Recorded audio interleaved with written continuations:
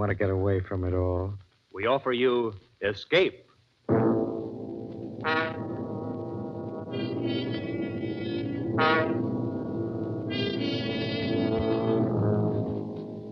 You are groping your way slowly through the dark hold of a ship at sea, moving carefully, step by step, searching intently for something you dread to find, because you know that this ship carries a cargo of death.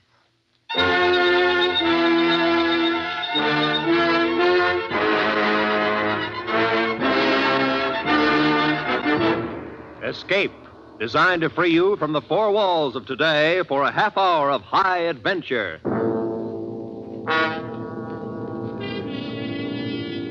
Tonight, at your request, we bring back one of our most popular escape stories. We escape to a harbor front in Venezuela and a grim voyage which started from there, as told by Martin Storm in his gripping tale, A Shipment of Mute Fate.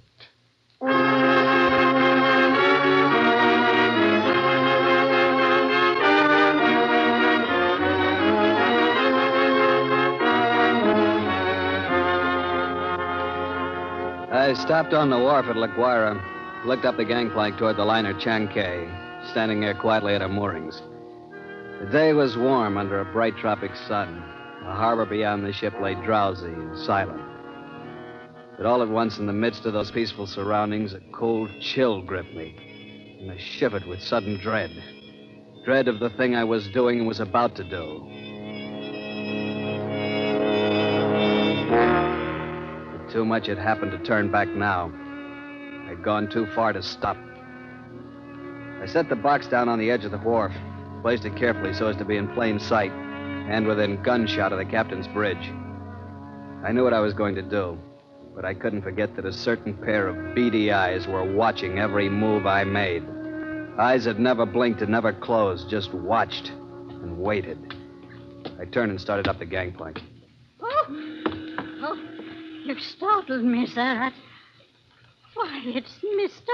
Warner. Hello, Mother Willis. How's the best-looking stewardess on the 7 Seas? Why, I'm fine, Mr. Warner. I guess I'd better run along now. Get on with my chores. Oh, now, wait a minute. That's a fine greeting after 2 months. It's just that I'm so busy. I don't believe a word of it. Sailing day's tomorrow. You're simply avoiding me, that's all. Oh, no, really, I'm not. And on the trip down from New York, you said I was your favorite passenger. But I'm only in Here, what's that you're carrying in your apron? Oh, it's nothing. Just supplies. Supplies? Let's have a look. No, please. What? It's a cat. It's Clara, Mr. Warner. Mr. Bowman said I had to leave her ashore, and I just couldn't. Who's Mr. Bowman? The new second mate. Clara's been aboard with me for 2 years, and I just can't leave her here in a foreign country, especially with her condition so delicate and all. Yes, I see. Well, I hope you get away with it. You won't tell anyone? Not a soul. As a matter of fact, if things don't work out right, we may both end up smuggling.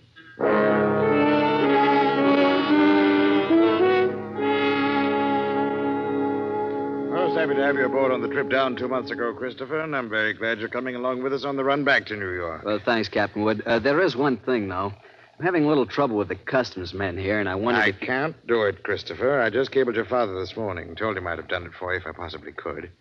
He sent a request from New York, you know. Yeah, I thought he would. I wired him from upriver last week. I hated to refuse, but it's absolutely out of the question. Captain Wood, I'm afraid I don't follow you. Responsibility to the passengers, son. We'll have women and children aboard. On a liner, the safety of the passengers comes ahead of anything else. But with proper precautions... Something might happen. What? I don't know what, but something might. Carried worse things. There isn't anything worse. Any skipper afloat will bear me out. No, Christopher, I simply can't take the chance, and that's final.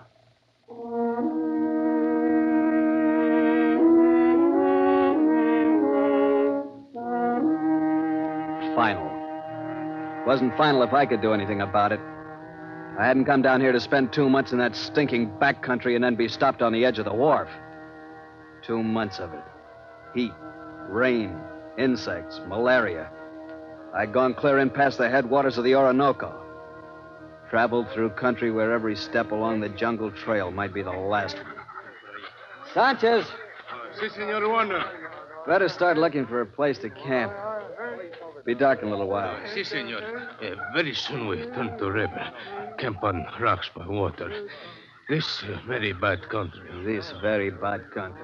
We've been saying that for 10 days now. Very bad country. Si, Senor Warner. This very bad country. Yeah, skip it.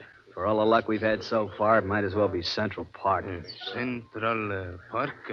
I don't understand. Never mind. Yeah, what's the matter? Quiet now. Sanchez, what's wrong? They're in the park. See, Bushmaster. Bushmaster. The deadliest snake in the world. Bushmaster. His Latin name was Lachesis muta, mute fate.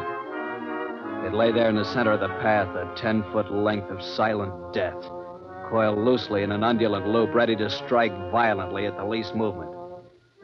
Here was the one snake that would go after any animal that walked, or any man.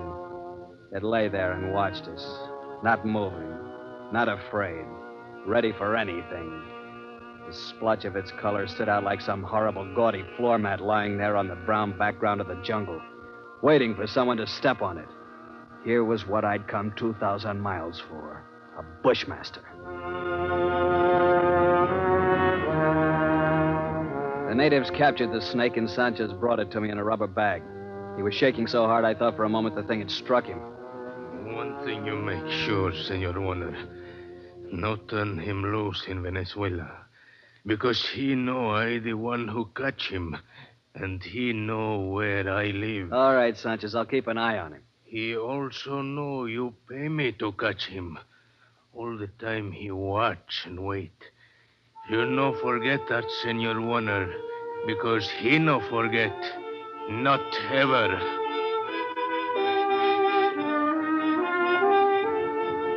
Well, after going through all that trouble and danger and laying out $1,500, I wasn't going to let a pig-headed ship captain stop me at the last minute. At least not as long as the cables were still in operation between La Guaira and New York. Good morning, Captain Wood. The boy at the hotel said you wanted to see me. That's right, Christopher. Sit down. Thanks. Seems you weren't willing to let matters stand the way we left them yesterday. I'm sorry to go over your head, Captain Wood, but I had to. The museum sent me a long way to get that snake. I'm not going to be stopped by red tape. This will be the only live bushmaster ever brought to the United States. Yes, if I had my way. But orders are orders. Got a cable from the head office this morning. All right, Christopher, suppose we talk about precautions. I'll handle it any way you say. It's got to have a stronger box. That crate's too flimsy. Well, it's stronger than it looks. That wire screen on top would hold a wildcat. But anyway, I bought a heavy sea chest this morning. We'll put the crate inside of it. Sounds all right. Got a lock on it. Yeah, a heavy padlock. It's fixed so the lid can be propped open a crack without unlocking it. Snake's got to have air. In dirty weather, that lid has to stay shut. I'll take no chances. Fair enough. We'll keep the thing in my inside cabin where I sleep. You can't have it in the baggage room. And nobody on board is to know about it. Whatever you say, Captain. We won't have any trouble after all. It's only an animal. It doesn't have any magical powers. I saw a bushmaster in the zoo at Caracas once. They had it in a glass cage with double walls. It never moved. Just lay there and looked at you as long as you were in sight. Enough to give a man the creeps. You didn't know they had a bushmaster at the Caracas Zoo? They don't now. They found the glass broken one morning and the snake gone, the night watchman dead. They never learned exactly what happened. Well, the watchman must have broken the glass by accident some way. The way they figured it, the glass was broken from the inside. We sail in 4 hours.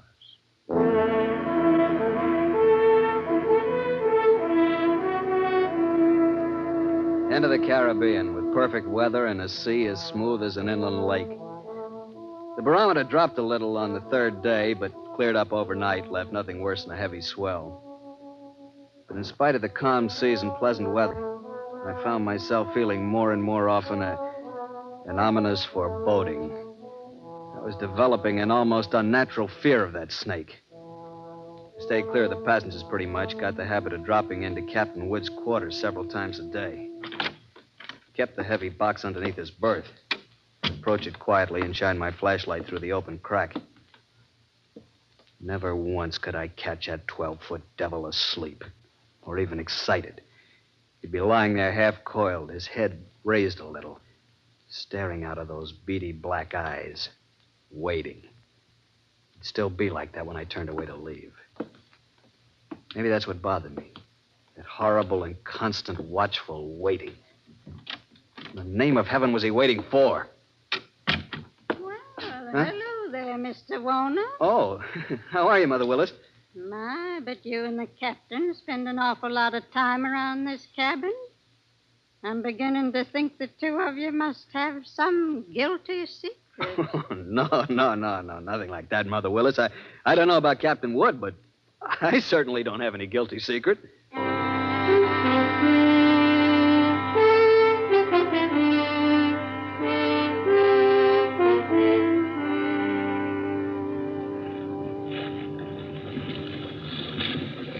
Well, she's running quite a swell out there, Mr. Bowman. Yeah, it's a little heavy, all right, Mr. Warner. Guess the storm passed through to the west of us yesterday when the glass dropped. You think it missed us then, huh? Yeah, that's what the mate figures. Sure stirred up some water, though. This'll put half the passengers in their bunks. They'll keep Mother Willis so busy Hey, look at the size of that wave. Huh? Great Jehoshaphat, we're going to take it on the port bow. Hang on!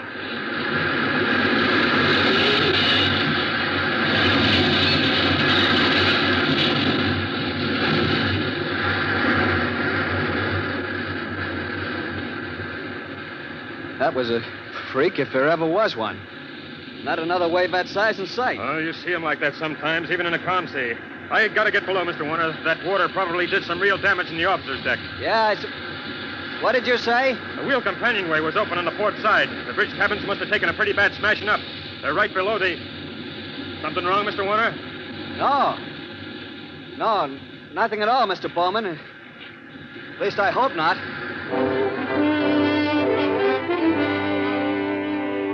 I didn't stop to find Captain Wood. Of course, I knew it was only one chance in 1,000, but the chances against that freak wave were 1 in 1,000, too. I stumbled down the companionway and along the passage to the captain's cabin. Oh, come in, Mr. Warner. Mother Willis. My, isn't this cabin a mess? Trying to get some of these things out to dry. Yeah, well, I just wanted to... Where's that box that was under the captain's bunk? Oh, that? Well, I just threw it out on the deck. What? Well, the desk over there slid into it. It was all smashed. But the small box inside of it, what happened to it? Oh, they were both splintered, Mr. Warner. Broke wide open. No.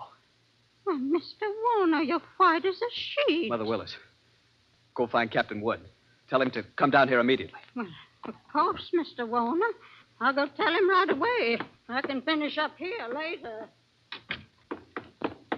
I pulled open the top drawer of the bureau inside. Took out the captain's flashlight and loaded pistol.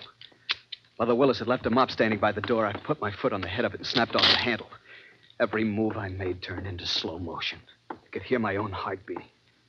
Slowly, I started to search the cabin. Sodden heaps of clothing and furnishings were scattered around on the wet black floor.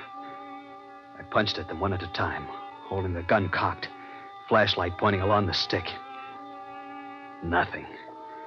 I worked around the room, throwing the light into the dark corners, back of the desk, under the bunk. Wherever I turned, I could feel those cold, unblinking eyes at my back, watching, waiting.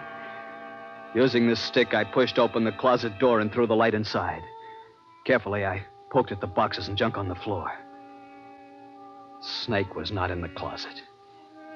Inch by inch, I covered the entire cabin. And only then a horrible realization began to dawn on me. Captain Wood. Mother Willis just told me. Well, Christopher, it's happened. That's right, it's happened. I see you found the gun. We better start searching the cabin here. Captain Wood, I just finished searching it. Oh, then. Women, kids, and that thing loose on board. 1,000 places for it to hide. Heaven help us, Christopher.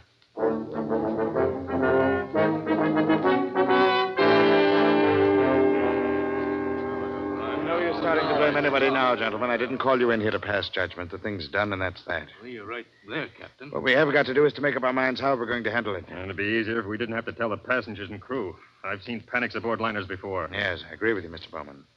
But I don't quite see how we can avoid it. They got a right to know. As long as that snake's loose, everybody on board's in the same danger, and they all ought to know about it. Captain Wood, that thing is 12 feet long. It can't simply crawl into a crack. Why don't we make a quick search of the whole ship before we spread any alarm? I've thought of that, Christopher. As far as I can see, the only place it couldn't be is in the boilers or on top of the galley stove. Well, it might have crawled overboard. We can't count on that. We've got to assume it's on the ship somewhere. Yeah, and that could be anywhere. In a coil of rope, on a deck chair. Fire bucket or in a pile of clothes. Yes, or under some woman's berth or a baby's crib. You've already said it. Bushmaster could be anywhere. We've got to do something. We've got to do it fast. All right. I think the best idea is to follow Mr. Warner's suggestion and make a quick search first. You agree to that? Right. And if we don't find it, we'll have to warn the passengers. We've got to find it.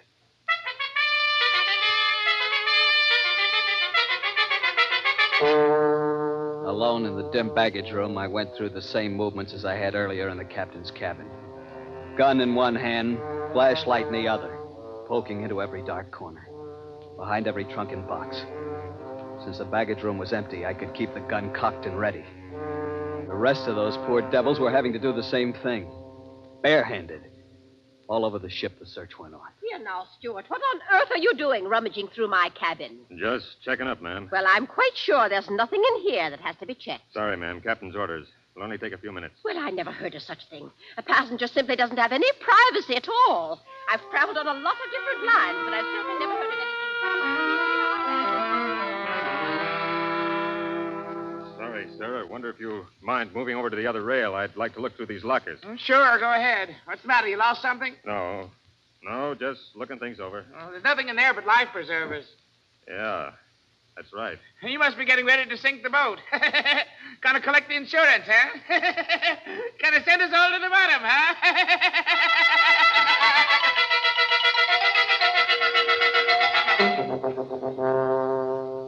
But not one of us could find that deadly shape, coiled in some dark corner or outstretched along a window seat.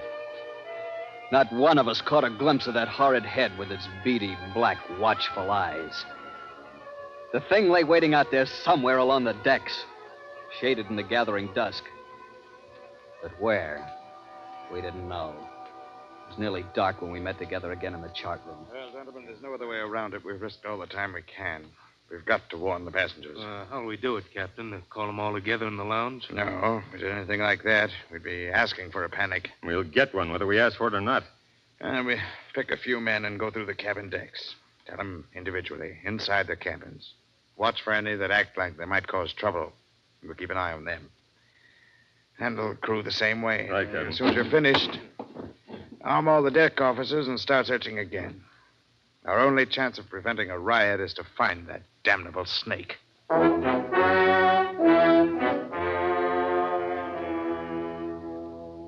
The slow nightmare that followed grew worse by the hour. None of us slept. All the ship's officers not on duty kept on with that endless search. Passengers locked themselves in their cabins or huddled together in the lounges, knowing all the time that no spot on board could be called safe. Fear was a heavy fog in the lungs of all of us, and every light on the vessel burned throughout the night. Morning came, brought no relief. Terror and tension mounted by the hour. There now, Mrs. Crane, stop getting yourself all worked up and go back to your cabin. Oh. The horrid thing's probably crawled overboard Oh, anyway. you're just saying that. You're paid to say that. You don't know. Nobody knows. Now, everything's going to be all right. If now. only we can do something. If all of us could only get off the ship, they could fumigate it. Yes, that's it. We've got to get off the ship. We've got to get off the ship. Wait! Mr. Bowman, she's going to jump. Grab her. No, you don't, lady. Let me go. Nice work, Mr. Bowman. Get her down to her cabin. And whatever you do, don't turn her loose.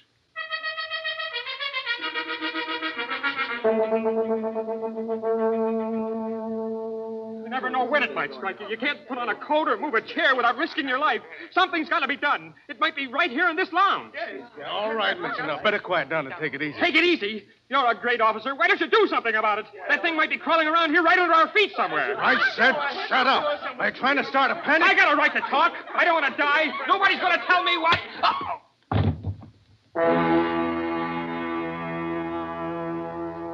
The second night passed. Morning came round again. A gray and rainy day that dragged past.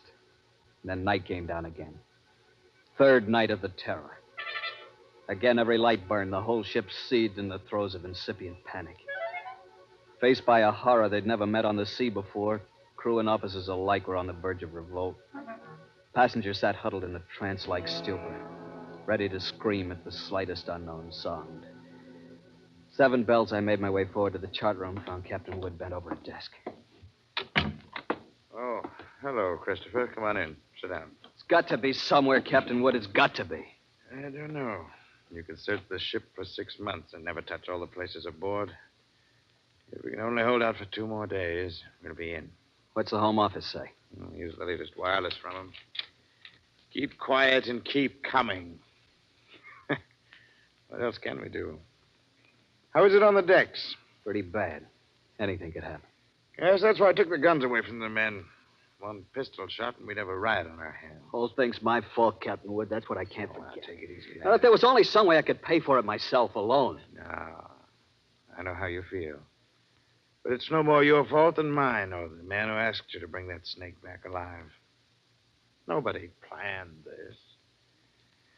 You'd better try to get a little sleep, boy. Sleep? Mr. Bowman made some coffee down in the steward's galley a while ago. Why don't you go on down and get yourself a cup?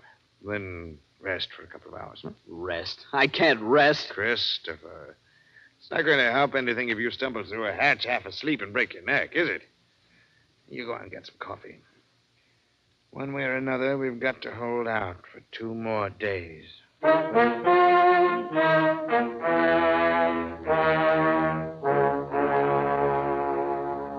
Light was on the steward's galley. Coffee pot was standing on the stove. Still warm, so I didn't bother to heat it. Poured out a cup, carried it over, and set it on the porcelain tabletop in the center of the room. I started to light a cigarette. The door of the pan cupboard beneath the sink was standing slightly ajar. I happened to glance toward it. I dropped the cigarette, moved slowly backward. I'd found the Bushmaster.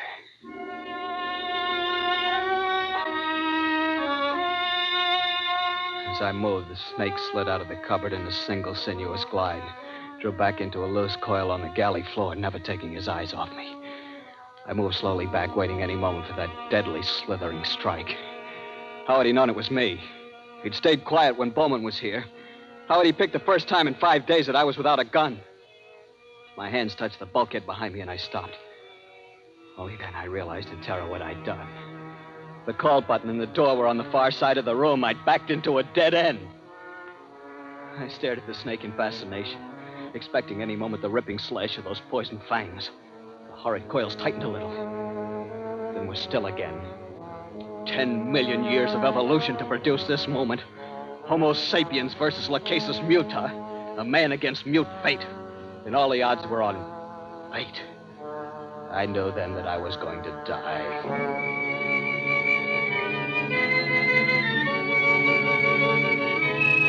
I could feel the sweat run down between the painted walls and the palms of my hands pressing against it. My skin crawled and twitched, and the pit of my stomach was as cold as ice. There was no sound but the rush of blood in my ears. The snake shifted again, drawing into a tighter coil, always tighter. Why didn't the devil get it over with? Then, just for an instant, his head veered away. Something moved over by the stove. I didn't dare turn to look at it. Slowly, it moved out into my line of vision. It was a cat. That scrawny cat, Clara, that Mother Willis had sneaked aboard in La Guaira. Its back was arched and every hair stood on end. It moved, stiff-legged now, walking in a half circle around the snake. The Bushmaster moved slowly and kept watching the cat. He tightened. He was going to strike at any second. He struck and missed. The cat was barely out of reach. Now she was walking back and forth again. She was asking to die. Missed again. By a fraction of an inch. He was striking now without even going to a full coil.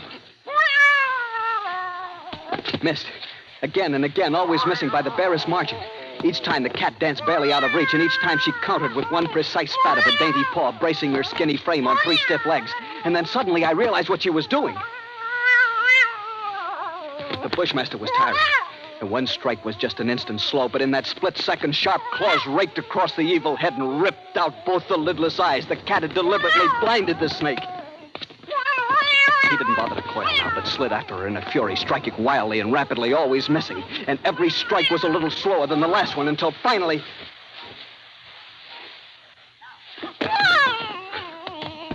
As the snake's neck stretched out at the end of the strike, the cat made one leap and sank her razor-sharp teeth just back of the ugly head. Sank her until they crunched bone.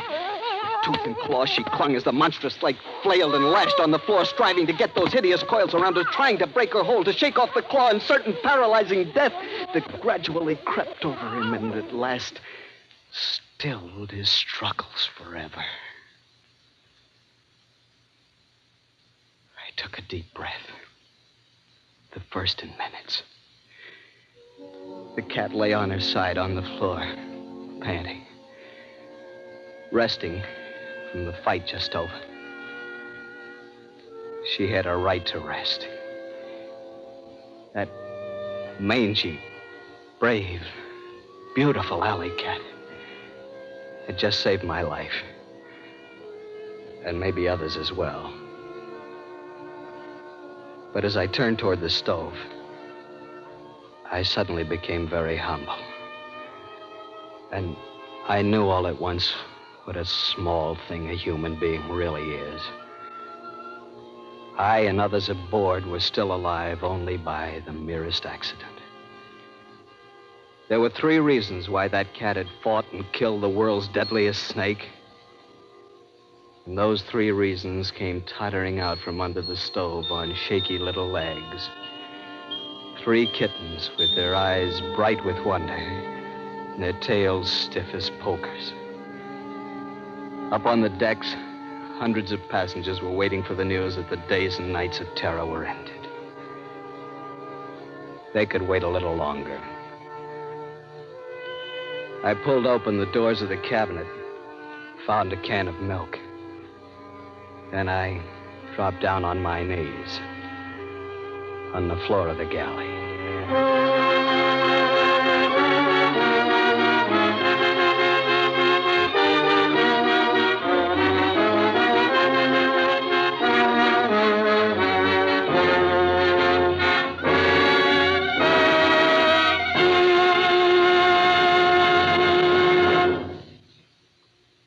Escape is produced and directed by Norman MacDonald, and tonight brought you A Shipment of Mute Fate by Martin Storm, adapted for radio by Les Crutchfield, featuring Harry Bartell as Chris Warner, Barry Kroger as Captain Wood, and Peggy Weber as Mother Willis, with Don Diamond, Sarah Selby, and Frank Gerstle. Special effects by David Light. The musical score was conducted by Wilbur Hatch. Next week... You are hanging by your fingertips on the sheer face of an ice cliff, suspended 2,000 feet above instant death, with your strength running out, and with no chance for escape.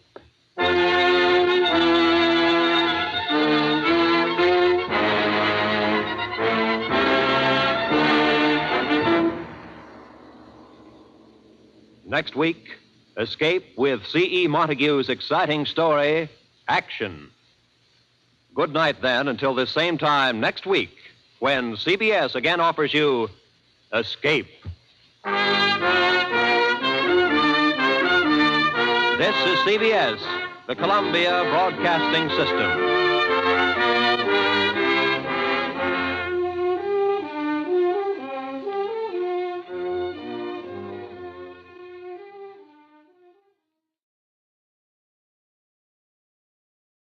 Tired from a strenuous weekend?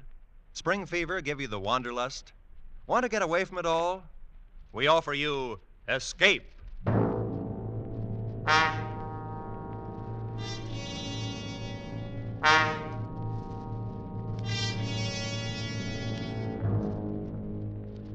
You are hanging by your fingertips on the sheer face of an ice cliff, suspended 1,000 feet above instant death, with your strength running out, and with no chance for escape.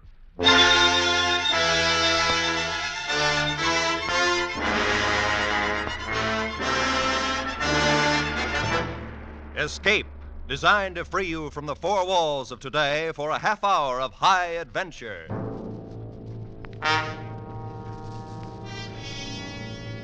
Tonight, we escape to the cold loneliness of a glacier high in the Swiss Alps, and to a man who learned much about death, as told in C.E. Montague's grim story, Action.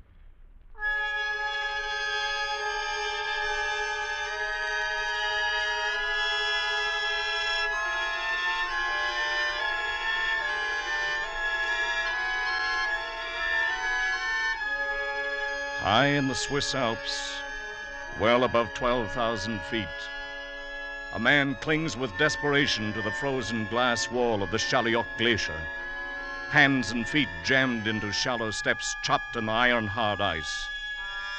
A cold wind drives a spray of dusty sleet along the overhanging wall, and the sun has fallen away among the crags to the west. Darkness lies 1 hour ahead. The man has climbed with painful care 1,000 feet up the glacier's face from the broken moraine at the foot, and has moved now onto the underside of a great bulge in the ice, a part of the wall which breaks out beyond the perpendicular. And the man is forced to hang from slots cut by his axe, much as a sloth hangs from a tree branch. 12 more feet lie between him and the brow of the overhang.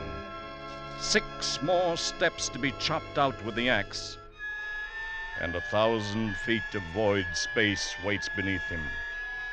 The man is unable to lift his heavy axe for even one more stroke. He's tired, and he's 52 years old. No experienced mountaineer would ever attempt the west face of the Chaliot Glacier. And yet this man is an experienced mountaineer. But why? Why? What strange events have conspired to bring him along the path of his life and leave him hanging now in peril on the brink of eternity? Through what shadows has that path led him, and where are those who saw him pass? Can we ourselves move back along it, move back step by step against the river of time, move backward along the life path of Christopher Bell?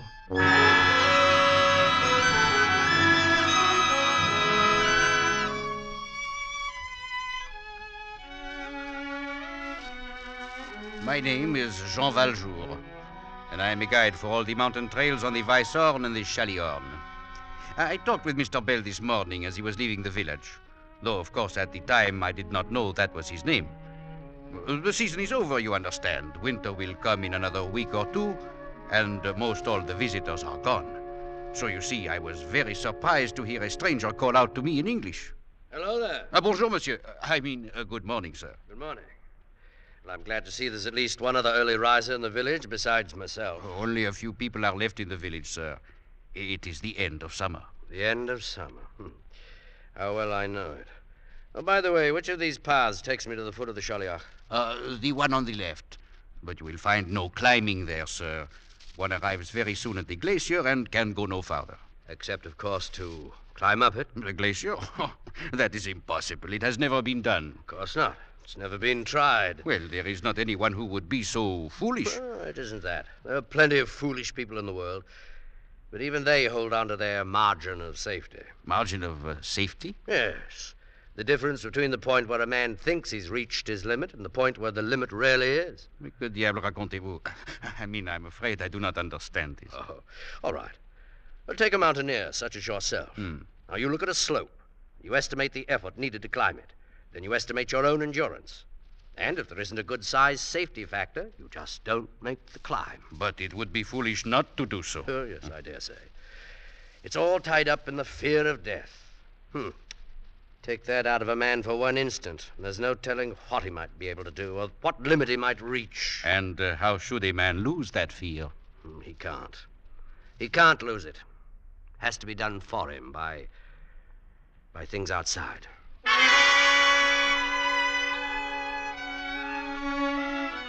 He turned and left me then, this Mr. Bell. Walked up the path toward the glacier. That was early this morning, and I did not see him again. His talk with me made no sense, and I could not understand what he meant to do or why he was going to do it. I remember thinking, Ah, what a strange man. But I know really nothing more about him. I believe he arrived in the village only last night and took a room in the Zinal Inn.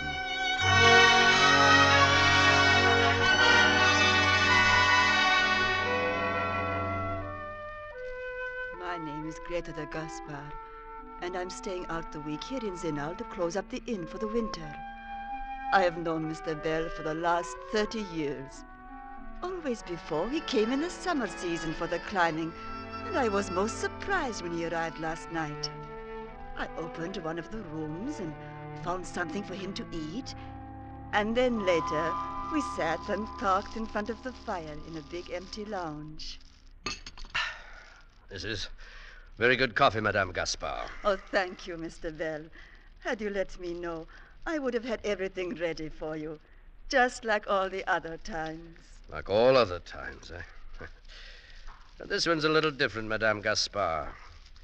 You might call it a special visit. Ah, it is all so different now from the old days. Then it was you and your madame would come here, and it was Gaspar and I. And the summer seemed to last forever. I thought everything would be forever when she was alive. Now I'm really alone in the world. As I am. And it is not good to be alone. It gives one little reason for living and makes one no longer afraid of dying. Yes, but there are stronger reasons for that than just being alone. Mr. Bell, you look so strange. Huh? Is there something troubling you? Why, no. Not now. Oh, there may have been, but not now. Well, I should be leaving quite early in the morning for a climb, so I think I'll go on to bed. Good night, Madame Gaspar. Mr. Gaspar, I left the inn this morning before I wakened, and I have not seen him again. I have never known him to act so strange before. I have no idea what the reason is, or what he may be planning to do. But I'm sure something is troubling him. Perhaps it may be something connected with his business back in London.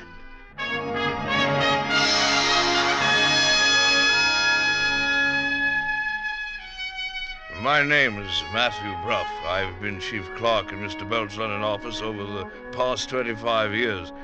I've always found him to be a considerate and dependable employer. I've never noticed anything you might call unusual about him until one day about 3 weeks ago.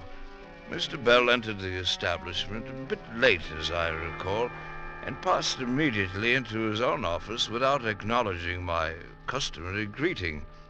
A little while afterward, he sent for me. Well, Matthew, where do we go from here? I can't say that I follow you, Mr. Bell. Well, I mean, the company's on a steady footing, so if we use our heads at all, we don't stand much chance of losing anything. Our position is quite secure. On the other hand, we can't expect to do any more growing. We're through expanding. From now on, it's just a matter of operation. A most enviable condition, sir.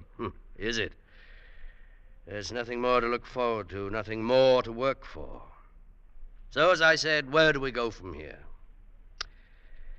Matthew, I'm putting you in charge of the business, turning it over to you, effective this week. Mr. Bell, you can't possibly mean that. Oh, yes. I've just decided. But what are you going to do? I'm taking a trip. I'm going to Switzerland. Climb a mountain. Oh? Oh, well, then at least it's only temporary, just for whatever time you're gone. That's right. Yes, for whatever time I'm gone. Just for whatever time I'm gone. Before the end of the week, he had arranged all the necessary papers and had left London. I haven't heard a word from him since, though I presume he's somewhere in Switzerland. Actually, however, I haven't the faintest idea where Mr. Bell may be right at this moment.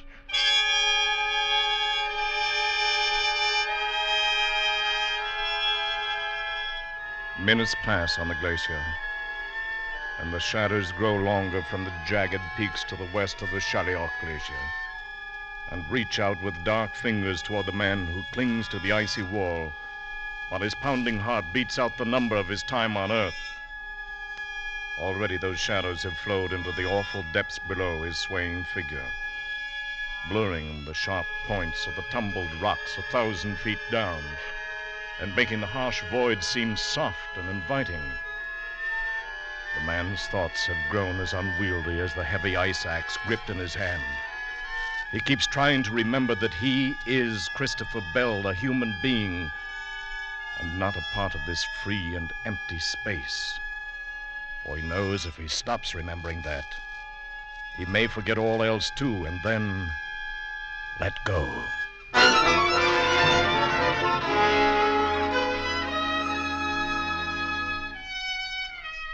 There's been no reason for trying to locate Mr. Bell, since nothing of any importance has occurred during these 3 weeks. I'm sure he's quite all right. Only, one thing still puzzles me a bit. The remarkable change in him on that morning 3 weeks ago. I never heard him talk like that before. And whatever the reason for it, I'm quite sure it was something that happened that morning before he came to the office.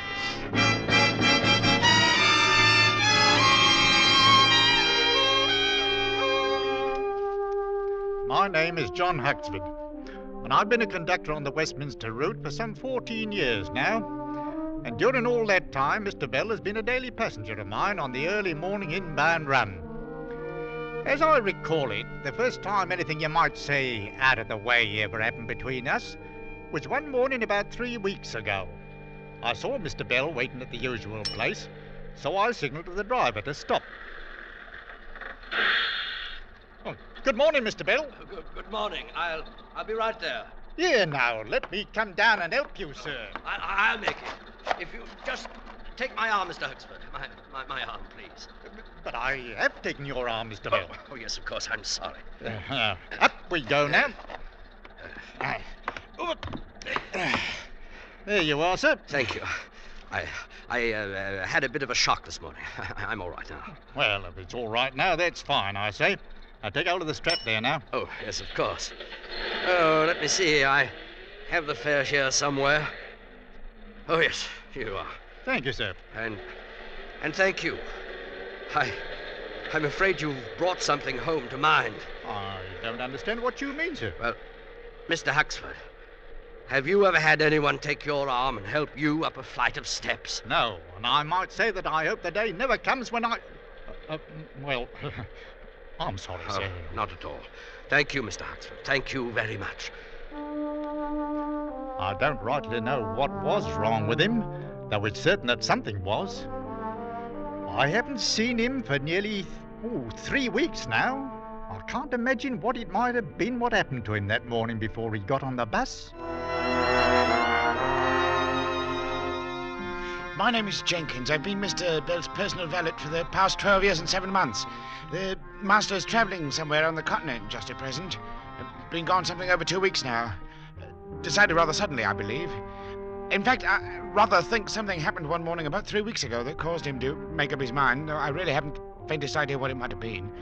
I can remember noticing a very strange look on his face when he came down to breakfast that morning, but thought nothing of it at the time. Good morning, Jenkins. Good morning, sir. I trust you had a pleasant night's rest. Yes, I did. Thanks, Jenkins. You're having the usual, orange juice, toast, and tea? No, I want nothing except some coffee. Very well, sir. I'll bring it right away. I can't let him find out. I can't let anyone find out about it. Maybe it's a little better now. Maybe it's going away. Maybe I'm giving it too much importance, but... No, it's still there.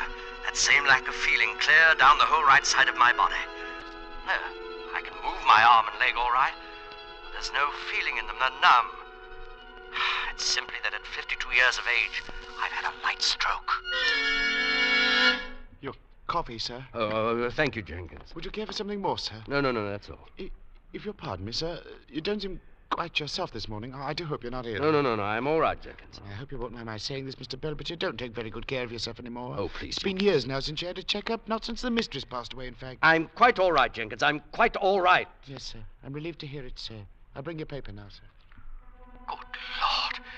Is this what a man slaves his life away for? To end up helpless, dependent on others? To be wheeled about, put out in the sun, taken in like some great fat larva? It's disgusting. Pardon me, sir. I didn't quite hear you. Oh, nothing, Jenkins. Here's your paper, sir. Oh, thank you. Please call if you need anything else, sir. I'll be in the pantry. I couldn't go on that way. I'd rather not go on. I've got to face it. This stroke is the first warning. There'll be others, worse ones. And in a short time, I'll be helpless. There must be some way out. Not suicide, but some way. There's got to be some way.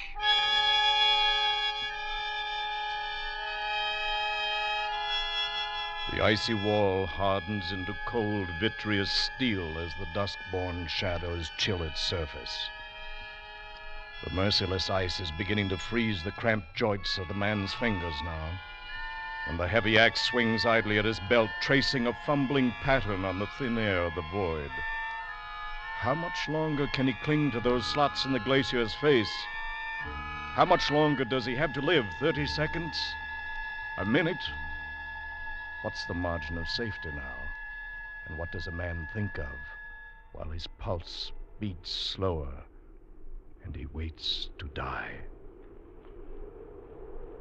Strange how I'm able to go on, hanging to this slope, clinging on to life.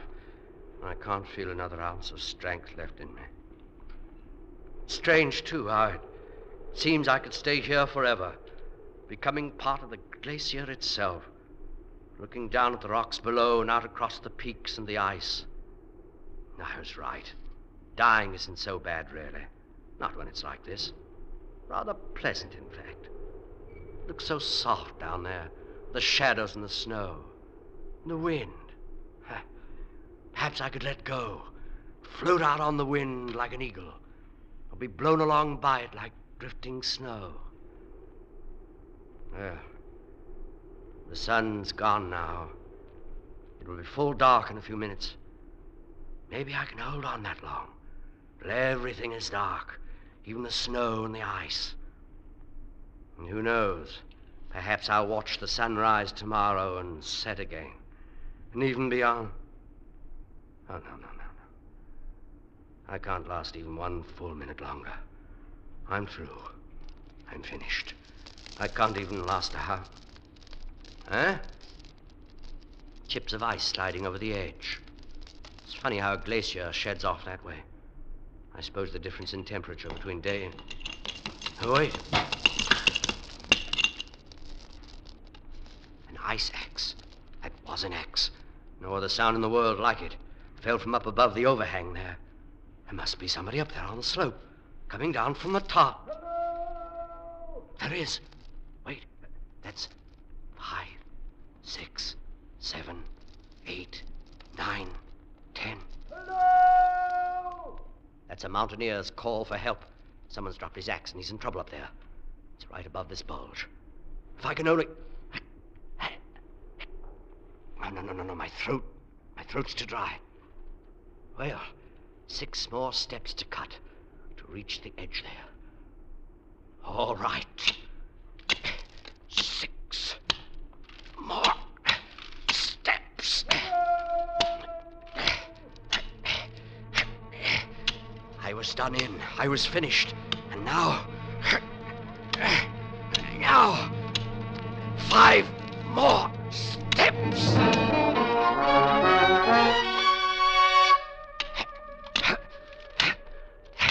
Just about does it. The last step. Kid, cut the rope and let me go. There's no use of it. Good Lord, it's a woman. And there's a man upon the slope. Hold on up there. What? I'll be with you in a minute. Kid, somebody's coming. There's someone down here. Over the edge. Take it easy there. Everything's going to be all right. Oh, thank heaven. I don't know where you came from, but thank heaven you're here. Yeah, easy now. Let's get a step out for your feet. I'm just below the overhang there. I heard the fellow up above call out. He's got quite a voice on him. It's my husband. Please hurry. Easy now. Step out here in a second. You can put your feet on it. You get your breath. Then we'll tackle the slope. All right. There now. I'll scrape this ice away. Easy now. There.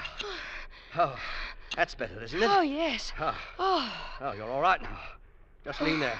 When you feel like it, we'll go on up. Oh, my name is Christopher Bell, by the way. I'm Anna Gerland. How do you do? Thank you. I thought we were done. I was cutting steps down ahead on the slope, and I slipped and dropped my axe. The rope held me, but neither of us dared to move. Oh, yes. Well, you're all right now. As soon as you rest up a minute, we'll cut some more steps back up the slope. You shouldn't have started down this way. You've never been able to pass that bulge. Yes, I can see that now. Of course, it's harder to tell when you're moving down the slope. Yes, I suppose it is. You were coming up the slope, weren't you? Yes, I came up from the foot. Alone and without a rope. And you deliberately climb onto the underside of an overhanging wall. Well, let's just say we're both foolhardy. Is that what you call it? If you've got your breath back now, suppose we start up the slope. Oh, here, I'd like to take my axe and cut the first step. You'd trust me with it? After I dropped my own? Oh, anybody could make a mistake like that, dropping an axe or climbing up under an overhang.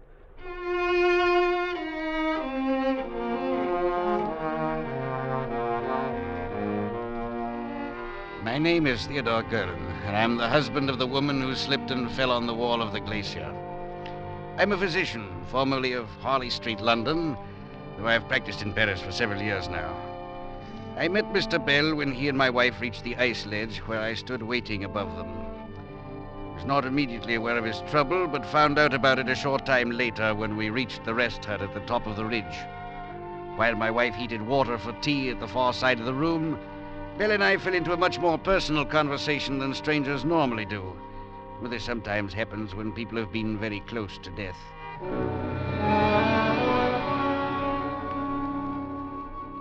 At any rate, Dr. Gerland, well, you can see how it is. The life of an invalid doesn't seem very appealing to Tell me something, Mr. Bell. I gather you were pretty well done in when I called out there on the glacier. You couldn't lift a hand. Then how do you account for being able to chop 6 steps into that ice in a matter of some 5 minutes? I don't know exactly. I was through. I couldn't have lasted 30 seconds more. But when I realized someone was in danger, I don't know, I forgot about it. And this numbness, this lack of feeling in your right side, it didn't bother you? No, I didn't notice. It isn't quite so bad now, as a matter of fact. And there's your answer, Mr. Bell. I don't believe I follow. Action. When you were in action, working because you had a reason, living because you had to, because somebody was depending on you, then you were all right. Everything was back in its place again. Oh, perhaps, but a man can't spend all his time climbing up a mountain to save someone's life. Oh, I don't mean physical action, movement. Call it incentive, if you like. Maybe that's a better way to put it. Incentive, eh? That's right. It's the one top pressure that keeps life moving and growing. And it's what you need. Well, it's an interesting theory, Doctor. Yeah, but it's only a theory, eh? I'll have the tea ready in a moment. Is anybody interested? I am, my dear. Lucky we brought it. If no one minds, I believe I'll have a turn outside while we're waiting. Of course not. Only be careful out there in the dark. The ridge breaks off pretty sharply here. Oh, yes, I'll be careful. Oh, Dr. Gerland. Yes? If things were turned around, I wonder if it would be any more than just a theory to you.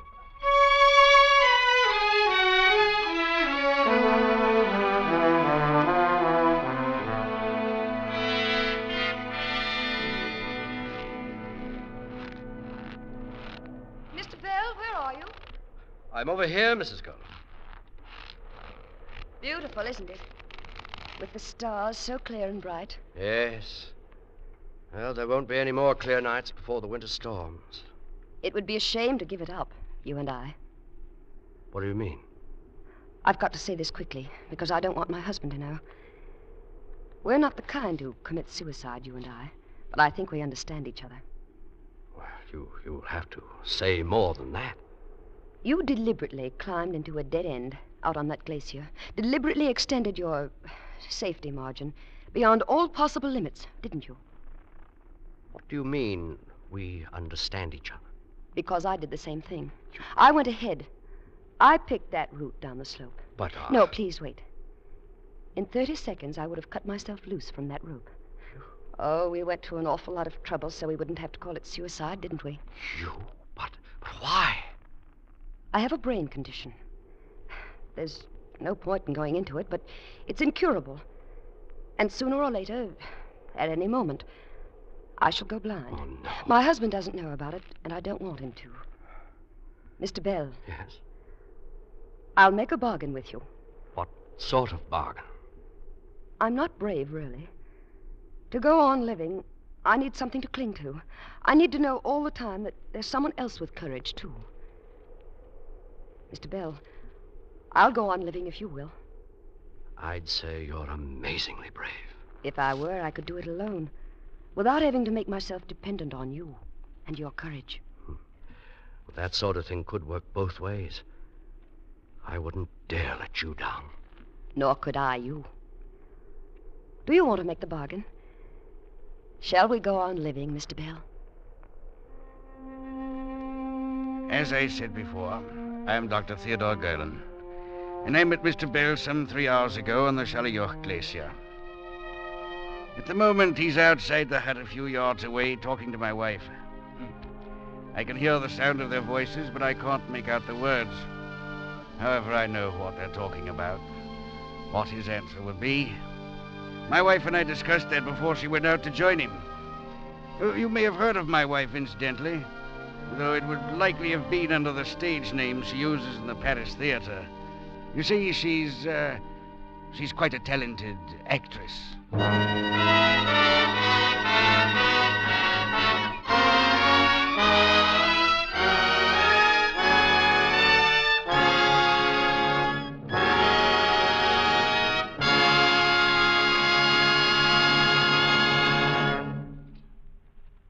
Escape is produced and directed by Norman MacDonald, and tonight brought you Action by C.E. Montague, adapted for radio by Les Crutchfield, and featuring Joseph Kearns as Christopher Bell and Eric Rolfe as the voice, with Louis Van Rooten as Dr. Golan, Marta Mitrovich as Greta, Jeff Corey as Bruff, Ray Lawrence as Huxford, Barry Kroger as Jenkins, and Joan Banks as Mrs. Golan. The musical score was conceived and conducted by Wilbur Hatch. Next week. You are in mid-ocean, aboard a Jinx ship. Already 3 men have died, and you know that some malignant force is aimed at you. And you cannot escape.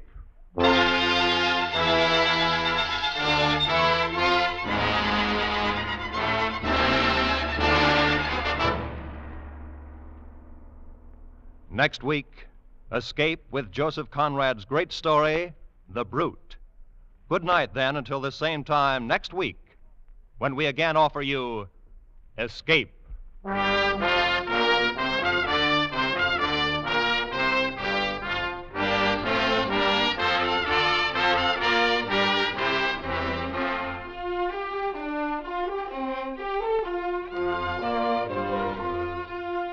This is CBS, where 99 million people gather every week, the Columbia Broadcasting System.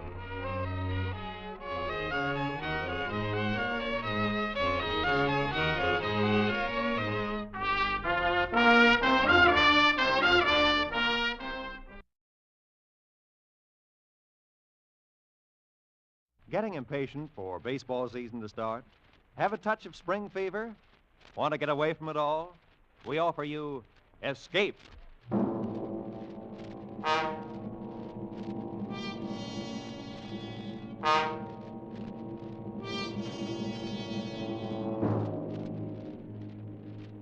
You are in mid-ocean, aboard a Jinx ship.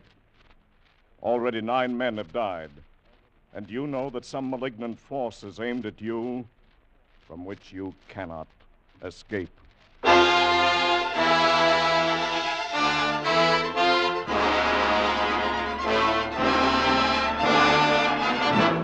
Escape, designed to free you from the 4 walls of today for a half hour of high adventure.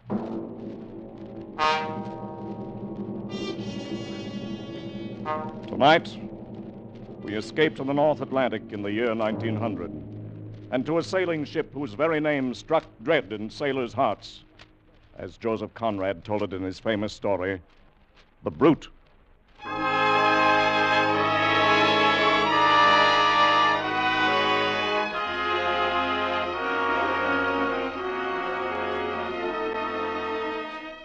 You could never tell it just by looking at her, proud and strong and beautiful on the outside.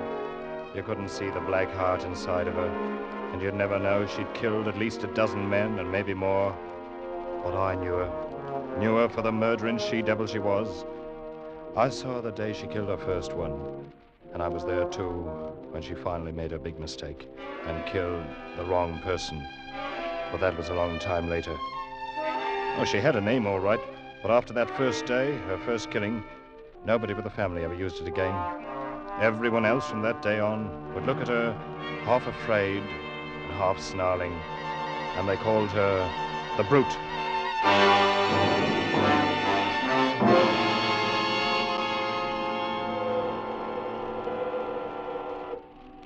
I remember I was 14 the day my father took me down to the South Thames boatyard to watch the launching of the ship. My brother Charlie was there, of course, 8 years older than me and very proud of his one gold stripe, now that he'd been made an officer on the Apps line. Charlie and Father were talking. I just stood and listened to them and didn't say much of anything myself. Look at her, Dad. Ever see a ship in your life with lines like that? I bet she'll outsail any clipper in the China trade. Well, that remains to be seen, Charlie. How soon are they going to launch her? Any minute now. Oh, I'd give a lot to be sailing on her, instead of on the Malcolm Apps. Well, the Malcolm's a good ship, son. As good a ship as any the Apps family owns. Oh, I'm not kicking. I'm glad enough to be through apprenticeship and get my commission. But even at that, I'd almost rather be a bosun on this ship than third mate on the Malcolm. I understand that Colchester's to be her captain. Yes, that's right. Oldest commander with the Apps and Sons line. Look at the size of her, Dad. She's a full 2,000 tons. Less half a ton, Charlie. Oh, good morning, Mr. Jermyn. Mr. Wilmot. Hello, Ned. How do you do, sir? No, Charlie, she came to 1,999 and a half when we measured her up. Well, 2,000 tons or not, Mr. Jermyn, you'll never build a better ship than this one. I don't know, Charlie. I built her the way Mr. Ops wanted her. She's big and she's stout, but I don't know. And what's your reason for saying that, sir? No reason that makes any sense. I've had the devil's own time with her. Cabin doors jamming when they shouldn't. Edge covers that wouldn't fit after they'd been measured up. Blocks fouling for no reason at all. I don't know, Mr. Wilmot. But if she were a human being, I'd say that maybe she's insane. Oh, come now. You've been working too hard, Mr. Jermyn. Better take a vacation now that she's finished. Well, I could certainly use... I say, that's Maggie Colchester up there, the captain's niece. Is she going to do the christening? That's right, Charlie. And I'd better get down below now. My own men are going to knock the stays loose and let her slide down into the water. Well, good luck, Mr. Jermyn. Thanks, Mr. Wilmot. Come on board for the celebration after she's launched.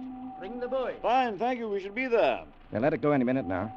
Dad, I'm going to sail on that ship someday. Oh, you'll probably sail on a lot of Apps line ships before you're through, Charlie. Look, they're giving Maggie the champagne now, and she's going to christen it. Yes, listen. I christen the Apps family. The Apps family. So that's what they're naming her, eh? All right, men. Knock out the stairs. Let her go. Look, Dad, she's starting to move. There she goes. Yes, and look at that speed. I never saw it. Jermyn, look out!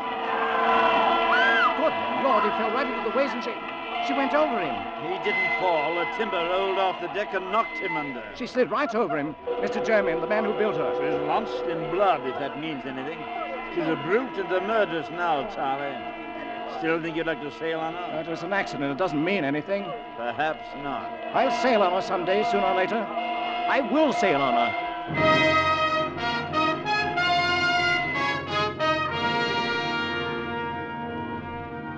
Well, the way things worked out, I was the one to sail on her first instead of Charlie.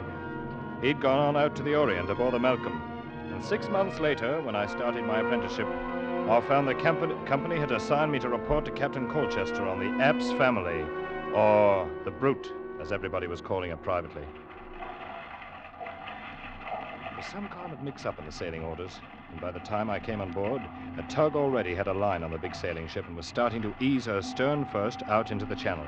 All right, now. Ease ahead there. Pick up the slack. Captain Colchester was at the taffrail shouting orders to the tug captain, and the mates were forward somewhere, handling the check line. You've got the slack now. Haul away! I stood at the waist, waiting for a chance to report in, and watching a young fellow about my own age who was doing something or other up aloft on the mizzenmast above me. The tug had drawn the line out taut, but the ship hadn't started to move yet. You've got no way on her yet. Turn your engine up to full speed. The tug was churning the water to froth, and the hawser was tight as a bowstring, but we still didn't move. Keep her up. Hold that on full throttle. Then suddenly the ship gave a lurch and started back like a bucking horse. The men forward had no chance to ease the check cable, and a second later it snapped. The ship plunged on back and then sheered over it to bring up with a smash against the pierhead that knocked me sprawling on the deck. And at that moment, the lad who'd been working aloft on the mast crashed down onto the deck not 10 feet away from me. And he lay there without moving. Give a hand up here on my waist, mate. Young Hawkins just fell out of the tops. Hey. That's too bad. Is he dead, Captain Colchester? He's dead, boy. You get a hold of yourself. Don't stand there trembling. You never seen anybody die before? Yes, sir. On the day they launched this ship. Oh, Jermaine, eh? You're young Ned Wilmot, I suppose, the new apprentice. Yes, sir. And no doubt you may have heard the ship called by an unpleasant name once in a while. Yes, sir. The Brute. Well, you'll be kind enough to remember while you're aboard that her name is the Apps family, and she's had her share of accidents, the same as any other ship. Is that quite clear? Yes, sir. Now get along forward with you and stow your gear away on the forecastle. You'll take over young Hawkins' duties for the time being. Yes, sir.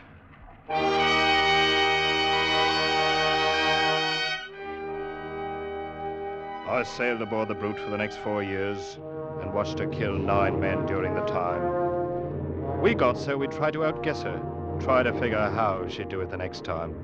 But no matter what we think, we never were right. And it wasn't only the killing, it was everything. Most ships have little ways all their own, and you'll learn about them and allow for them. But not her. She was like a crazy woman. You never knew what she'd do next. I remember once off the Gold Coast, she ran before a gale for 2 days as pretty as you please, and then broached to twice the same afternoon, flung the helmsman clean over the wheel the first time, and the second time swamped herself fore and aft and split out every stitch of canvas. And after we got the decks cleaned up, we found 1 seaman had gone overboard. He was her 5th, I guess it was, or maybe the 6th. Oh, she was beautiful, the Apps family was. Big and proud and beautiful. And along with it, a killer. A black-hearted, sea-going brute.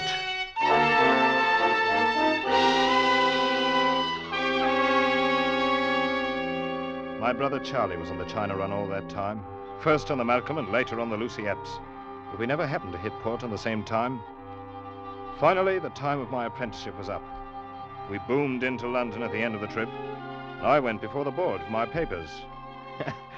I guess they figured anybody who could stay alive for 4 years on the Brute must be a seaman. Anyway, I passed, and Mr. Apps handed me my sailing orders along with the commission. I was assigned as 3rd mate to Captain Colchester on the Apps family. Well, congratulations, Ned. Glad you're going to stay with us. Thanks, Captain Colchester. You've been a hard-working apprentice, and I've no doubt but you'll be a good officer. In fact, we have a man on board who'll make sure of that. Why? What do you mean, Captain? Got a new first mate on this trip. Come in, Charlie. Charlie? Well, hello there, youngster. I say, you've been doing a bit of growing the last 5 years. Charlie, I didn't even know you were in port. Been in for a week down country, though.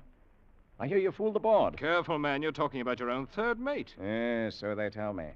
Well, you'll be jumping lively on this trip, my boy. Easy, easy. Don't forget, I know this ship and you don't. And I'll learn it quick enough. Been wanting the chance for a long time.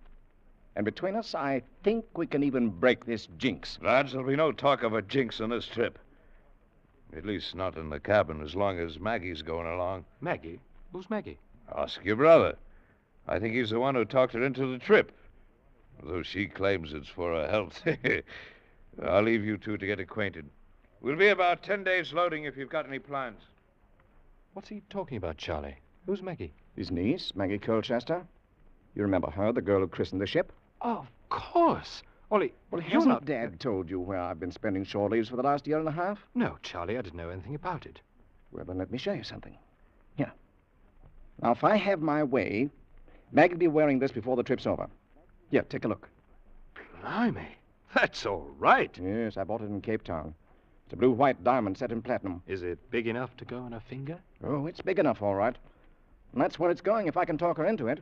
And who's going to talk who into what, Charlie?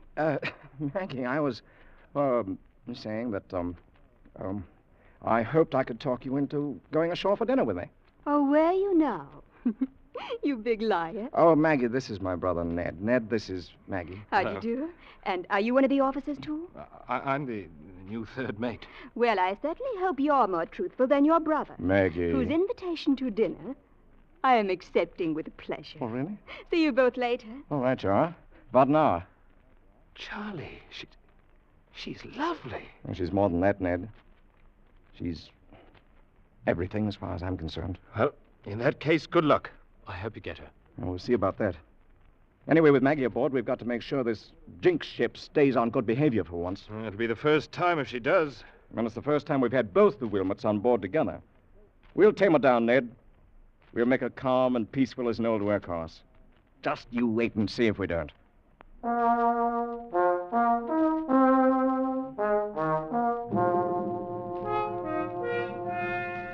And the strange part of it was, he was right. We stood out past Gravesend and made the passage to the China coast in 121 days of the finest weather you could ever hope to meet. And for the first time in her bloody life, the old ship settled down and sailed herself as neat as you please. Charlie and I had talked about it sometimes when Maggie wasn't around, and he'd always laugh and say the brute knew when she'd met her match that she didn't dare try to buck the two of us. But I was more ready to give the credit to Maggie, to think maybe she'd charm the old murderess the way she'd charmed all the rest of us. From the second day out, Maggie was the secret darling of every man on board. She was all over the ship, here, there, and everywhere, with red tam and her bright blue eyes, never still a minute, and having the time of her life. If she'd come along for her health, she'd found it before we passed Gravesend.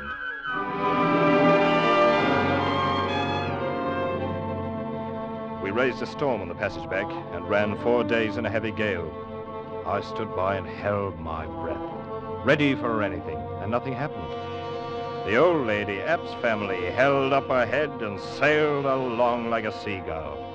Any time before, she'd have buried her gunwale in the quartering seas, but now, all the water she shipped you could put in a teacup. 109 days from Hong Kong, we raised the Dungeness light, and early the next morning picked up a tug off Sheerness for the long tow upriver to London. The ship followed along on the tow line like a puppy on a leash, and we moved slowly up the river past Gravesend. All of us were glad to be home, but Maggie most of all, I think, because she'd never been at sea so long before. I had to smile at the way she danced around in the bows, picking out one landmark after another as we came to them, sometimes standing up on the spare anchor we'd taken in on the foredeck in order to get a better look at the riverbanks ahead. She wasn't wearing the ring yet, but I knew she was going to and was only teasing Charlie as long as possible. What's wrong, Ned? That tug stopped her engines. Collision up ahead in the channel, Charlie. Looks like a yawl and a schooner fouled together. Oh, yes. Well, looks like they're clearing it up now. Guess we can move again in a couple of minutes. Maggie, why don't you go on the afterdeck? You're on the way up forward there. Oh, I'm all right, Charlie. Stop worrying. We're almost home. Better save your orders for the crew, Charlie. She outranks you. Oh, I'll take orders from her any day. Yes. We are almost home, Ned. We've had a lucky voyage. It's the first halfway peaceful trip I've ever made in the old brute. Oh, I told you we'd tame her down. She's turned over a new leaf, Ned. Well, it won't last long if she keeps on sheering off there and drifting back down the channel. Huh? Oh, yes. And we're heading straight for those fishing smacks. Better have the tug start up and hold a taut line on her. I've seen her do this before. Yes. Ahoy, the tug! Take up the slack and get her straight in the channel. Hold her against the current. Any other ship would have held steady for the 2 or 3 minutes we'd stopped, but not the old App's family. And now, when the tug tightened up in the hawser, pulling at an angle across her bows, she wouldn't respond, wouldn't budge. The old girl wanted her own way. She was just as stubborn as ever. Ahoy the tug! We're still drifting. Up and up to full speed. Confound her.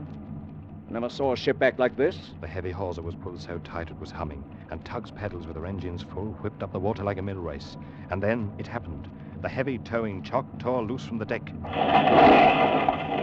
hawser began sliding across the bow, ripping out rail stanchions like matchsticks. Then I thought it was going to sweep under the flukes of the spare anchor, the anchor that Maggie was standing on. Maggie! Get off that anchor! Look out! Charlie! She tried to jump clear, but she was too late. The great anchor had tipped up on its side, clasped her about the waist like a monstrous arm of steel. It had carried her with it, and swung down and over and smashed against the side of the ship. She went into the water. Take charge of the deck, Ned. I'm going in after her. Ned, was that Maggie? Yes, sir. She's overboard, Captain Colchester. Maggie. Oh, the dirty, murdering brute. Now it's women she's killing. Let go the port anchor! Hold the ship as she is and get the boats over! I hadn't told Charlie, and I didn't say anything about it to Captain Colchester. But I stood there, and I knew it wasn't any use. Because I'd seen the way the heavy anchor had carried her over, and then swung in to smash her against the bow before it dropped her into the water. And I'd seen the way that water beneath the bow was all colored red.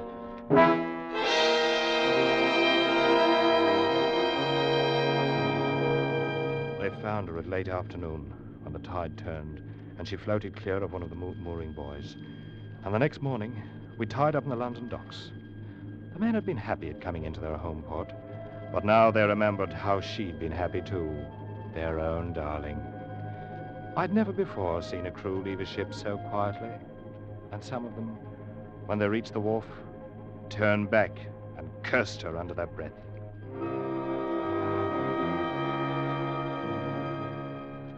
Finally, it was only Charlie and I, alone on the quarterdeck, and Captain Colchester was below, somewhere in the cabin. She never wore it, Ned. The ring. She never wore it. But she would have, Charlie. I know she meant to. She was just having a little fun with you, that's all. With all of us on board, why did the brute have to go for Maggie? Why? I guess there's not much answer for that. She was everything I wanted. Everything. Yes, Charlie. I know. I talked her into making the voyage. It was my idea. It's no good, Charlie, this kind of thinking. I guess you know that. I don't know. She's everything I wanted. Charlie, Oh, Mr. Wilmer. Over here, Captain. I'm going ashore. The shipkeeper's come aboard now. The two of you are free to go whenever you like. Thank you, sir. Charlie, nothing. I'm resigning command in the morning. I'll never set foot on board her again as long as I live. I feel the same way, sir. Well, come into the company office in a day or two and sign out for the log. Good day, gentlemen. Charlie, we'd better go ashore, too. We're done here. Yes, I suppose we are. I'll arrange to have our gear picked up later. There's no use of... Captain, look out! Missed him! But yardarm off the mainmast. Fell right behind him. Ah, you missed me, you murdering brute! And that was your last chance, too! Ned, that yard was made fast to Dungeness. And out falls out of the tops with the ship lying still at the wharf. Yes, Charlie. Come on, let's go ashore. Wasn't the devil satisfied for one trip? Is there no way of stopping her? How many more does she want to kill? Charlie? Oh, Ned. Ned, take me home.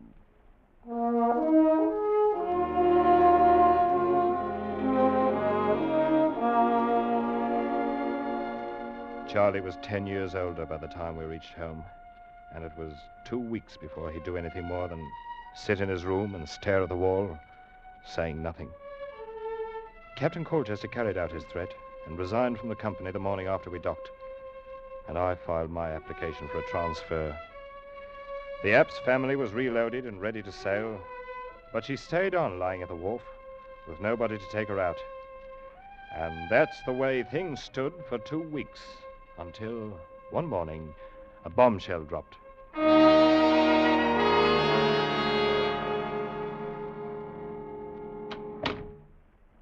Hello, Ned. Charlie, I wondered where you went this morning. And I left the house early.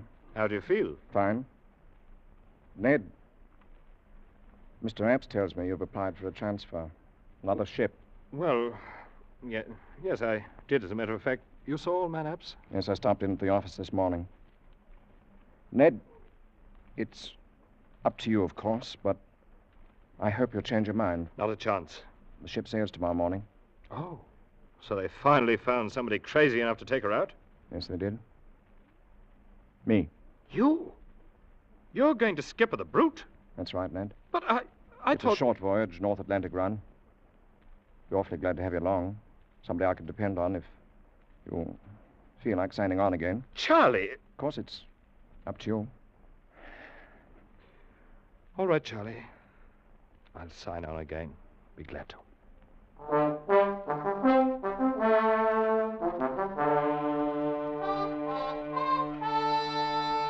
We boomed out past the Sheerness Light and headed north, hugging a lee shore in a stiff breeze.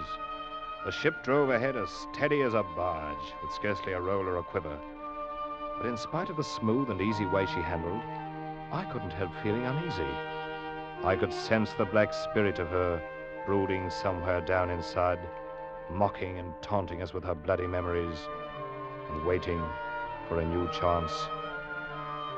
By nightfall, we were running hard in along the Kettling coast, where those rocky headlands break at intervals out of the shelving sandy beaches. The onshore wind held steady in our quarter, and the sun sank down behind the land some 3 miles away.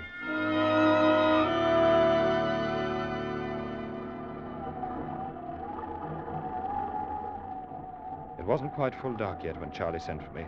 I came up to where he was standing alone near the wheel. Is that you, Ned? Right, Charlie. Bosun said you wanted to see me. Yes. I did send for you, Ned. Hold her steady as she goes, close to the wind. Aye, sir. I've been standing here, thinking about Maggie, Ned. How she'd scrambled around over the decks, making friends with everybody, having the time of her life. Charlie, you've got to stop it. No, I'm all right. I like to think about her. It's this ship and all the memories around it. It's what I was afraid of. No, it's all right. Ned, I want you to take charge of the crew and give an order. Of course, you'll question the order, but you'll carry it out anyway. Do you understand? What's the order, Charlie? Have all hands prepared to abandon ship. What? But why? There's nothing wrong. Mr. Wilmot, it is not an officer's place to question an order by the captain. You'll do as you're told. Yes, sir. You can give the order now, Mr. Wilmot. Charlie, I can't let you... Very well, Captain. All hands on deck! Stand by the boats! Prepare to abandon ship! All right, helmsman. Find your place in the boats. I'll take over the wheel. Aye, sir. You don't know what you're doing, Charlie. We're in no danger. There's no reason to abandon ship. You're always in danger aboard this black-hearted brute. I'll put on the quarter now. You can get the boats in the water when she yields. Hurry on. Steady! Going on the quarter! Easy on. All right. Now. All hands! Lower boats! We shouldn't have any trouble running ashore to that beach there at the south. Hey, what about you? I'll hold her steady until everybody's clear. You'd better go over the side. Your boat's standing there. Oh, no, not until you do. I'm staying with you, Charlie. Don't be a fool, Ned. I'm doing this alone. No, Charlie, not while I'm here. Mr. Wilmot, you will abandon ship and take charge of the boats in the water, and that's an order. Charlie, I can't... Mr. Wilmot! Very well, Captain. That's the spirit, lad. Learn to obey orders and step lively. And you'll be a seaman yet. Good luck, Ned. Thanks, Charlie. We'll stand by for you in the boat. Of course, lad. Fine. Bye. I slipped over the gunwale and dropped down into the boat that trailed alongside on a line from the rail.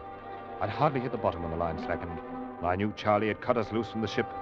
He was alone on her now, alone in the night sea, with a black brute.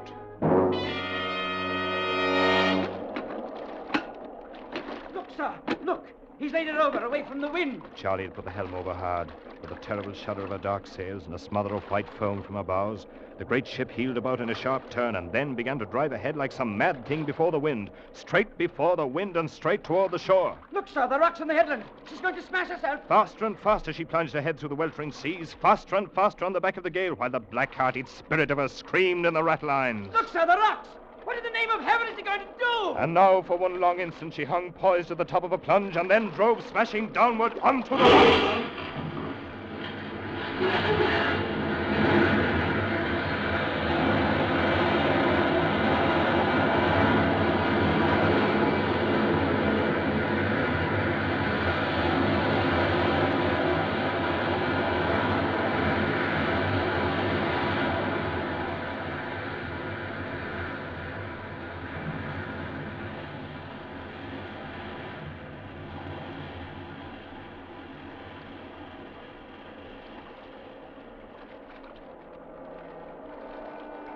We stood by, as close as we dared, for 3 hours, while the killer ship pounded herself to bits in the surging sea. But we didn't find my brother Charlie. And from the first minute, I knew we wouldn't. Because just before I'd left the ship, there by the helm, in the light of the binnacle lamp, I'd seen the thing he was holding clenched tight in his hard brown fist. It was a tiny platinum ring set with a blue-white diamond.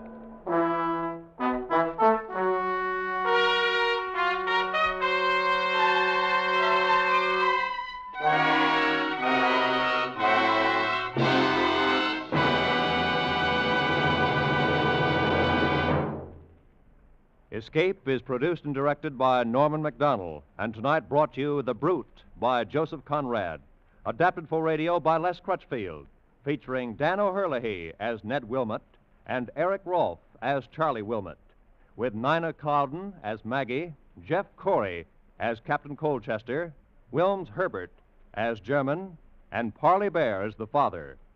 Music is conceived and conducted by Wilbur Hatch. Next week. You are far into the remote hill country of Afghan, caught in an ambush by the fierce Pathan tribes, trapped in a hopeless fight from which there seems no escape.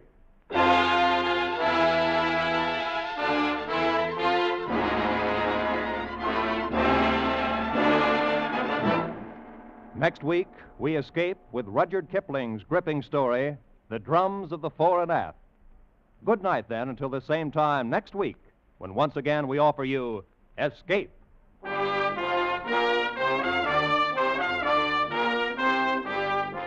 This is CBS, the Columbia Broadcasting System.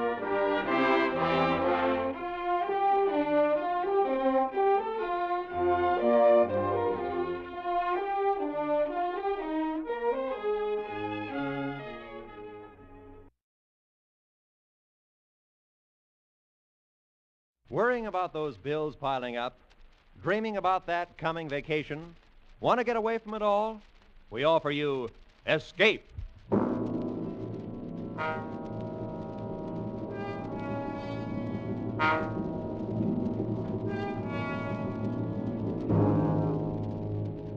You are deep in the remote hill country of Afghan, face to face with the fierce Pathan warriors, trapped into a hopeless fight from which there seems no escape.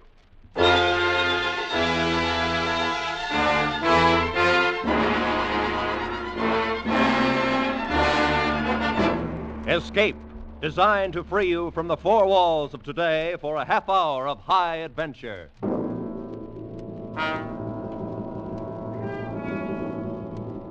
Tonight, we escape to the north of India and to a battle long remembered, as Rudyard Kipling described it in his famous story, The Drums of the Fore and Aft.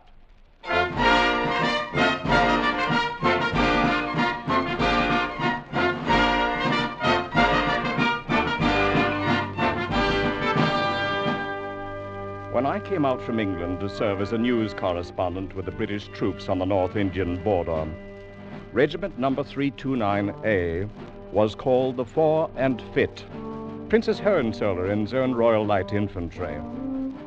4 and Fit. But now, behind their backs, men call them the fore and aft. You know, when certain words are shouted in front of other barracks, the troops may come out with belts and fists. But the mere whisper of fore and aft brings out the men of this regiment with rifles in their hands and murder in their eyes.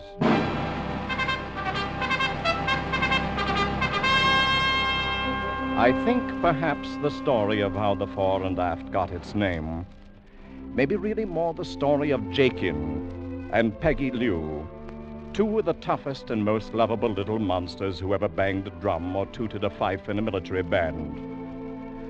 They were both about the same age, with curly hair and the faces of cherubs. And inside were two souls that should have belonged to a pair of devils. Oh, I must have seen them before, of course. But the first occasion I can recall was an informal regimental court the colonel was holding in the orderly room one morning. Piggy and Jakin were there, and they were in trouble, as usual. All right, Sergeant. Read the charges. Yes, sir. The charge is made by one Smithers, a civilian, that while walking back of the bazaar at 6 p.m. last evening, he was set upon without provocation by two drummers from the corps band, known as Jakin and Piggy Lou, and by them was beaten into near insensibility. Fighting again. Go on, Sergeant.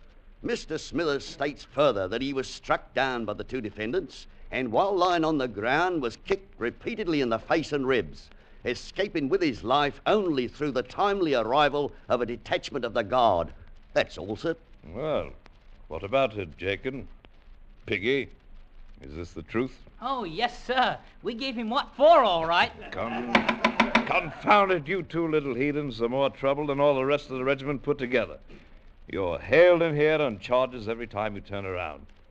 I can't very well put you in cells or hang you. Oh, no, sir. We shouldn't like that at all. That will do, Jakin. Yes, sir. All right, Sergeant, turn them over to the bandmaster and have him tan their hides. Tell them to make it one they'll remember this time. Yes, sir. Begging your pardon, sir, but can't we say nothing in our own defense? That's right, sir. What if a bloomin' civilian said he'd report you for having a bit of a turn-up with a friend? Suppose he tried to get money out of you, sir, and then... That will do, Piggy. Then you were fighting. Well, only between ourselves, sir, and that don't count. If you'll pardon me, Colonel, this man Smithers does have a reputation for that sort of thing, blackmail, you know. And one thing the boys don't do is lie. It's not that we'd mind it, sir, to be called up by even a corporal. But we can't have no blinking civilians interfering with the business of Her Majesty's regiment. All right. We'll forget the birching. You're both confined to quarters for 3 days. But, sir... And throw away that pipe when you get outside, Piggy. You're too young to be smoking. Yes, sir. All right, dismissed. Confounded Kipling, I don't know what to do with the lads. They're not really bad at heart. And they've never known any home but the army. Where did they come from, by the way? Oh, Jakin is from some back street in London, and Piggy Lou is straight off the Calcutta docks. In both cases, ancestry unknown. Well, they seem loyal enough to the regiment at any rate. They are, and loyal to each other in their own way. I'm inclined to think sometimes they've got more real spirit than all of those new regulars put together. Yes, I'd say you're overloaded with green troops, Colonel. Overloaded? 90% of the regiment were in Manchester factories and Lancashire farms 6 months ago. Can't make a soldier that length of time. Any chance of action fairly soon? Off the record, we'll probably move north in about 10 days. Not to the front, of course. We'll give them a few months of guarding communication lines. Let them shake down a bit before they see any real action. Yes, good idea. It's the only thing to do. There's only one thing certain. This regiment is not ready for action yet. Only don't write that back to your paper. But the gods who govern armies seldom choose the wisest plan. On the Afghan border, a large force of Pathan guerrillas began massing near the Khyber Valley, being held in check temporarily by a regiment of Highlanders and a regiment of native Gurkhas. A week later, the 4 and Fit was ordered to march north, contact the other two regiments, and carry out joint action to disperse the enemy.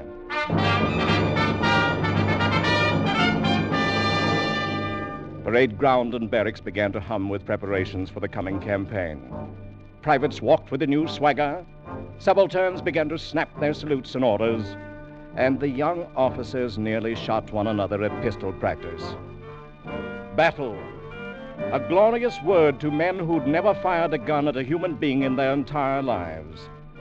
But to Piggy and Jakin, the excitement was like salt in an open wound, for the band was reduced to 20 men, and the drummer boys were being left behind. Blimey, if I'm going to let him do it to me, Jakin.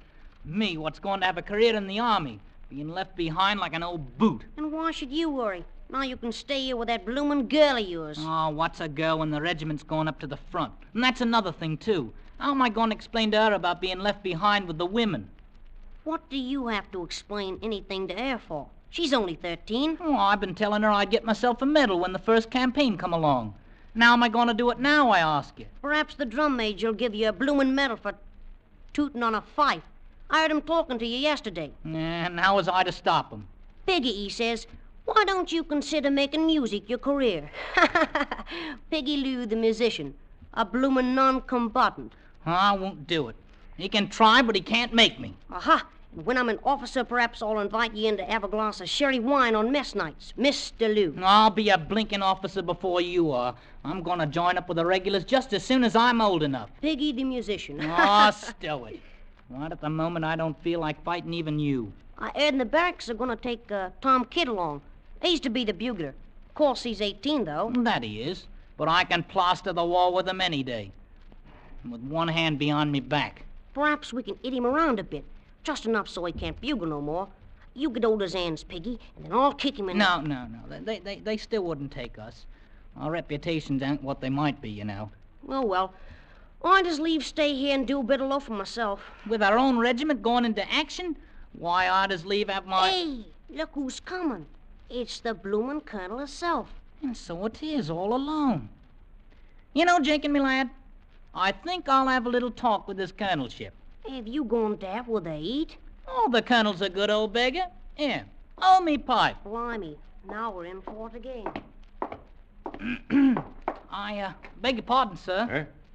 Well, Piggy, are the drums in revolt? Am I to be pulled down right here in the open? No, sir. I'd like the pleasure of a word with you, sir. All right, go ahead and have it. I'm asking you, sir. If you thought the world and all of your regiment and it was going off to active duty without you, sir, then how'd you feel? I'm afraid I should feel a bit left out of things. And worse. It's as bad as being a blinking civilian, if you'll pardon me, sir. But that's how Jakin and me feels about it. You've no idea what a campaign can be like. Why, you'd flop on your face in the first 20 miles. No, we wouldn't, sir. We're good at marching. I've told my girl I'd bring her back a medal. I've just got to go. And anyhow, if I stay here, the bandmaster will make a blessed musician out of me, sir. I see. I think you could pass a physical... Oh, not the slightest doubt of it, sir. We're both of us very healthy for our age. Please, sir. All right. I suppose it's unheard of for a border regiment to take drummers along on active campaign. But if you get past the medical officer, you can both go along. Blimey! Jakin, did you hear that? We're going up to the front. Thank you, sir. Carry on. Yahoo!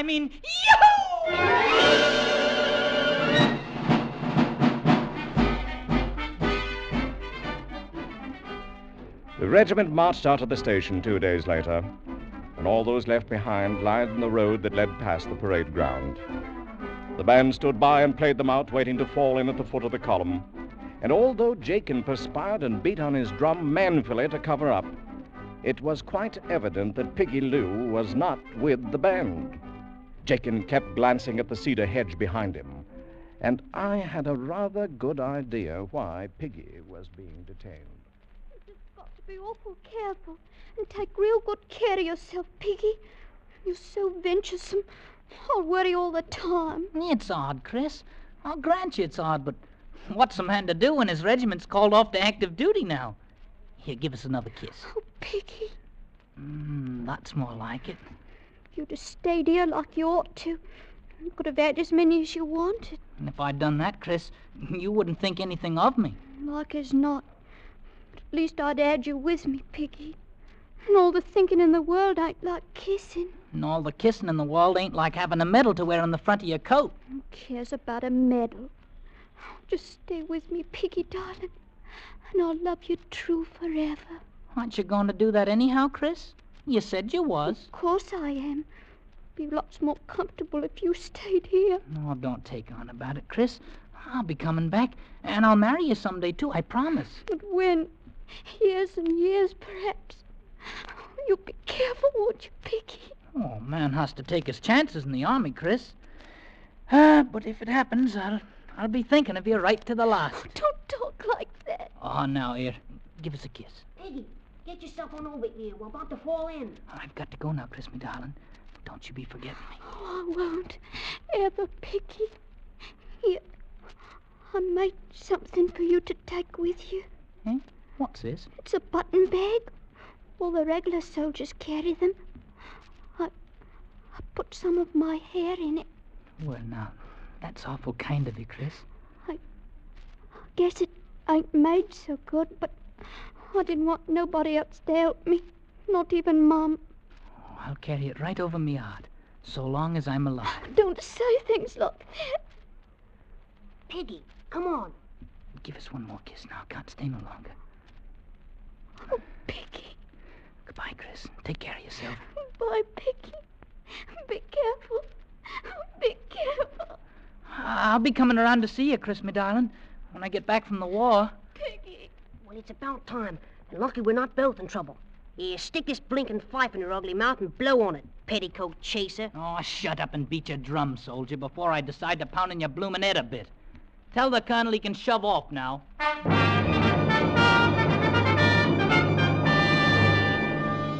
And so the four and fit went north to the wars, first by troop train, and then on foot when the last railhead left them with a 7-day route march before they'd reach the front up ahead. And during those 7 weary days, the regiment began to crack. Men weren't hardened to the long miles of marching, and they found themselves dead tired before the noon of each day. The food was bad, and the water was worse. And on the 2nd day, the snipers started in. They would hide in the tumbled rocks of the low brown hills beside the road and wait for the column to pass. And the first sign of one would be a flash and a puff of smoke, and some man on the long line of march would die without ever seeing the enemy who killed him. And even at night, the tired and nerve-shattered men could find no rest. If anything, the night hours and the dark tents were a good deal worse than the daylight hours on the dusty road. Oh, still you bloomin' gabbing till the morning, Piggy. I gotta get myself some sleep. As if I ain't marched just as far as you have. Oh, me bloomin' feet's killing me. Serves you bloody well right for getting us into this. We could have been back at the station living on the fat of the land. And halfway to becoming musicians, like as not. In which case, I'd be a-sleeping in a regular bed, having decent chaw to eat for once. I'm afraid you're not the army type, Jakin. Perhaps I shouldn't have talked my friend the colonel into letting you come. Shut up there in the tent, or I come in and take a belt to you. Yes, sir. You don't have to call a blinking sergeant, sir. That ain't no harm in it. That's the left wing. Stay in your tents. Piggy, that's another one of our sentries got herself killed out there. Pathan beggars can sneak up in the dark without making a sound. And they take their bloody long knives and slice a man open as neat as you please. All right, hold your fire and see what you're shooting at. I wonder what they look like, Piggy. These here Pathans? Oh, what's it matter when we can't even carry rifles? I ask you now, Jakin. Look at that. How's a man to get himself a medal when all he's got for a weapon is a bloomin' fife?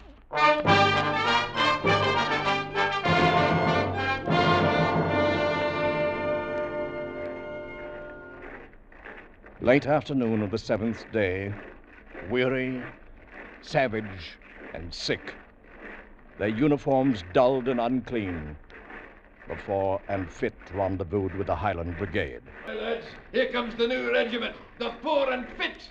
Four and Fit, eh? May I ask what it is they're fit for? Some of the men bore wounds, and some were stretcher cases. But the real casualty was the regimental morale. These raw conscripts had marched out of their station in the south with the band playing. And somehow they'd imagined that they might march glorious into battle the same way. But no band played when they slogged sullenly into the brigade encampment. Hey, Piggy, think we have found the blinking wart lost? And what else? Ain't that a full-grown general old colonels are talking to there? Blimey, look at them chaps over there who are wearing petticoats. A lot you know. They're islanders. And I've heard a man best take no liberties with them. One activity might have aroused the interest of the regiment, as tired as they were. Rifle practice of the enemy. And with all 700 rifles blazing together. That's the way they felt. We've had a bit of a tough time of it coming down, sir. My men have been rather mauled, with no chance of a fair return. They only want to go in some place where they can see what's before them. I understand, Colonel. I wish I could let you have a few days to recover, but I simply can't spare you right now. There'll be no need of it, sir. All we're wanting is one good night's rest. I see. Well, you can lay your camp area downstroke from the Highlanders, Colonel. And I suggest you call a general inspection before dark. We plan to attack the enemy position at dawn.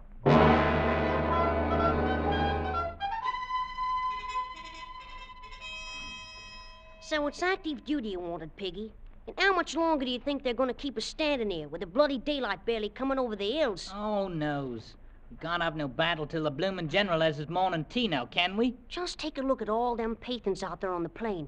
Must be 8 of them to 1 of us. Right down the line. Then it makes it that much easier to get a medal. And how do you hope to get a medal? Maybe you're going to blow their bloody eardrums out with your little fife. More like it, we'll not even have the chance to see how the beggars look. The band, as you might have heard, is going to wheel and retire when we reach them rocks, while the regular soldiers go on and attack the enemy. Which, I might say, is exactly the way I'd plan it myself. I got no fondness for being sliced up like a bloomin' leg of lamb. Oh, you got no spirit, you bloody little beggar. Beggar yourself and a bigger one. Them as want spirit can have it. Like as not, I'll have to pound your head a bit before you can... Here we go, Piggy. Right, Charge Aiken. Ready now. I column squads and the quick march. Forward!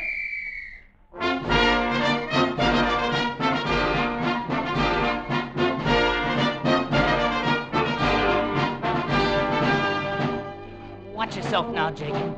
And step lively. Just keep your eye on me and I'll make a bloody ear out of you. Only someone had blundered. Someone had misread an order, and the 4 and Fit move out onto the plain to attack the enemy force alone.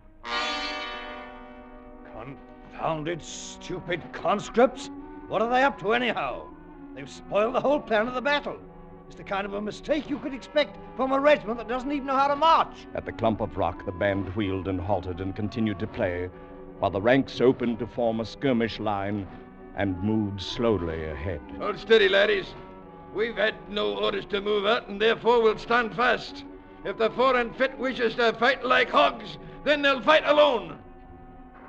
At 500 yards range from the enemy line, the regiment began firing at will and wildly.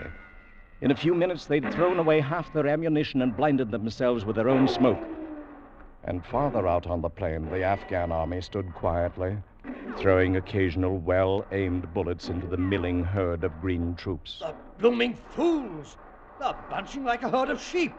Don't they realize there'll be a Ghazi charge at any minute? Suddenly, from the main body of the Afghan troops, a small band of about 50 Pathan warriors charged forward and fell upon the startled Englishmen. These were the Ghazis, the suicide squad always thrown out ahead of the Afghan army before any main test of strength. Swinging their long, heavy knives, they struck the close-packed British line. Why in the name of heaven don't they take open order? They'll be cut to bits. The 4 and Fit wavered, shuddered away from the vicious slashes of the murderous bone-handled knives, rallied for an instant and held, and then broke, turned tail, and ran.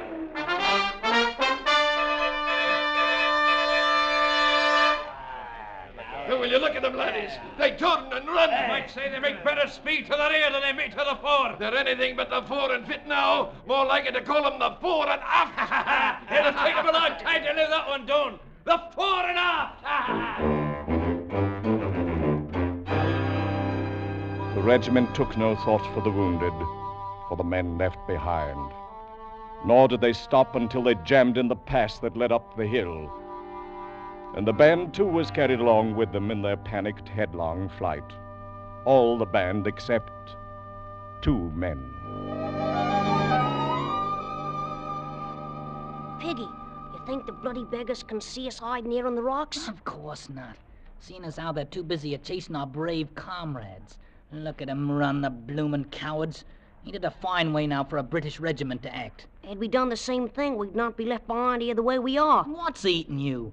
You're comfortable, aren't you? Maybe comfortable, but I ain't easy in my mind. Oh, stow it. Hey, somebody's dropped the canteen here. Maybe it's got rum in it. And how can you hope to tell by shaking it? Yeah, now keep your dirty hands off it. I'll do the trying it out. Well, is it, Piggy? Is it? No, it's water. Yeah, have yourself a free drink on Her Majesty, drummer boy. And look, them Pathan beggars are starting back for their own lines. And keep your head down. Well, now, with the bloomin' enemy return, perhaps they'll come out and rescue us. Not them, the bloody cowards. Look at them, Jakin. The officers is beating them with the flats of their swords. Can't they see the Pathans ain't chased them no more? They can't see nothing but their own precious skins. Off 'em, Mo. Maybe we ought to give 'em a little music. Show 'em it's all nice and cozy out here now. Oh, no. Tain't for me to do nothing like that. Won't we should get ourselves shot? Oh, there ain't no enemy close by now. Come on, Jakin. Take up your bloody drum there. You positive there's only water in that canteen? Oh-ho, so like as not you're a coward, too. The same as the rest of the regiment. I'll show you who's a coward, Piggy, my boy. And I'll be pounding your head a bit, too. The first chance I gets. Take your bloomin' fife there and stick it in your ugly face. Well, now, so you have got a bit of spirit. Maybe I'll speak to my old friend the Colonel about it. All shut up and start blowing. Ready? Ready all? Now!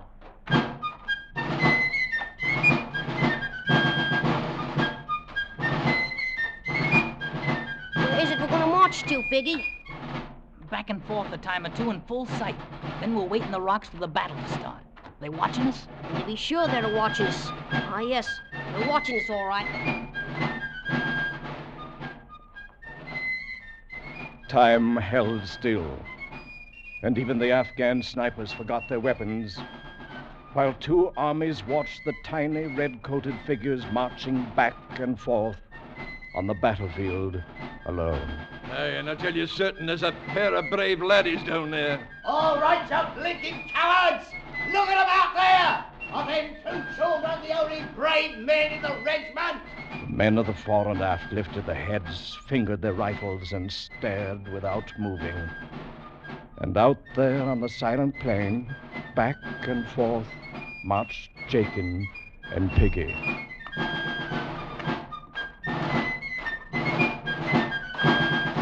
We gotta play these bloomin' instruments all day long? Ain't the blighters ever gonna come back? Shut up, Jakin. Keep flying. But all I might say is, I shouldn't ever let you talk me into this. I ain't cut out for active duty anyhow. Well, I should have bloody well feel more comfortable if I was back. If I was back. Jakin. Jakin. Oh, you blinking heathen blighters. You've killed Jakin. All right, I'll show you who's afraid of you.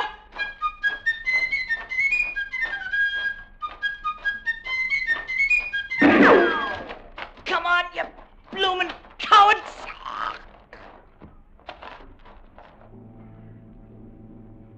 2 armies saw them die from the snipers' bullets. 2 armies and the men of the fore and aft. All right, men of the regiment. What now? Those 2 at least were brave enough to know how to die. Fix bayonets! Ready about and form skirmish line! This time we attack, and there'll be no turning back! Look at them ladies, the fore and aft.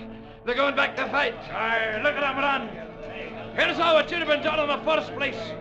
They'll not turn their backs again. Aye, ladies. And now's the time for us. For as I know, here's where we join the fight. Ready, strike up the fight. By the jump, quick, forward, charge.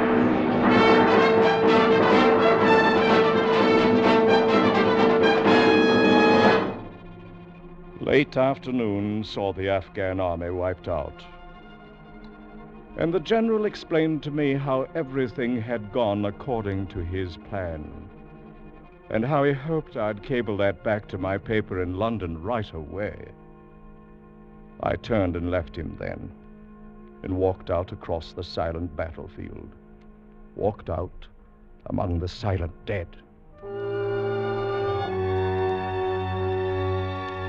The two tiny figures lay quite close together, Jakin fallen across his broken drum, and Piggy Lou with the fife still clenched in his dirty fist. A bulge under his tunic caught my eye, and I reached in and drew out a button bag embroidered crudely with the name Chris. I made it for you myself, Piggy, my darling. And I put some of my own hair inside of it. I'll wear it right next to me heart, Chris, so long as I'm alive. I thought how Chris would soon forget, and how the world's memory is no longer than hers. The sun was sinking away in the west. The button bag in my hand was soaked and damp. And over the left breast of Piggy's grimy uniform, over the pocket where citations are usually worn, a bright red stain had spread out through the coarse wool, looking so very much like the bright red ribbon that goes with a medal.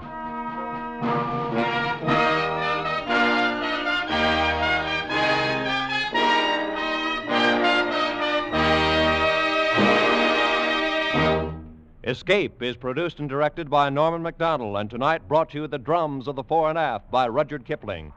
Adapted for radio by Les Crutchfield, featuring Gil Stratton Jr. as Piggy Lou, Jimmy Ogg as Jakin, and Eric Rolfe as Rudyard Kipling, with Jeff Corey as the Colonel and Alec Harford as the Sergeant, Eric Snowden as the General, Peggy Weber as Chris, and Paul McVeigh as the Highlander. Music is conceived and conducted by Wilbur Hatch. Next week. You are drifting on the burning, glossy surface of a tropical ocean, alone on a tiny raft, with 3 murderous companions from whom you cannot escape.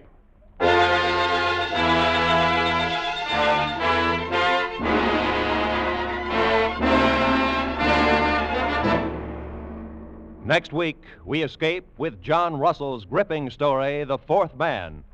Good night, then, until this same time next week, when once again we offer you Escape. This is CBS, the Columbia Broadcasting System.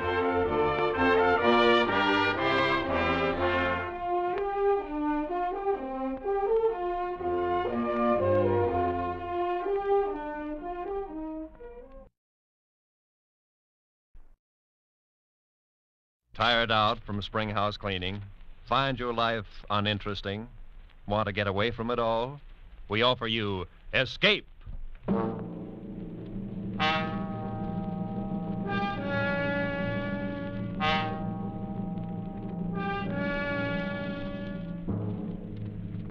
You are drifting on the burning, glassy surface of a tropical sea, trapped on a flimsy raft, with 3 murderous companions from whom you cannot escape.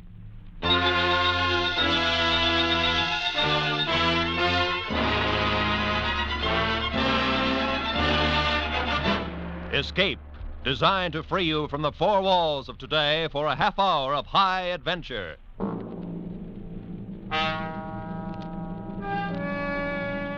Tonight, at your request, we bring back one of our most popular escape stories. We take you to Noumea in the South Pacific, a French penal colony as notorious as Devil's Island. And we invite you to escape from Noumea in John Russell's The Fourth Man.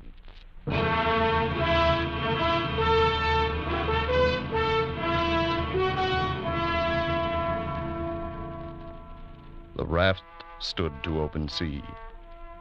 A mat of pandanus leaves served for its sail, and a paddle of wood for its helm. Its flooring was woven of reeds and bamboo sticks and rested on triple rows of bladders. It was light, elastic, fit to ride any weather. and it carried 4 men. 3 of them sat huddled together at the far end. Their bodies were blackened with dried blood. The hair upon them was long and matted. They wore only the rags of convicts' blue canvas uniforms. On wrists and ankle they carried their mark, the dark and wrinkled stain of the manacles. There was Dubose, doctor, leader, man of the world, murderer. Friends, the thing is done. And Fenerou, forger, ladies' man, weakling, coward. Yes, we got away, all right. And the one known as the Parrot, thief, and cutthroat. So far, so good.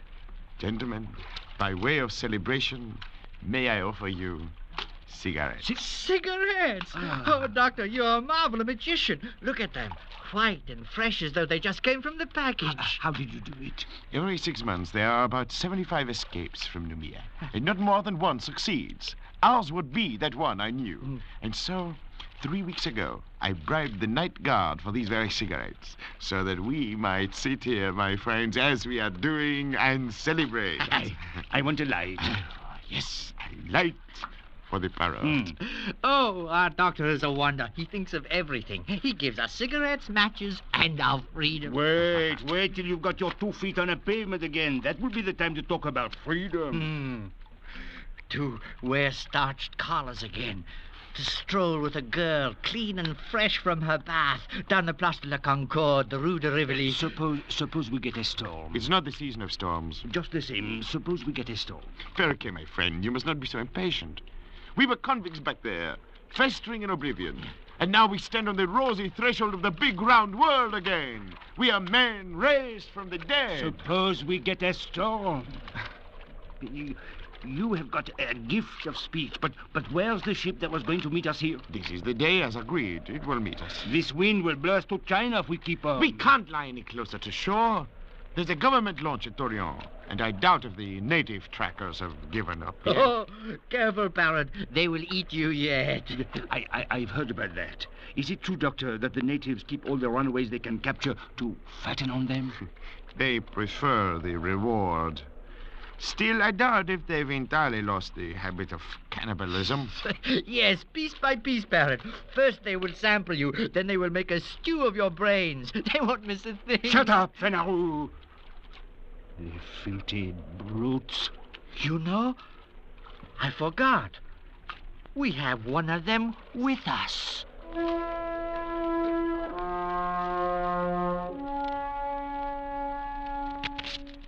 The 4th man was steering the raft.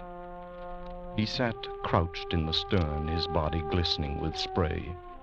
His huge dark hands held the steering paddle.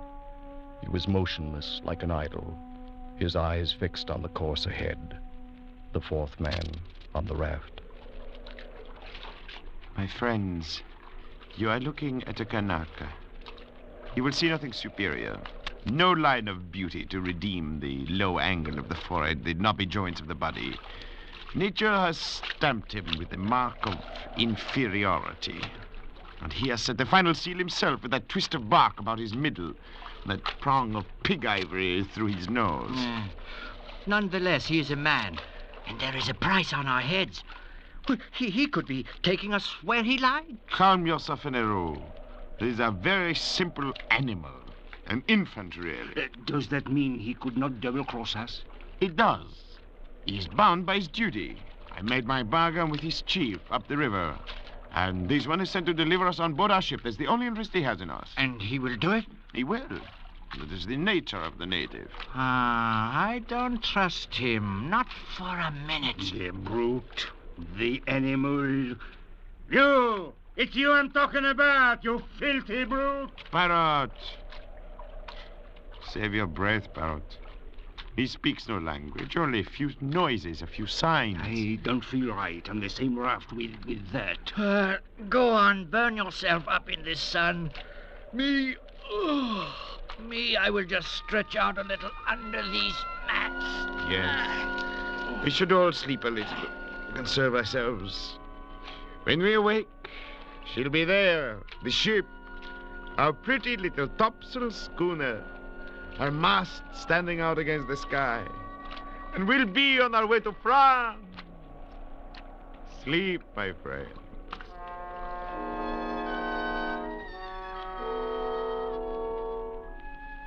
The two younger convicts dozed under the heat of the day, but not Dr. DeBoers. He stood once again to sweep the skyline under his shaded hand. His plan had been so careful, so precise. He had counted absolutely on meeting the ship, the small schooner, one of those flitting, half-piratical traders of the Copra Islands that can be hired like cabs in a dark street for any sinister enterprise. But there was no ship, and there was no crossroads where one might sit and wait.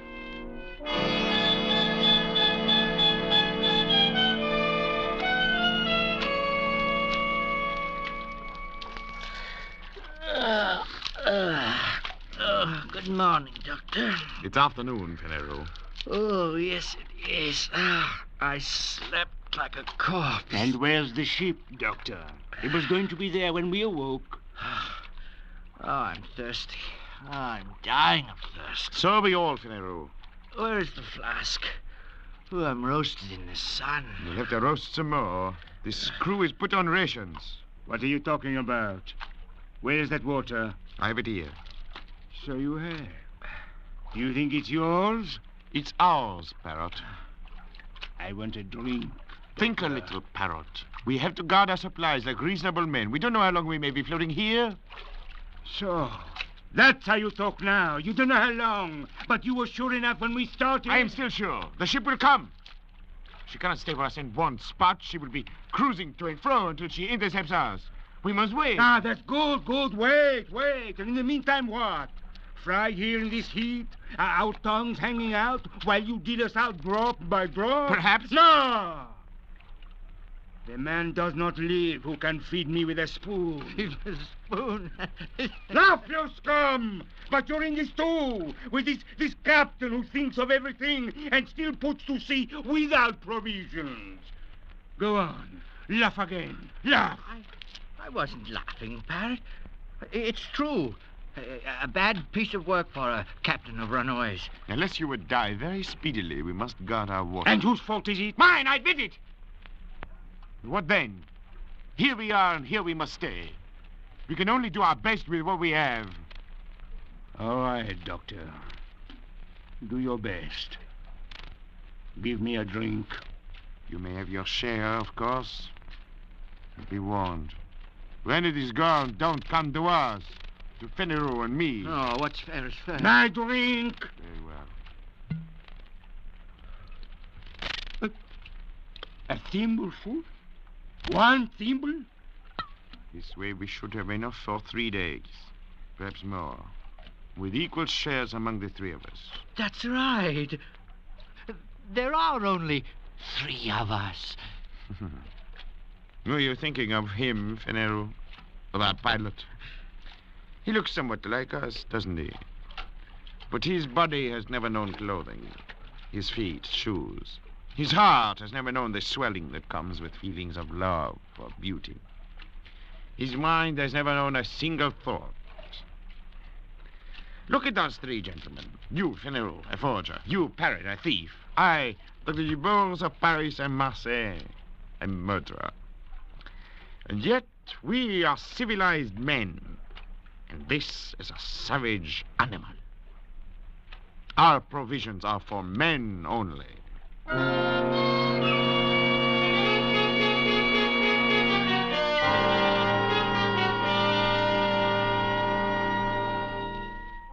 The 3 men awoke to their second day on the raft.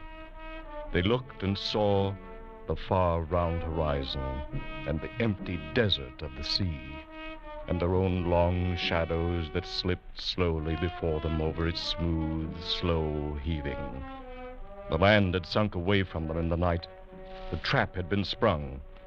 As the savage sun kindled upon them with the power of a burning glass, a calm fell, an absolute calm. The air hung, waited. The sea heaved and fell in polished undulations, and the sun shone driving in under their eyelids like white-hot splinters. They crawled to the shelter of their mats, gasping, shriveling. And the water, the world of water, was slack and thick as oil. Ah, mon Dieu. How lonely it is. Captain the bird. Yes, Parrot. Look around you. What do you mean? Go on, look around. What do you see? I see water, Parrot, the horizon, nothing else. What? Don't you see a ship? A pretty little schooner? Those were your words. Well, where is it? Why don't you see it? It will come. Will it come for us to be dead when it comes? Doctor, you say that you count on your friends, but suppose they leave you to rot here. Leave Parrot and me to rot here. That would be a joke, eh, Doctor? To wait for a ship that will never come. It will come. My friends will not fail me. But why? How do you know? How can you be so sure? There is a safety vault in Paris, full of papers to be opened at my death. Huh? Those papers contain confessions. No, gentlemen, my friends will not fail me.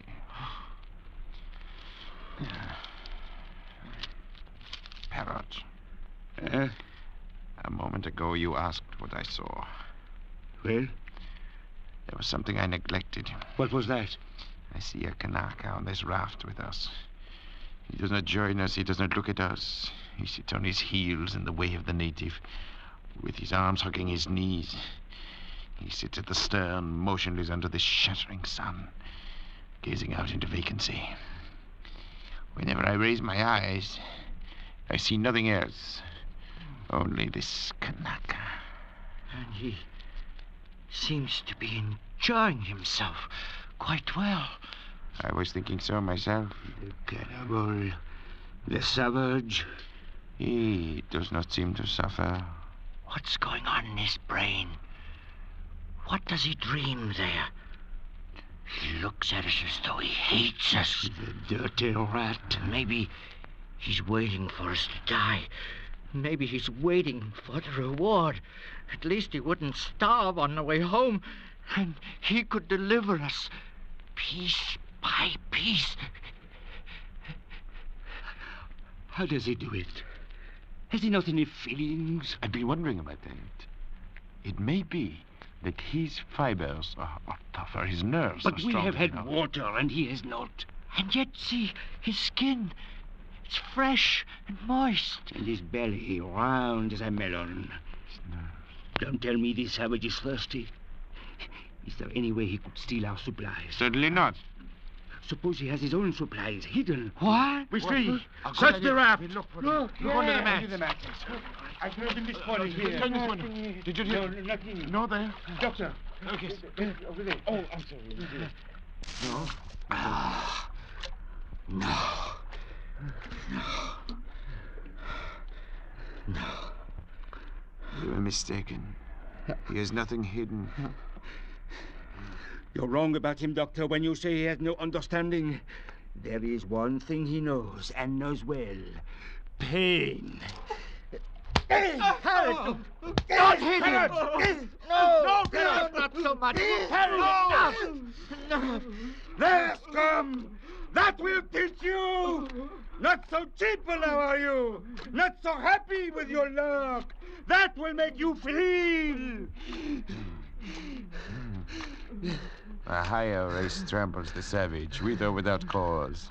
And that is natural. And the savage creeps away into his place, with his hurts and his wrongs, and makes no sign and strikes no blow. And that is natural, too. Yes, that is all very well, Doctor. But we still must have our pilot. Come back, my friends, back under the mats. The glare of the sun is not so bad there.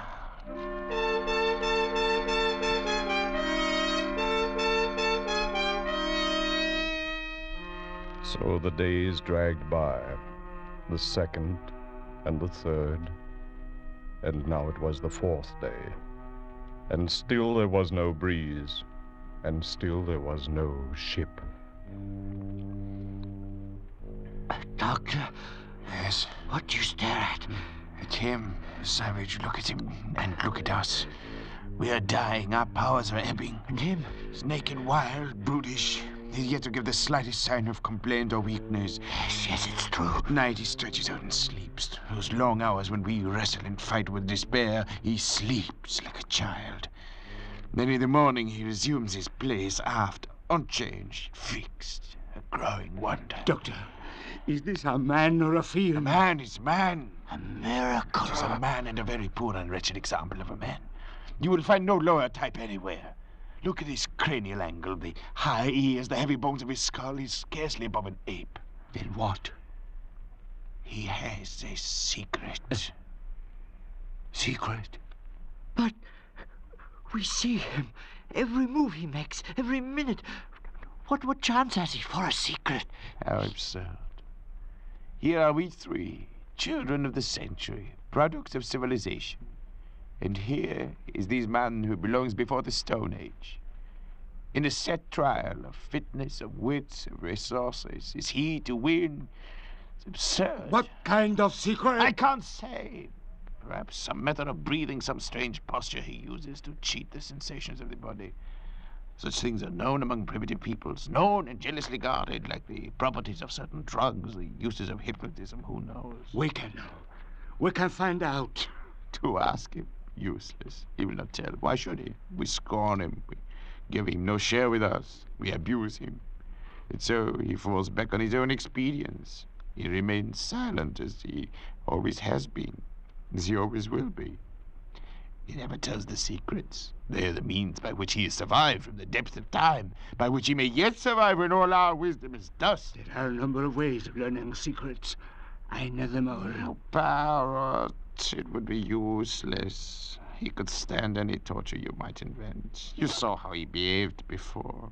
No, it's not the way. Talk! I'm tired of all this talk. Kill him and throw him over. Let's be rid of the thing. We gain nothing. Then what do you want? To beat him. That's what I want. To beat him at the game. For our own sakes, for our own racial pride. We must. To outlast him. To prove ourselves his masters. By better brain. By better organization and control. Watch him, my friends, so that we may trap him, so that we may find him out and defeat him in the end. Watch. I will watch, all right, you old windbag. I'm not sleeping anymore to leave you alone with that bottle. The bottle. Oh, the bottle. I've been meaning to discuss our rations with you. Have you? We are running very short. I'm afraid we must all take a cut again. And what are we down to now, Doctor? Half a thimbleful. No. We must keep our wits. I say no! Then we'll put it to a vote. You say no, I say yes. Fenero? Yes, anything. But give me mine now. Then it's half a thimbleful for Monsieur Fenero. Your share, Fenero. More, or I'll die. More. No more today. You must. Oh, Doctor. No more today. Look, a ship. Where is it? Where is it? The bottle, Doctor. What? Here's the bottle. He drank. Look at him. You killed him with that oar. What about the bottle? There's some left. You caught him just in time. And you got the bottle just in time. It seems I did. And there's no ship. There will be no ship. We are done because of you and your dirty promises that brought us here. Doctor, liar, fool. Don't come any closer. Unless you want this flask broken over your head. No, I would not want that. Oh, Barrett, just think. Why should you and I fight? We can see this trouble through and win yet. This weather can't last forever. Besides, now here would be only two of us to divide the water, yes? Yes. That is true, is it not? Fenero kindly leaves us his share. An inheritance. All right. I'll take mine now. My share now, if you please. Later we shall see. So be it.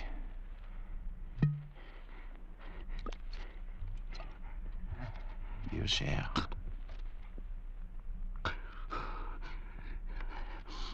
Many thanks. And now, Fenarol's share. To me, please. As you say.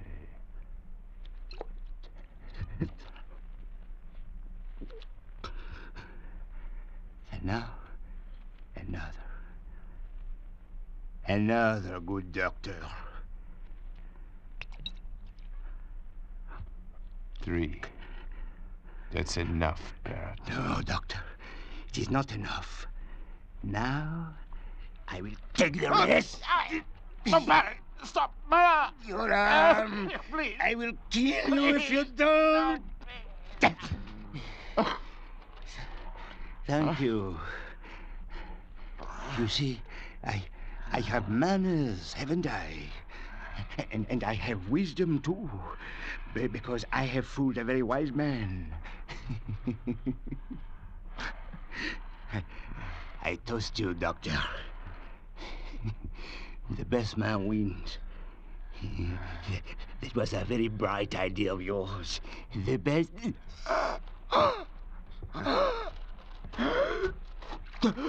So, the best man wins, but you forgot I am a doctor, didn't you? The water you would kill for has killed you. A man cannot go without water for 4 days, then drink his fill and still live. Go on, parrot. Gasp out your worthless life while I laugh. The best man always wins, parrot. The best man always... So, the best man wins. Yes, Doctor. Forgot my knife, didn't you? Forgot me, lying at your feet, while you divided my share of the water. Gave me up for dead, did you?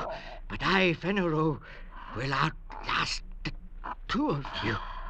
Fenero, the best man always wins. Oh, Fenero, you fool. The water is running out.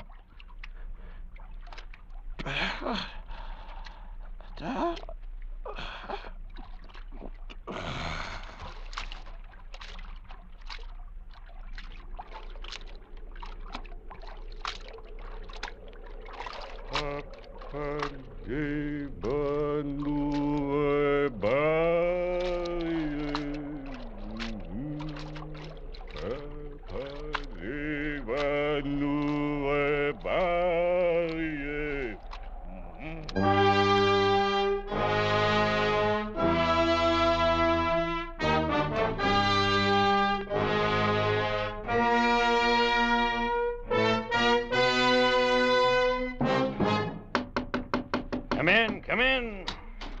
The longboat's back, Captain. The raft was here all the time, not 10 miles away from us. Ah, that calm. Such a misfortune. Well, where are they, the passengers? We're too late. They're all dead. Will you mind your business? But one is stabbed to death, another is skull crushed, the other fried by the sun. All dead. Well, then, all the better. That'll cost nothing to feed. But how... Hogsheads, my friend, the hogsheads in the afterhold. Filled them nicely with brine, and there we are. I don't understand. You're dull, Martel, very dull. The gentleman's passage is all paid before we left Sydney. I contracted to bring back 3 escaped convicts. Well, I'll bring them back in pickle. So if you'll go back, Martel, and bring them aboard for the trip, I'll be much obliged. Very well. Oh, there's a 4th man on the raft, Captain. A Kanaka. Still alive. What do we do with him? A Kanaka? No word in my contract about any Kanakas. Leave him there. After all, he's only a savage.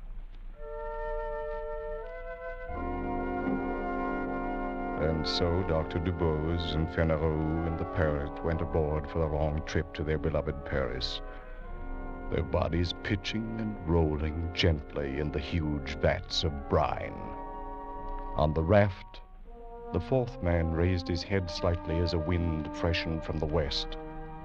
He watched until the schooner turned, shaping away for Australia, and disappeared over the rim of the horizon. Then he turned his raft, spread his sail of pandanus leaves, and headed the raft eastward, back toward New Caledonia, back toward home. Feeling somewhat dry after his exertion, the native plucked a hollow reed at random from the rushes on his raft. Slowly, lazily, he stretched himself at full length in his accustomed place at the stern. He thrust the reed down into one of the bladders underneath the raft and drank his fill of sweet water. He had a dozen such storage bladders remaining, built into the floats at intervals above the waterline, quite enough to last him safely home again.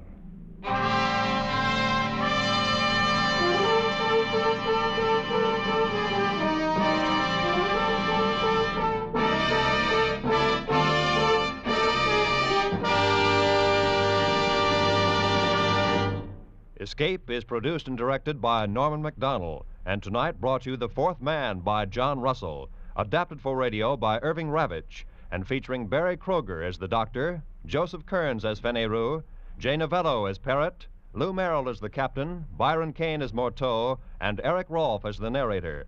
Music is conceived by Cy Feuer and conducted by Wilbur Hatch. Next week. You are groping in the dark of an African night, trapped on a dock above a crocodile-infested river, fighting for your life against a ruthless giant from whom you must escape.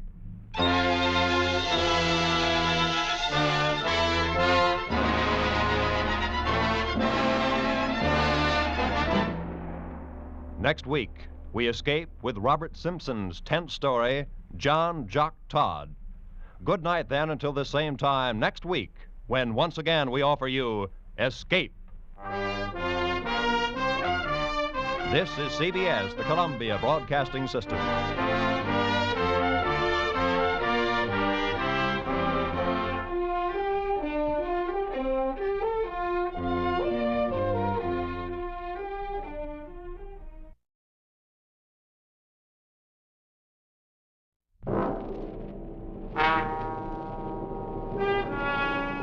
Escape!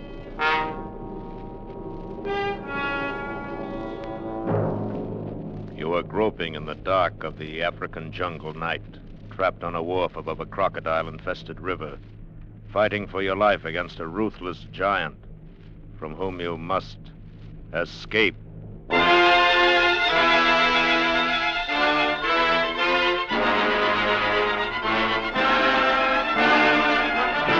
Escape, designed to free you from the four walls of today for a half hour of high adventure.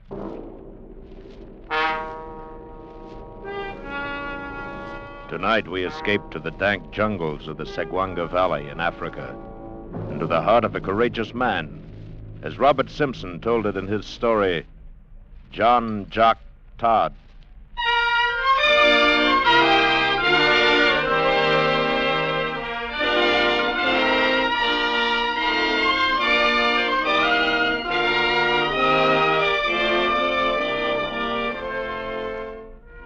No doubt you may presume my Scotch ancestry from a wee bit of the old speech that still clings to my voice. Though it's been some years now since I last walked in the heather of the Highlands of Abergowrie. My name is John Todd, the same as my father's, though to be sure he's more often called Jock Todd. Jock being the fighter's equivalent to John, and a name which in no wise applies to me. I am a peace-loving man, not a fighter, and no man can deny it, even today. However, in other respects, I was a raw lad for certain when I sailed out from Glasgow and came here to this heathen land of Africa, and that's a thing which cannot be said of me at present. If a man lives at all in this steaming hot jungle of the Niger River, Then he must learn very quickly. And most especially so if he lands at that dirty little trading post on Segwanga Creek.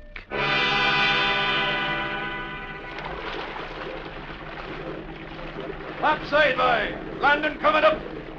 Here you are, Mr. Todd. Segwanga Landing, and you can have it as far as I'm concerned. Well, I might say the Parlour Company had somewhat more elaborate offices in Glasgow, Mr. Simpson. No doubt about that. And how long did you sign up for? 4 years. 4 years. Lucky for them they catch you fellas in Glasgow before they ever seen the place. Oh, can't be so bad. Those are fair-looking buildings there on the bank. Fair-looking buildings? Hey, what's that help? Ease into it. You want to tear out the wharf? I don't suppose you've heard anything about Brock. Well, they told me I should report to the agent in charge here, a man named Captain Brock. Captain Brock. Every agent in this stinking jungle calls himself a captain. That's him there in the wharf. Easy, boy. Get a line ready now. All right. Cut the motors. He's a fair-sized man for certain. He's big enough, all right, in some ways. So is a gorilla. Watch out for him. Can I say I understand you? You will, Mr. Todd, if you live long enough. Up there, topside. Throw us a line, boy. Yes, sir. Me cuts quick. That little fellow with him is named Ganson. You get nothing to fear from him till after Brock's made a move. He's a sneaking little jackal, but he never makes his own kill. I still can't understand what you're talking about, Mr. Simpson. You'll find out soon enough. Wouldn't help you now to go ahead of time. I dock here once a week on the river run, but you're still on your own. You'd better know it right now. Mr. Simpson, you will have to explain. Okay, up now, Mr. Simpson. All same, plenty fast. All right, boy. Come on, Mr. Todd. You may as well meet your new boss. Good blimey, look what the Home Office sent out to us this time. Shut up, Ganson. Well, Simpson, you are half a day late. When I start running my boat on a schedule, I'll send you a copy of it, Brock. If there was another boat on this river I could ship my stuff on, you know what I would do then, don't you? No, you wouldn't, Brock. Not as long as you know I carry a gun. You there. You the new junior assistant. That's right, sir. My name is John Todd, and I assume you're captain. I'll take the time to find out your name later. And I do not give 2 cents for what you assume. That's telling the boss. Ganson, did not I tell you to shut up? Yes, sir. And get out. Clear those natives off the wharf. Right, you are, Captain. All right, move along now, you ready, Peggers. Come on, move now. You there. Oh, she'd shoot a step on to get along. Get up. I'll say no. I have some brandy up at the bungalow, Simpson, if you would like a drink while the boys are loading. I just had a drink. On board. You there, whatever your name is? It's John Todd, sir. So it is John Todd, is it? And I suppose you call yourself Jock, like the rest of your blasted countrymen. No, sir. Jock is the name for a fighting man, such as my father. Can I say it fits me? So you are not a fighting man, eh? It makes things a lot easier, don't it, Brock? As soon as your boat is loaded, you can bring the lading bills up to the office. Well, Todd, are you going to stand here on the wharf the rest of the day? No, sir, but I thought you'd be wanting to... You start! You are not paid to think. Get your stuff up to the bungalow and be quick about it. Whatever you say, Captain Brock. 4 years of it, Mr. Todd. Welcome to Segwanga.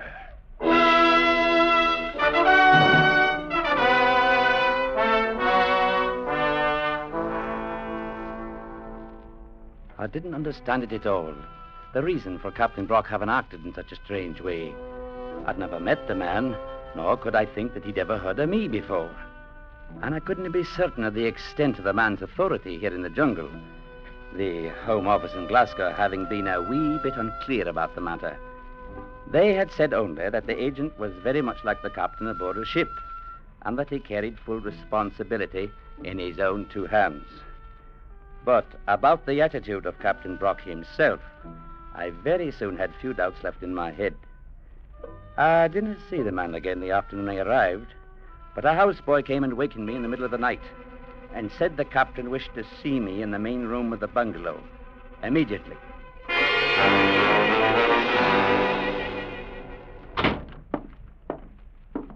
Captain Brock, the boy said you'd sent for me, sir.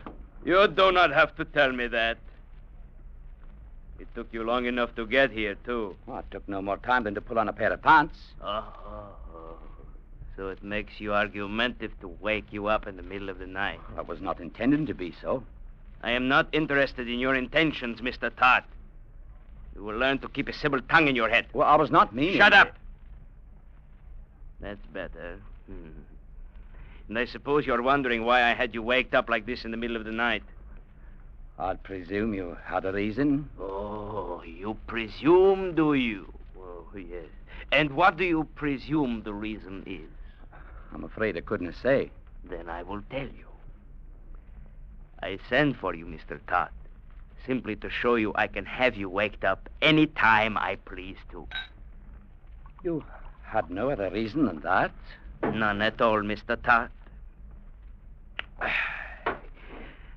A fighting man might resent it.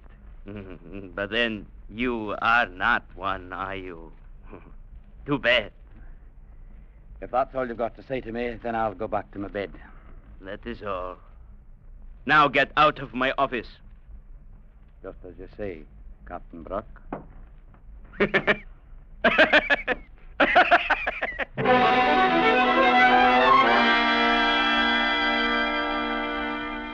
The attitude of the man didn't change none of the next few weeks, and I couldn't find in my head any reason for his hatred. And it was hatred. It was in his eyes every time he spoke to me. I took care of my duties and stayed clear of him otherwise, and for the most part we came to no head-on clash. That with two exceptions, however. The first one happened about a week after I'd arrived. I was supervising a group of natives at the time, working on the breakwater at the end of the wharf. Mr. Todd, what the devil are those boys supposed to be doing? They're repairing the breakwater. I can see that without being told. Now, where did you get the authority to buy the timber? Why, you ordered it last week yourself from Chief Ilori. Maybe I told you to accept delivery without having me look at it first. Well, you told me to receive it when it came in, and that's what I did. It's good timber. I checked it myself. How would you know if it is good timber? My father happens to be a forester back in Scotland. The devil take you and your father both. I'd advise you never to say that in my father's hearing. Are you threatening me? No, man, nothing like that. But I'm sort of suggesting it isn't always wise to insult a man you've never seen. I see. Now that I come to think of it, he is the one that is a fighter, isn't he? That's correct. The one they call Jock Todd, huh? Well, it is too bad he is not around here. Mr. John Todd. Boy, you there. Throw out that piece of timber you're using. Any fool could see it is too short. I said throw it out. I will teach you to argue. Get back on your feet. I said get up. Get on your feet before I kick your head off.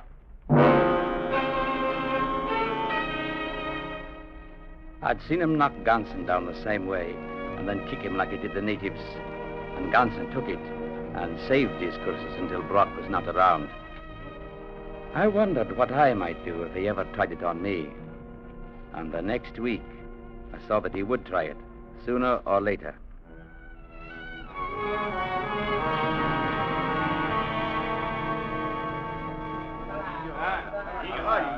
Chief Dewana and his boys had come in from back country with a dozen canoes full of palm nuts, and I was out in the warehouse checking in the load. We used a big wicker basket for measuring called a cooler for some reason or other, and Dewana's boys would fill this, and then we'd dump it on the pile at the end of the building.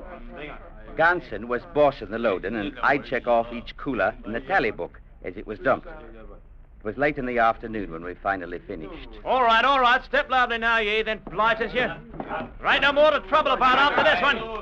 All right, Todd, here's the last one. You got it marked, have you? Right, Ganson. All right, now, you ruddy beggars. Let's take it back and dump it. Come on, put your backs to it now. Eve, here now. Tip her up. Let's go. That's it. Oh, shake 'em out. Shake 'em out, every bloomin' last one of 'em. Come on, shake 'em out. Now, that does it. All right. How many coolers did we have, Todd? 8, 10, 12, 14. How many you 15. count? How many cooler you get? All same me, maybe. 17, 19, Your Honor. 19. Me count all same 20. Well, like as not you miss one, Todd. Give Miss 20. I didn't miss one, Mr. Ganson. The tally is 19. Turn around. You pay me 20. Make what trouble. Sorry, Your Honor. The count stands at 19. Don't be a crazy fool, Todd. Give it to him. What's one cooler, more or less? Me tell Captain Brock. He fix good. That will not be necessary, Your Honor. What is the trouble here, Todd? Haven't you got sense enough to take in a few palm nuts without getting your feet twisted? My feet have nothing to do with it, Captain Brock. He claims 20 coolers, and I counted 19. Then you missed one. Give him 20. Can I do that, sir? You what? Can I sign my name to help cheat the company? Oh, blimey, if it ain't downright mutiny. Shut up, Ganson! Mr. Todd, out here I am the company. Now write out that credit check. Whatever you say, Captain Brock. It's taking your orders like a good chap, Mr. Todd. I thought you'd change I your... told you to shut up, Ganson! Well, have you got it written, Mr. Todd? There you are, Captain Brock. Well, it is lucky you decided. Mr. Todd, you have made this out for 19. Which is, according to my count. Why, you blasted little rat. I'll advise you to stop and think before you move. Well, now, you wouldn't be picking up that shovel with any hostile intent, would you? No, man. No more than you'd be advancing toward me with a hostile intent. Like that, eh? Duana, I'm tearing up this check. I will give you one myself for 20. You always come to me. I will make it right with you. Yes, Captain. All same like you say. Mm-hmm. And Mr. Todd, I will make it right with you, too. You can depend on that.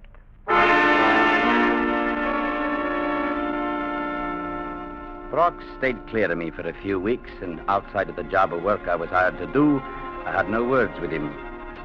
I recalled Mr. Simpson saying to watch out for him. And I was fair certain he was only waiting for the chance to make his move. He outweighed me by 50 pounds, and I knew beyond doubt that I couldn't stand up to him.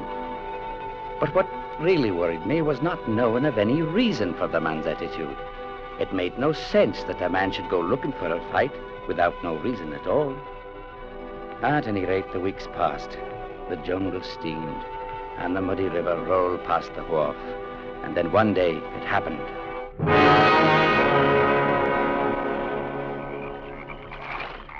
Sunday was my one free day in the week, so I'd hired a canoe and paddled upstream for a visit with a fellow countryman at another trading post, some few miles away. It was just getting dark when I came back to the wharf, and when I got in close, I saw Brock standing there, smoking and leaning on a piling at the far side. The watch boy squatted near the edge, waiting to take the line from my canoe. He caught it and pulled the boat in and made it fast. And I climbed out onto the wharf. You have a good trip, Mr. Todd? Not so bad, a bit hot, that was all. You savvy which place canoe man live? Yes, sir. Live on Breakwater side. Then go tell him, come get canoe. Tell him 2 day pass. I give him check for pay. Oh, yes, sir. Me go now. Tell man plenty soon. Boy, huh? You there. Yes, sir, Captain Brock. Did I give you permission to leave the wharf? No, sir. But Master Todd... Did I tell you you could leave? No, sir. All right. Then go get the head man. Tell him I want him here right away. And you come back with him. But Captain Brock, sir... Move, boy. Yes, sir. All right, Todd. Get up to your quarters.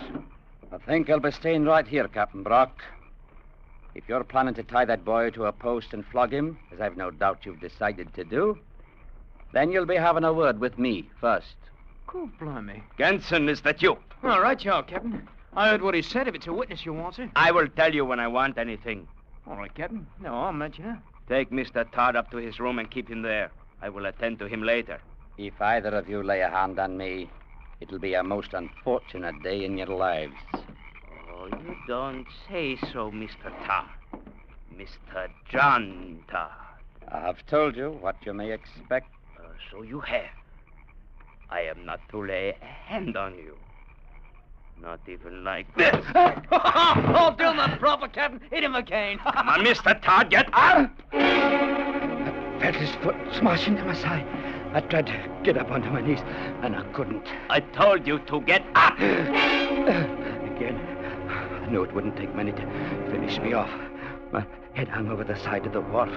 I made one effort and rolled off into the water. Hey, he's gone into the water, Captain. Maybe he can't swim. That is his hard luck. But suppose he drowns. The resident commissioner will be down on us for certain. I don't want no trouble Shut with him. up, Ganson. Yes, sir. He can swim all right. There he is now, climbing out on the bank. Blimey if he ain't. What's the matter, Mr. Todd? You are not leaving us, are you? You have not changed your mind about having a word with me, have you? Mr. John Todd?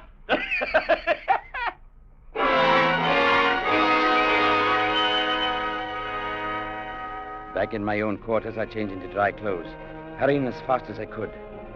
I couldn't have found it in my heart to be angry with the man. He had struck me without warning and kicked me while I was down, and he was planning now to flog a native boy without the lad having committed a fault. It was not a thing to become angry about. Captain Brock had to be punished, that was all. And though it would mean my own life most likely, it had to be done. It was no more than a matter of simple justice.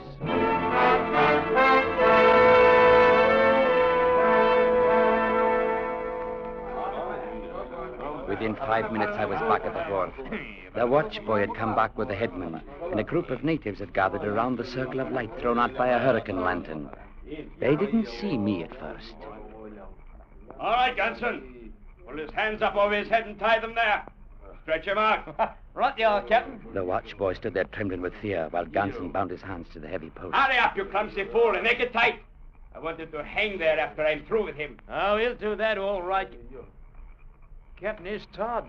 Well, Mr. Todd, you are just in time to see the boy get what is coming to him. Brock, I told you before, you'll not be doing this without having a word with me. I was under the impression that you had already had your word, Mr. Todd. You've been laying into me ever since I came here, for reasons of your own, whatever they might be. And what do you plan to do about it, Mr. Todd? You may be somewhat within your rights in that respect, but you're not so when you hit a man without warning and kick him while he's lying on the ground. Go on, Captain. Give him what for. Go I on. take it then, Mr. Todd, you have objections to hitting a man without warning. Perhaps it is a thing your father would not think of doing. No objections, Mr. Brock, now that I know you do it. For it's a thing that one can do as well as the other. God, blimey, he hit you, Captain. I don't mind, now that I know it. I cuffed him along one side of the head and then again at the other. And while he rocked back from the blows, I clenched my hands around his thick neck and sank my fingers into his throat. Stop him, Captain. Boy, tears out your bloody throat. Stop. Cursed and struggled and twisted, but I held on and kept choking him, clenching my hands tighter and tighter. He struck at me and I let go with one hand and cuffed him again on the side of the head. Blasted look. Oh, that was somewhat of a mistake on my part, for the blow enraged him so he tore himself loose and smashed his fist into my face. You got him now, Captain. Give it to him. Give it to him. I will show you if you can. Kill him, Captain. Go on, kill him. Get up, Todd. Get up. Go on, Captain. Kick his bloody head in for him. Give him a good... Look out, Captain. Look out, he's got your ankles. Let go, you dirty... Have me go to kick a man when he's down, Brack. Here now, here, you ruddy fool. You're breaking his leg. That's right, Ganson. Get up, Brock. On your feet, man. Are you through or only pretended? Come on. Get up on your feet. I can't get up. You kill it. Cool. Blimey, if you ain't broke his blooming leg. I doubt it. I'm thinking it's only twisted. Ganson. Yes, sir. Have the boys give him a hand to his room if he needs it. I'm going to my quarters and clean up a bit. Right you are, Mr. Todd. And Captain Brock, You have no reason to be calling me a killer. I'm a peace-loving man, and I've no good opinion of such things as killing and fighting. You tried to do me in, Todd. You are going to pay for it. I'm going to kill you for it, maybe today or maybe next month, but I'm going to kill you. You can count on it.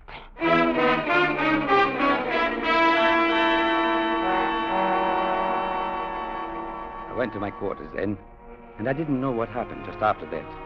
I didn't know about Brock kicking Ganson off the stairs while the little man was trying to help him, nor about Ganson going to the captain's room a few minutes afterwards.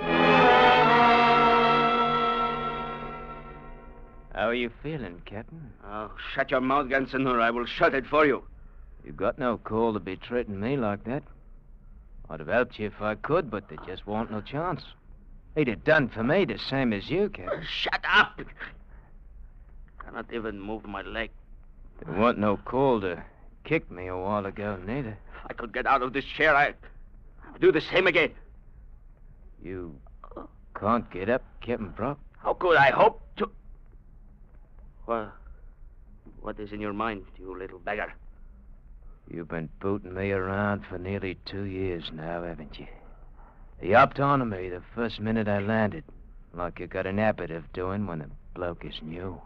And I will break your dirty little neck as soon as I can walk. You've been treating me like a ruddy dog, Captain.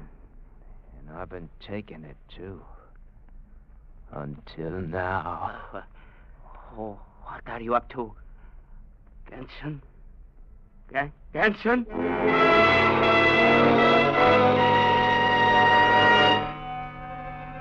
I sat there in my room for a long time, holding the pistol I'd taken from a drawer of the desk. I couldn't see any way out of it. Sooner or later, at the first chance he could find, Brock was going to kill me. And aside from murdering the man in cold blood, I didn't see any way of preventing him. I couldn't leave the trading post, and for certain I couldn't stay on my guard for 24 hours a day. I couldn't say how long it was I sat there, holding the pistol in my hand and trying to think how I might keep from dying, and not even knowing why the man hated me enough to wish to kill me. Then I heard somebody coming down the hall outside my door. I thought for a moment they might be going past, but then I raised the gun and pointed it at the door. Ganson. Ganson. Man, what have you done to your hands? Lance? Oh, you ought to see him, Mr. Todd. You ought to come take a look at him. Oh, blimey, if I ain't marked him up all right. I marked him good. What are you saying, man? What have you done? Him has always thought he was so much, just because he was bigger than me. Oh, I showed him all right. What have you done? Why don't you come take a look for yourself, Mr. Todd? Come and see what used to be so high and mighty, calling itself Captain Brock.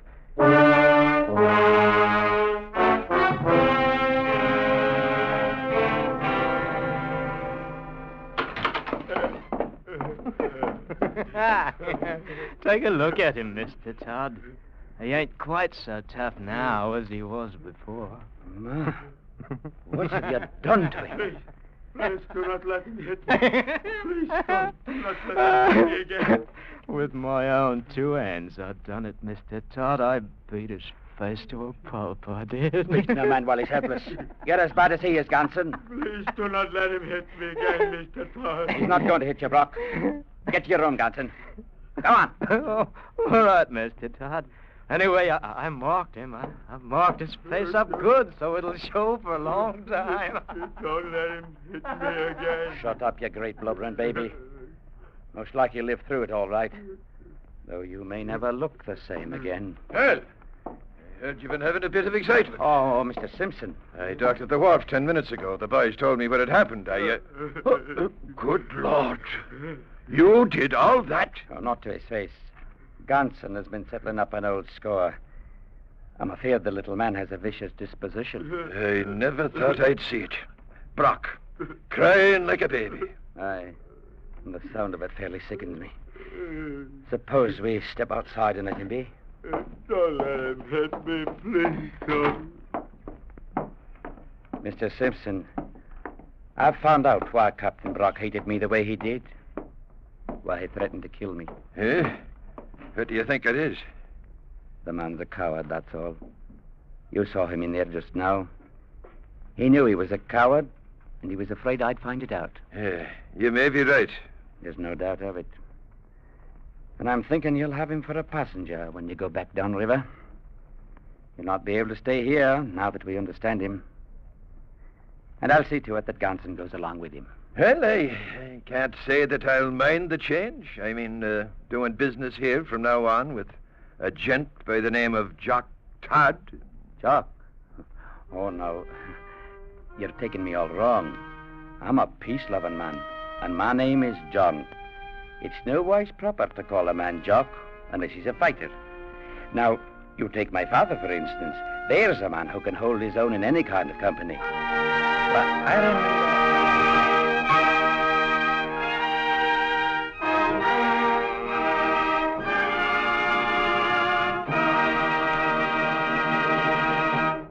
Escape, produced and directed by Norman MacDonald, tonight brought you John Jock Todd by Robert Simpson. Adapted for radio by Les Crutchfield, featuring Wilms Herbert as John Todd, Jack Crucian as Captain Brock, and Tony Barrett as Ganson, with Don Diamond and Paul McVeigh. The musical score was conducted by Wilbur Hatch. Next week. You are rushing forward through time, far into the future, trying desperately to flee the clutching fingers of a band of night creatures, a dreamlike horror from whom there seems no escape.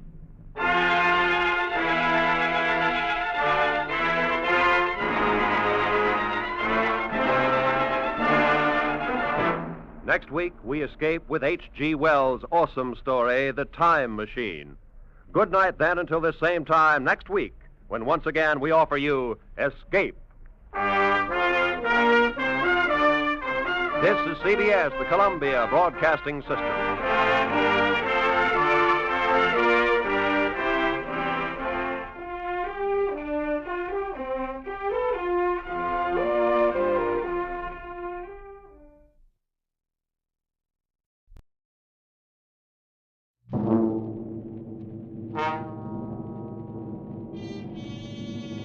Escape.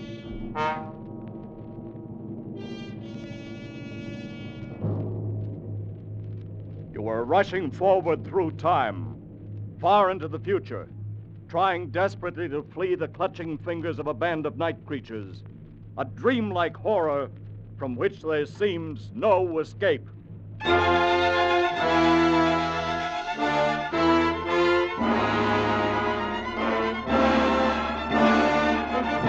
Escape, designed to free you from the four walls of today for a half hour of high adventure.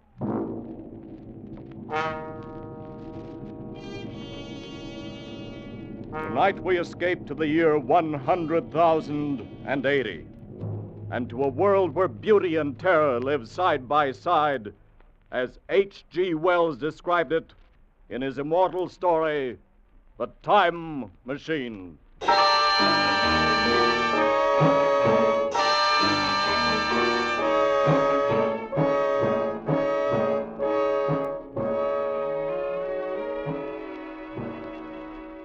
You must be mad, Dudley.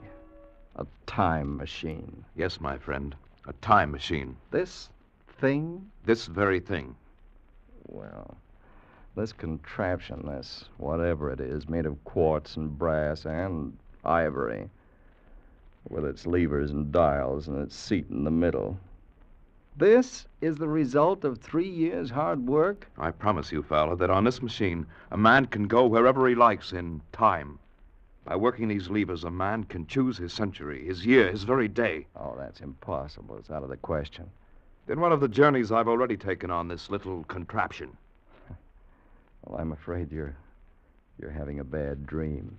You mean I've developed into a liar? Very well, you shall have proof, my friend. How? Just climb on, Fowler. Sit in a seat with me. I'll take you for a little spin. You mean right now? Right now. Well, just in case it should work, aren't there any preparations we should make? No, Fowler. You won't need any luggage on this trip, not even a toothbrush. You'll be back in less than a minute. All right. I'm on. Now what? Hold tight, because it sways a good deal. I'd hate to lose you. Well, I can't be frightened, Dudley. Then you're braver than I am. Tell me, what time is it? It's just 12 noon. Before we start, I want to adjust this control a bit. Is everything shipshape? Oh, yes. Tell me, did you notice anything just then? Only a noise, a humming noise, nothing else. And what time is it? You just asked me, old man. That's funny. What? My watch says 11 o'clock. I could have sworn it was noon a moment ago. Huh. Must be something wrong with it. There's nothing wrong with the watch. It's only that I touched the lever to test it. And we've gone forward a full day. 23 hours at any rate. Dudley. Have you finished scoffing, Fowler? Yes, I believe I have. Then hold tight. This will be the real article. I'm ready, Dudley. Good man. Well, say goodbye, Fowler. Say goodbye to 1948. We went off with a shattering jar. With the machine swaying under us, the walls of Dr. Dudley's laboratory suddenly fell away, and night was speeding after day like the flapping of a black wing. I saw the sun hopping across the sky, leaping swiftly across it every second, and every second marking a day. I saw the moon spinning through her quarters like a ball, from new to full, all in the twinkling of an eye. Trees grew and blossomed like puffs of smoke and then passed away, and all the while we were going faster. And now our pace was a year a second, so that second by second the white snow flashed across the world and was followed by the bright, brief spring. And still we went on into the future. How do you feel, Fowler? Sort of weak and very dizzy. Don't let go. Don't fall off. Where are we? How far have we come? We're in 100,000 and 50 and 60 and 70. That's enough. Stop it, Dudley. I can't stand anymore. Stop it.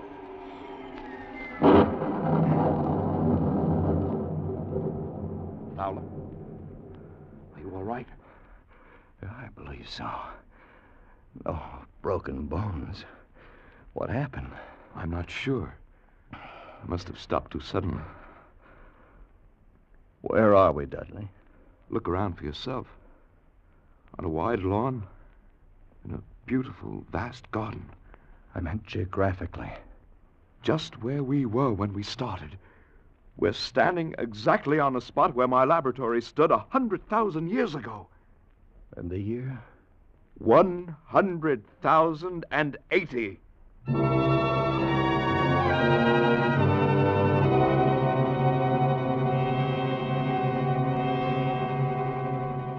It seemed absolutely incredible. A dream, but a pleasant one. For the garden in which we found ourselves was beautiful and summery and inviting. At some distance we could see a large, imposing building. All was quiet and peaceful, almost too much so. And the sense of strangeness, of incredible strangeness, sent a shiver up my spine. 100,080. Dudley, have you thought what we might find here? What manner of man? What danger? I don't see any men at all. Well, perhaps they don't exist at all anymore. Or if they do, what are they like? How have they developed? There's been a long interval between us, more than 100,000 years. We won't know until we see them. And then it may be too late. Suppose the race has lost its manliness and has become a savage animal. Do you want to go back? Yes, Dudley, I'm frightened. Let's go back. Dudley! From over there in the bushes. It sounded human. Come on. But, Dudley, we don't have any weapons. Come on. Oh, it's a child. Look, it seems to be a very small girl. There's been a beast here of some kind. It struggled with her. Look at the marks on her arms. See here, my dear. You'll be all right now. You won't be harmed. Oh, of course, she wouldn't understand English. I don't think it's that. She's motioning us to go with her. I don't believe they have any language at all, Dudley. What about the animal? Did you see it? No, not a glimpse. It was too fast for us. Perhaps we'd better go back, Dudley. The girl seems to be all right now. Leave her like this, without seeing her people and the way they live? You want to go back so soon? Yeah, I've had enough. Well, they haven't, old man. Because they're here. All around us.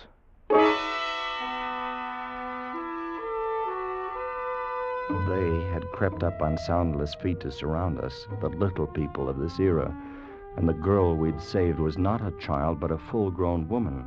For they all stood 4 feet high, dressed in simple tunics, beautiful creatures, but terribly frail, with a plump, soft kind of frailty.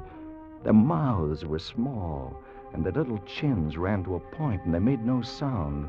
They were like eerie figures in a dream, and all we could hear was the heavy rustling of their clothes as they surged happily around us, their faces wreathed in smiles. Why, they're not savage at all. They're very loving and gentle little people. Yes, but there's something terribly wrong with them. How do you mean? They seem to have the minds of 5-year-olds. This one over here's been trying to talk to me with gestures. Look at him. He seems to be asking me if I've come from the sun or a thunderstorm. How'd you expect them to be? Far ahead of us, of course. Incredibly ahead of us in knowledge and in science. And look at them. Children. Oh, they seem happy in this huge garden of theirs. That's something. I've changed my mind, Dudley. Maybe we shall enjoy spending a few days with our little friends. The little people led us home into their valley. They lived in colossal buildings, sleeping all together in one huge hall, eating in another, playing and frolicking together in the sunshine, and Dudley and I lived with them for days in utter contentment. One afternoon, we walked together along the banks of the great river. There's no apparent difference among the sexes. They all wear the same clothes, have the same soft, hairless skin, same feminine roundness of limbs. Yeah. I wonder if it's because they're vegetarians. Well, they're vegetarians because they have to be. You haven't run across any horses or dogs or cattle of any kind, have you? No, now that you mention it. With good reason. They're all extinct by now. Just as the dinosaur is with us. Dudley, there's something very strange here. Something hidden away and silent. You may be right. Anyway, I've taken the precaution of removing the controls from the machine. I don't much fancy the idea of someone riding away with it into another century and leaving us here for the rest of our lives. Dudley, do you recognize this bit of ground? Why, yes, this is where we landed. I thought so. I wasn't sure. Why do you ask? Can't you see? Look around. It's empty. What's happened to the machine? They've taken it away. They've stolen it. Where, Dudley? Where? Look. See the tracks where they've dragged it? Over here. Come along. Right here. By this monument, the end of the trail. Those are brass doors in the base, and they're locked. The machine, it must be in there inside. We must get it. Break down the doors. Oh, how? How can we? Here, we use the levers.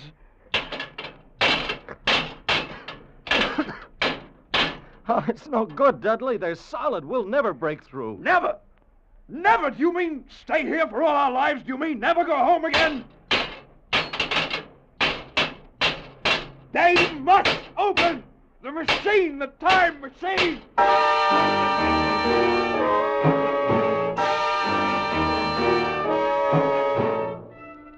The time machine was gone. The brass doors of the monument held. Our retreat was cut off, the thin line by which we could make our way back home, back to our own time and our own people. But there seemed nothing we could do. We had no way of communicating with the little people, of asking what they had done with the machine and why and how to get it back. They merely stood around and watched our vain efforts. There was nothing hostile in their attitude. They were more like simple, wondering children. Only one, the young woman, Weena, whose life we had saved on our first day, had become really friendly. She went with us wherever we walked and brought us presents of garlands of flowers, slept near us at night in the hall, and we in turn had taught her a few words of English. Now, we redoubled our efforts, like men racing against a clock, so that we might speak to her and discover the secret of our immense loss. No, not these, Dudley. No. How can you be so sure that your people didn't steal the machine? Aren't there any thieves among them? Are they all perfect? That's a lot, Dudley. You'll waken them. Besides, she doesn't understand. But the thief must be sleeping somewhere in this hall. Weena, they take machine. No, Dudley. No. Who then? Who? We are friends. Yes. Yes. Friends. We must have machine. Yes, Dudley. Yes. Who took machine? Are there other people? Not yours. Others. What about those doors, Weena? Doors. Open. No. Oh, no. Weena, machine in there must open. No. No, not open. All right, my dear. Go to sleep. Get some rest. Yes, Dudley. Sleep. You too, Fowler. Try anyway. Yeah, I've tried. It's no good.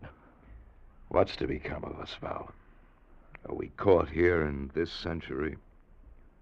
Should we spend our lives with the little people and their secret? Try to sleep, Dudley. We'll go back to the monument tomorrow. We'll find a way of breaking in. Dudley. Yes? Did you just... There it is again. What? Something on my face, cold and filthy to the touch. On my face and in my hair, cold as death. Dudley! You're right, my boy. There's something in here with us. I smell of the grave. What was it? I don't know. But look at them. The little people are all awake. It's as though they've been stampeded. Let's get out of here. I want some fresh air. We went quickly through the hall and outside, away from the frantic rustling of the little people and into silence. The moon was full just overhead, and it was close to dawning. There was a faint sound speeding close behind us, and we turned, our nerves ragged and our muscles tensed. But it was only Weena coming swiftly to join us. Weena, come closer, my girl. Dudley. Tell us, what do your people fear? What makes them afraid? Afraid. Darkness. And there is something. What do you mean, darkness? Dark things. Dark places. Night. Why? Why? I don't know. Why should they be afraid of the night, Dudley? Perhaps it's not the night alone. Dark places. That's our cue. Perhaps it's something underground.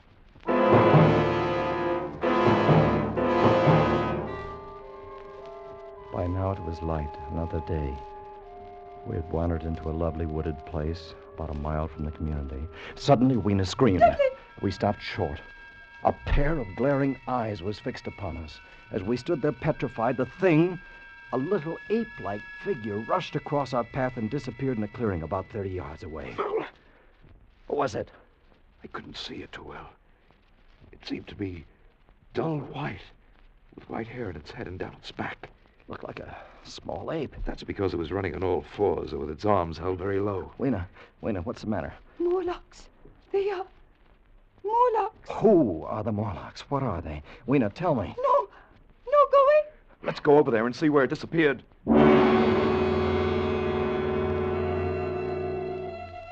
In the clearing, we found a round, well-like opening. I leaned over and looked down a deep shaft, and as I did so, I saw a small white creature retreating down a ladder in the well. Something like a human spider.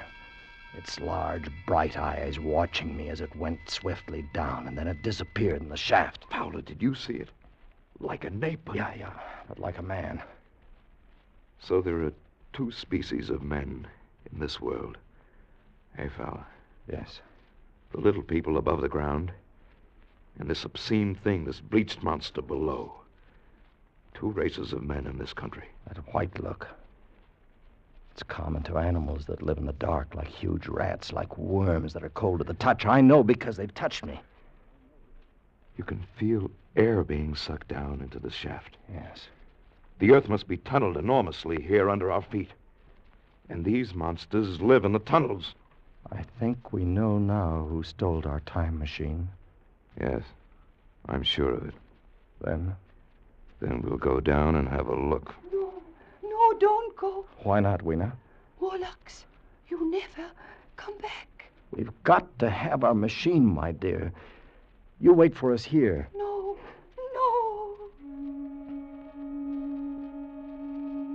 But we went down, our heels ringing on the small metallic bars that were meant for creatures so much smaller than we. Down we climbed, down. down, ever in darkness. Down, it seemed, into the center of the earth, into the core of the world. How much longer? We won't know till we reach bottom. Could only stop and rest. It can't be much further. I'm so terribly tired. Hang on, old man. You hear that? Like machinery. We're almost there. Oh, thank heaven for that. All right, Fowler. I'm at the bottom. Come along, just a few more steps. Give me your hand, Fowler. Good. We're here. Yeah. In the land of the Morlocks. You have a match? Yeah. Here. There seems to be a large vaulted cavern at the end of the passage. What do you suppose they'll do if they catch us? I've no idea, so we'd better take care not to get caught. Another match. That throbbing noise. It's probably the ventilating system pumping air down. There must be thousands upon thousands of these Morlocks living under the earth. And we haven't seen any yet, except for our friend who came down ahead of us. Why do you suppose they wanted our time machine? I think they wanted us, Dudley, not the machine. And we've come to them. We must. It's our only chance. Fowler, if that noise does come from air pumps, yeah? Why is it so stuffy here? So oppressive? Dudley, that smell. Blood. Light another match. Dudley, look. Straight ahead on the white metal table. It's set for a meal. Yes, with a big chunk of bloody meat. And we know that cattle are extinct. What do they feed on, these Morlocks? Don't you know? I guess I do. Another match. All right, Dudley? Dudley? I haven't got any more. We've used our last match. All right, we'll have to go back there then. We know the secret now, anyway. The Morlocks living here underground are the masters of this age. And our friends up above. Fatted cattle, fed by the Morlocks, clothed and supplied and housed until the day when they're cut out from the herd and brought underground as food. This is the future you're looking at. This is what we men of the 20th century shall come to. Dudley, what is it? I felt hands, cold hands. Take one of these levers. Use it as a weapon. Lash out. Against the wall. Fowler, here beside me. Dudley, what do we do? Do! Fight them! Kill! Use your lever man like this!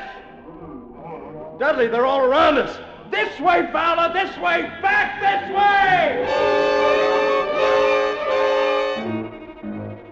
We went back in that evil darkness, fighting every step as we went, back to those projecting bars, kicking and clawing ourselves loose from their pallid, grasping hands and climbing up again toward daylight and freedom, away from their stench and the eagerness of their icy hands. And they didn't follow, for daylight was their enemy and their great fear. And we lived among the lush gardens of the gentle little people like prisoners, like men without reprieve, like men who are dead, though they still walk the earth. For the time machine was locked away behind great brass doors, and we knew we could never force them open. Then, one day, Weena told us of an old building, an ancient, staggering structure that had survived through many ages and was filled with many curious objects. A museum. That's what it must be, a museum, Fowler. Perhaps from some earlier time. Oh, I'm in no mood to go looking at a museum. But don't you see? Specimens are hermetically sealed in museums. Perhaps there are things, weapons, machinery, something we could use. Oh, sure. If we could find some dynamite or gunpowder or something. We could blast those doors. We could get in. Where is this place, Weena? This old building that no one ever goes near. I take you, Fowler. It not far. A chance, old man. A slim chance, but a chance nonetheless.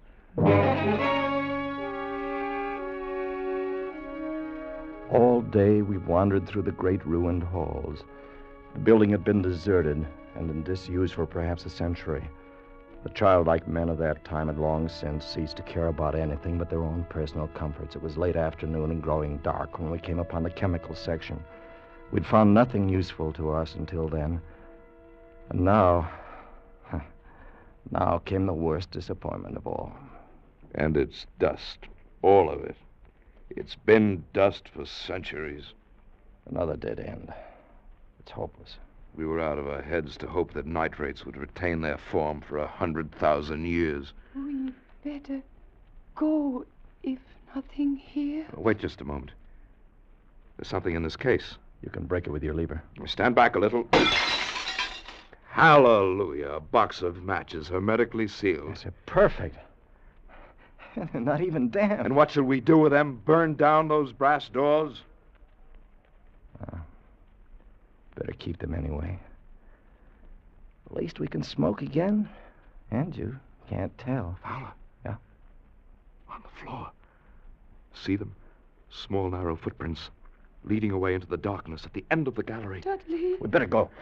Pick Ween up and carry her. We'll have to run for it. Don't be frightened, my dear. It'll be all right. Go on, run!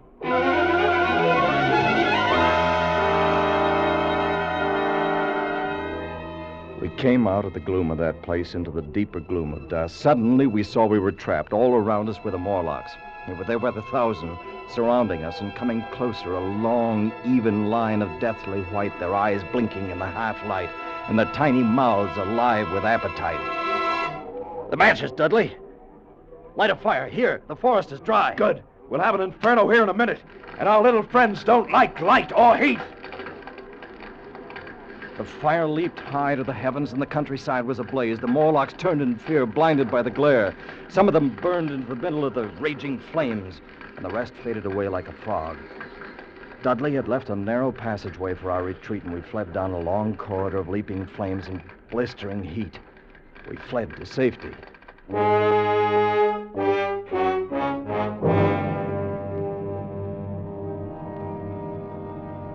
We fled back toward the community of the little people. And as we ran, we passed the huge monument with its great bronze doors that were locked tight on our time machine. And suddenly, in the glare of the distant fires, we saw something that stopped us short. They're open. Fowler, the doors are open. No, not go in, Dudley, no. It's a trap. They're ready for us inside. Ready or not, we're going in. Dudley, it's suicide. It'll take me about 1 minute to screw the levers in again. Then I touch them and we're away. All right. I'll try to give you your 1 minute. Good boy. No, go, not leave me. You, my dear, you hold tight around my neck. You're coming home with us. All right, let's go.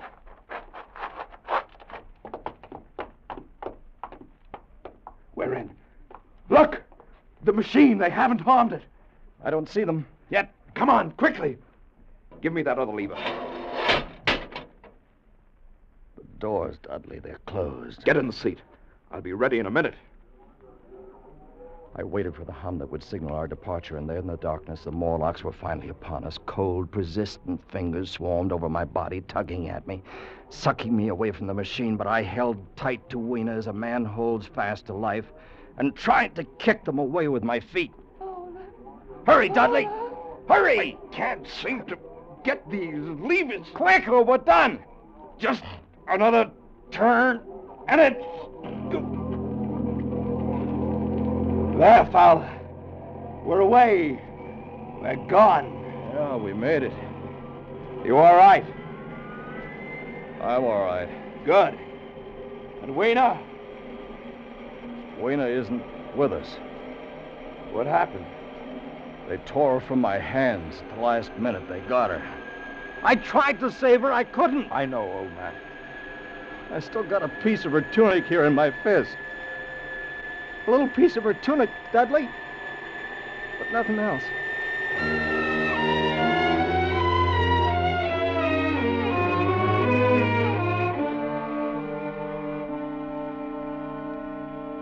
And so we came home again. back into the very minute from which we had left. Back into 12 noon, May 9th, 1948. We were in Dudley's laboratory again, motionless, sitting on the ridiculous contraption which he called a time machine. Was it all a dream? A mad and feverish dream? Did any of it happen? Could any of it happen?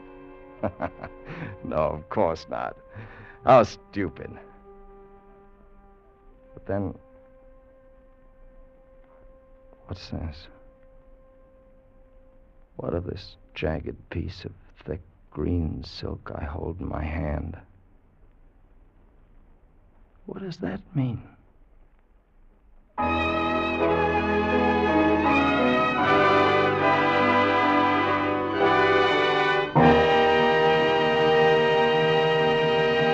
Escape, produced and directed by Norman Macdonald, tonight brought you The Time Machine by H.G. Wells, adapted for radio by Irving Ravitch, with Eric Rolfe as Fowler, Jeff Corey as Dudley, and Kay Brinker as Weena. The musical score was conducted by Wilbur Hatch. Next week. You are wandering in a vast white solitude, torn by the icy blast of Arctic wind, your strength ebbing and frozen death creeping up on you, and behind you a man with a gun from whom there is no escape.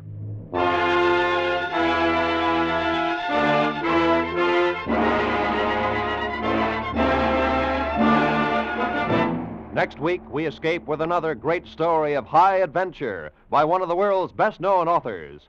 Good night, then, until this same time next week, when once again we offer you Escape. This is CBS, where 99 million people gather every week, the Columbia Broadcasting System.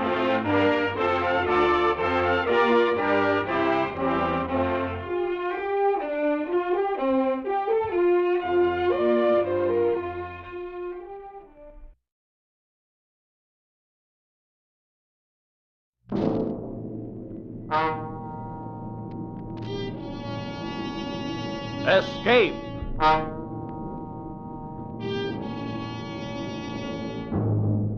You are fighting your way through a frozen wilderness, torn by the icy blast of an Arctic blizzard, and driving you on towards certain death is a man with a gun, from whom you cannot escape.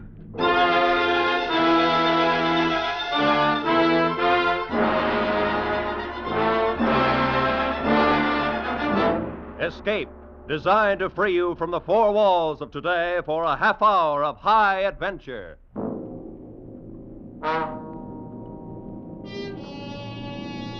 Tonight we escape to the Canadian North Woods, to a lonely wilderness where justice finds strange paths, as James Oliver Curwood told it in his famous story, The Match.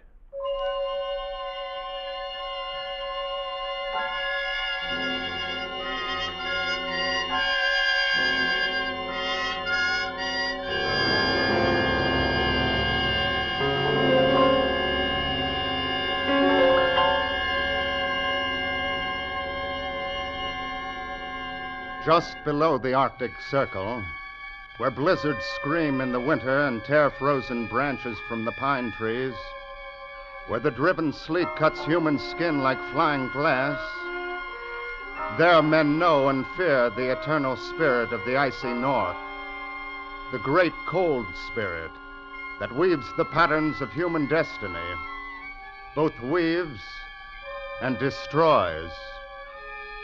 Forever and again, the spirit throws out strange swirls of chance and coincidence that meet eventually in a terrible whirlpool which swallows up the old pattern and creates some new and different one for men to wonder and marvel at.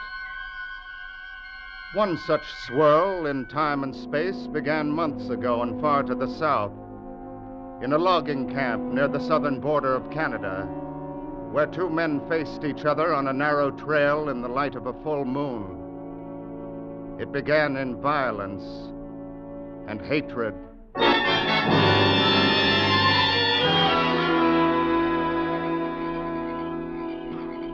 What do you want, Loring? Thorne, I've been talking to Jeannie. She told me what you did. Well, what about it? She told me all of it, the whole thing.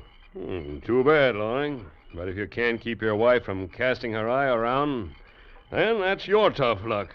There were no eyes cast around, and you know it. All right, then. What are you going to do about it? I'm not sure yet. Then I'll tell you. Nothing. You haven't got a leg to stand on. I'm running this camp and every man in it. And if you don't like what I do, then get out. I'm planning to stay. In that case, you'd better get used to the way I run things. Men and women. And the next time I drop Why, in... you dirty... That's it, eh? Well, then... Drop that knife, Thorne. Drop it! Get up, Thorne. Come on, get up on your feet. Get up, Thorne. What's the matter with you? Thorne. Thorne. That rock under his head. He's dead.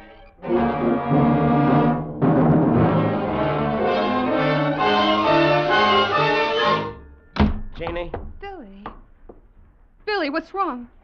Jeannie, I ran into Thorne a few minutes ago. Oh, Billy. Your hands. What did you do? I hit him, Jeannie. He started to pull a knife, so I knocked him down.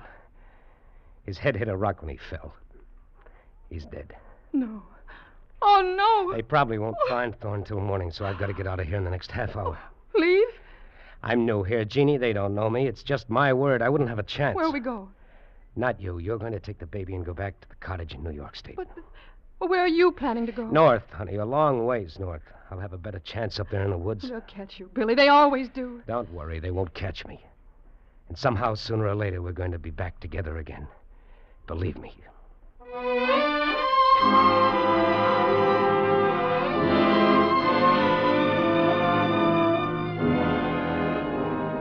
And so in the South, one black swirl of chance is born and moves slowly northward through time and space.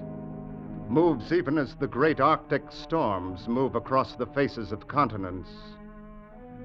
And there ahead of it, among the tumbled ridges of spruce and pine, another swirl of human fate moves at the whim of the bleak spirit of that frozen land. Moves first one way, then another, but centers always near one certain red-coated uniform of the Royal Canadian Mounted Police. Centers on the hard, lean figure of a man called Sergeant Brokaw. Nice shot, Sergeant. Thanks, Trooper. The captain sent me to... Wait. There's one more target still up out there. Dead center. Brother, I wish I could shoot like that. Work on it. Good shooting's something you'll need if you stay in the Mounties. I guess it's helped you plenty of times. Yeah, a few. What have you got there, a telegram? Oh, yeah. It's an order the captain told me to bring out to you. Here. Let's see. Special assignment for apprehension and return of a fugitive. Name, Billy Loring. Height, 5 feet 11 inches. Weight, and so on and so on. Last seen near Hobbs Landing on October 3rd and reported heading north. Wanted for murder. Sergeant Brokaw signed. Instruction, bring back fugitive. They make it sound plenty simple, Sergeant. Bring back fugitive. That's just the way it ought to sound. When you're assigned to bring a man in, you bring him in. That's all there's to it. There's no excuse and no alibi for not doing it. You can take my word on it, Trooper. I've been doing it for 12 years. And so far, you've never missed getting your men? Not so far, not ever. When I go after a man, I'm going to get him, sooner or later. And one way or another, I'm going to bring him back. Every time. And that goes for this, what's his name, Loring. You can bet your life on it.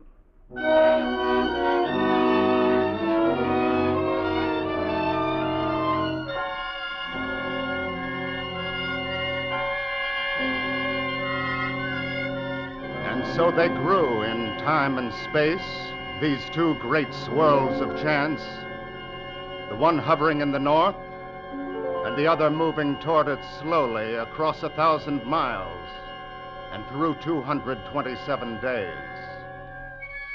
And one night at last, they met in a tiny raw pine cabin hidden in the blizzard-frozen marsh hard up against the Arctic Circle.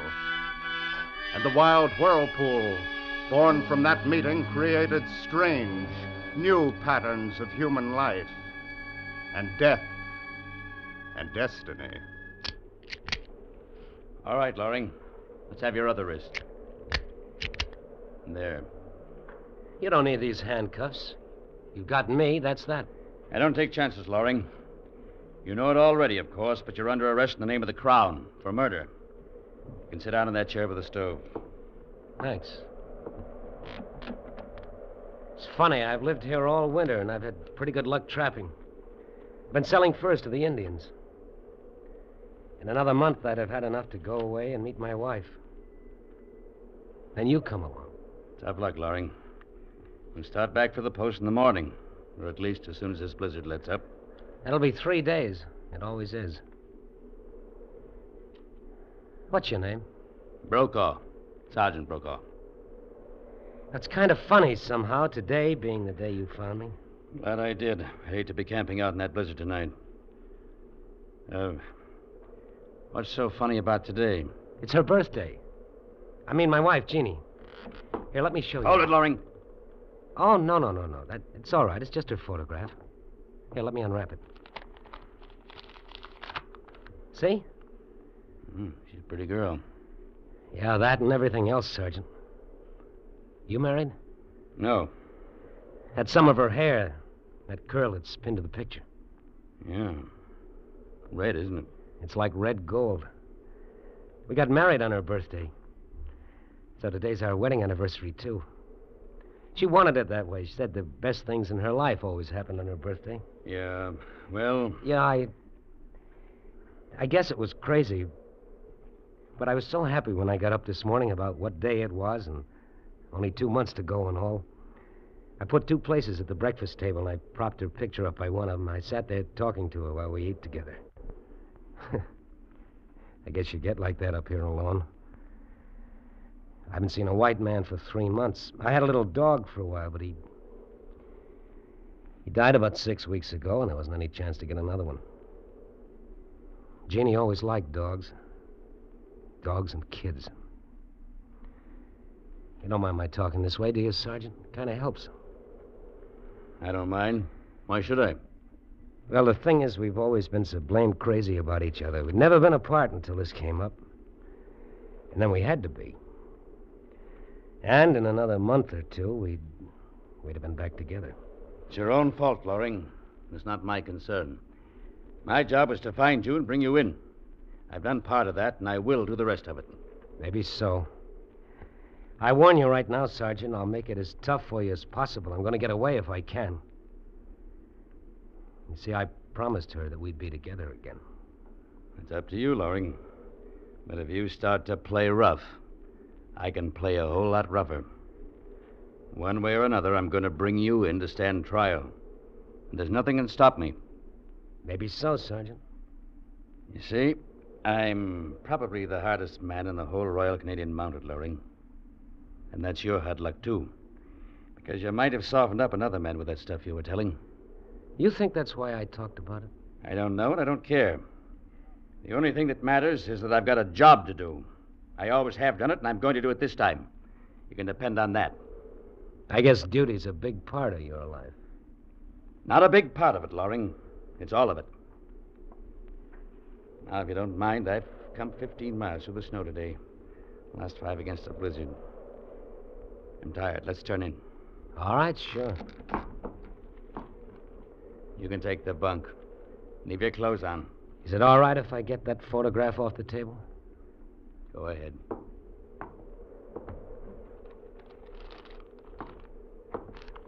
All right. Put your feet together. Huh? What's the chain for? It's another reason to call me hard. I'm going to padlock it around your ankles. You are cautious. That's right, Loring. There. Now call out if you want anything in the night. If you try to get up without calling, I'll kill you. I'll sleep here in the chair. And this gun happens to be cocked. Thanks for warning me. Good night, Sergeant. Good night. By the way, Sergeant Brokaw, Yeah? It's too bad you never got married. Why? Because when you go to sleep, you've nobody to dream about.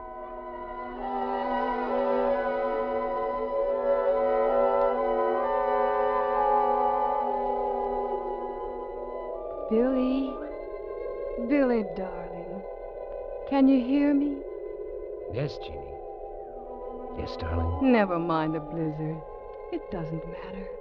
We've been in storms before. Yes, I remember. And today's my birthday. And also the day we were married. Nothing can really hurt us. Everything's going to be all right. Yes, Jeannie. Yes, everything is going to be all right. Billy. Yes, Jeannie?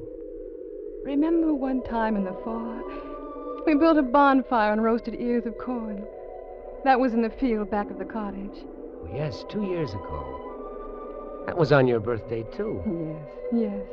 And do you remember how the smoke would always get in your eyes? And how it would follow you around and make you cough and sneeze? Sure, I remember. Remember? The smoke, Billy. The smoke. Sure, I remember. Billy. The smoke. The smoke. What? Smoke. The cabin's on fire. Sergeant. Sergeant Brokaw. What? Wake up. The cabin's on fire. Good Lord. Will you get this chain off my feet? I can't walk. No time. The whole roof's on fire. Here. I'll carry you. Smoke. Can't see the door. Oh, here it is. Well, looks like we made it. Thanks, Sergeant. I gotta get back in there. All our stuff's in there. You can't make it. There goes the roof. I guess you know the spot we're in, Loring. Yes, I know. Our heavy coats, mittens, snowshoes, and all of our food is burning up inside there. And it's 40 below, and the blizzard's just starting. Here, you can't lie there in the snow. I'll get that chain off your ankles. There you are. Thanks, Sergeant. What about the handcuffs? Hey, stay on, Loring. Are you crazy? What difference does it make? We haven't a chance. You know that as well as I do. Yeah, I know. We couldn't be any worse off. We don't even have a match. I saw you fill your case and put it in your coat. It's inside there. We don't even have a match. I know that, Loring. And I know everything else you're going to tell me. You don't have enough clothes to keep us from freezing to death. If we stay here and keep the fire going, we'll starve. It's 60 miles to the nearest post and 20 miles to Thoreau's, the next cabin down the trail. We might make 10 miles if we're lucky. More likely 5. That's right. So why the handcuffs? You've been living up here for 3 months, Loring. I've got an idea you probably know some cabin a lot closer than Thoreau's. Some Indian or a trapper. Maybe not more than 2 or 3 miles away. You want to start breaking trail? Well, suppose I did. What of it? Something good has always happened to me on Jeannie's birthday, and I think it has this time, Sergeant. It's a lot easier to freeze to death than to go back and die the way I'd be doing it. So... Oh. So it's like that. It's like that. Unless you want to make a deal. What kind of a deal? Take off these cuffs, give me that revolver, and I'll get you out of this. There's a cabin, all right. Sorry, Loring. No deal. You're a fool, Brokaw. I got nothing to lose, but you're just tossing your life away. How about it? We'll take turns breaking trail. You can lead off first. We may as well start. Where? Thoreau's, of course. 20 miles. Why don't we sit down and freeze to death here instead of 5 miles from here? Because I'll be 5 miles closer to bringing you in. Come on. You're a fool, Sergeant. You're beaten, and you know it. Why don't you give in? Come on, Loring. Let's get going.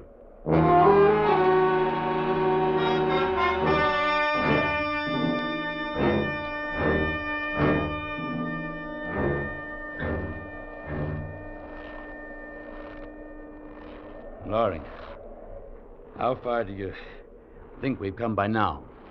I don't know. Let's rest for a minute. Yeah, I'm pretty winded myself. 5 miles, you think? I'd say about 4. 16 more to Thoreau's. Think we'll make it, Sergeant? We'll try it. If we only had some way of building fires, we could stop and get warm once in a while. Not even an Indian could build a fire in this blizzard without matches. Yeah. The wind is slacking off a bit. Which means it'll get colder. Now, we better move on. Sergeant, how about taking off these cuffs? They're freezing to my skin. Look, I'm bleeding on both wrists. Then why don't you take us to that cabin you know about? Want to make that deal? No deal. No deal, no cabin. Then I'm sorry for you, Loring. But the cuffs stay on. Why? What difference can it make? We'll both be dead in 2 hours anyway. If we are, you'll still be wearing those cuffs. And this gun will still be in my holster. Dead or alive, you'll still be my prisoner. The hardest man in the Mounties. Are you ready, Loring? Sure, why not? I'll let out for a while. Come on, let's go.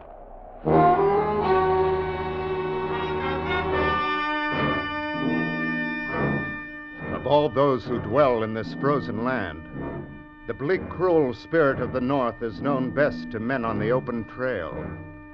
There, facing the breath of the blizzard, eyes blinded by the driving sleet, a man feels his soul grow small within him.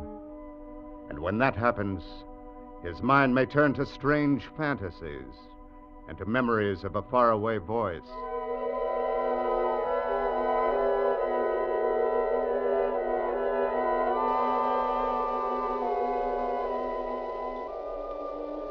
Billy?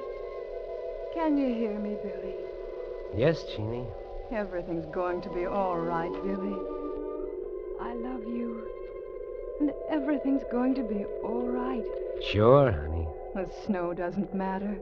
And the blizzard doesn't matter. They'll be gone soon. And there'll be only us. Yeah. I can see you now standing there at the gate. In front of the cottage. That's right, darling. Don't look at the snow and the icy trees and the storm.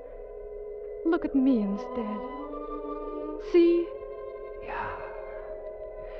It's spring. And the sun's shining. And I'm wearing my hair the way you've always liked it.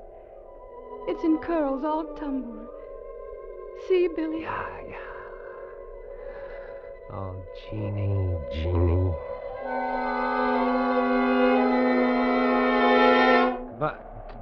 Brokaw? Brokaw, what's the matter? Held tired. Rest a while. You can't lie there like that. You'll be asleep in 5 minutes. That'll be the end. Thoreau's. How much farther? Oh, around 14 miles.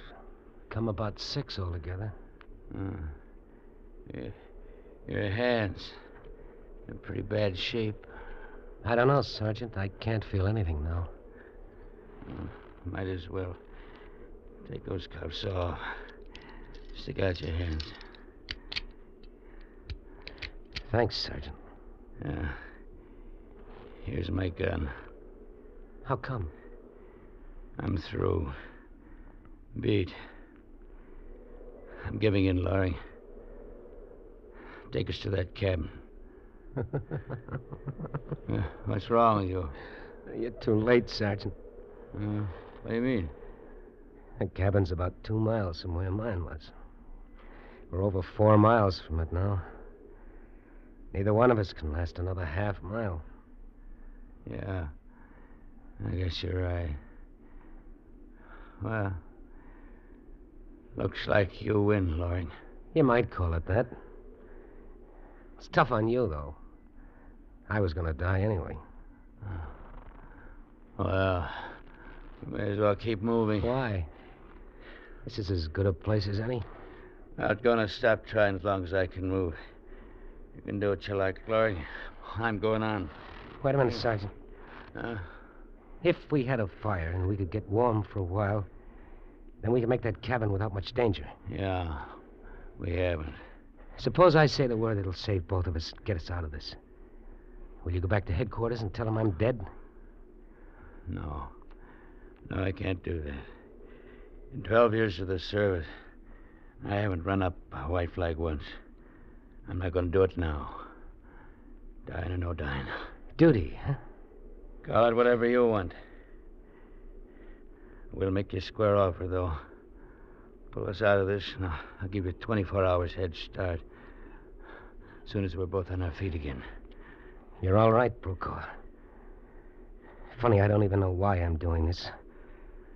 I could have let you go on down the trail there. You'd stumble into a drift and be dead before you'd made half a mile, and I'd have been safe then. Funny, I don't know why I'd do it. Maybe it's on account of her.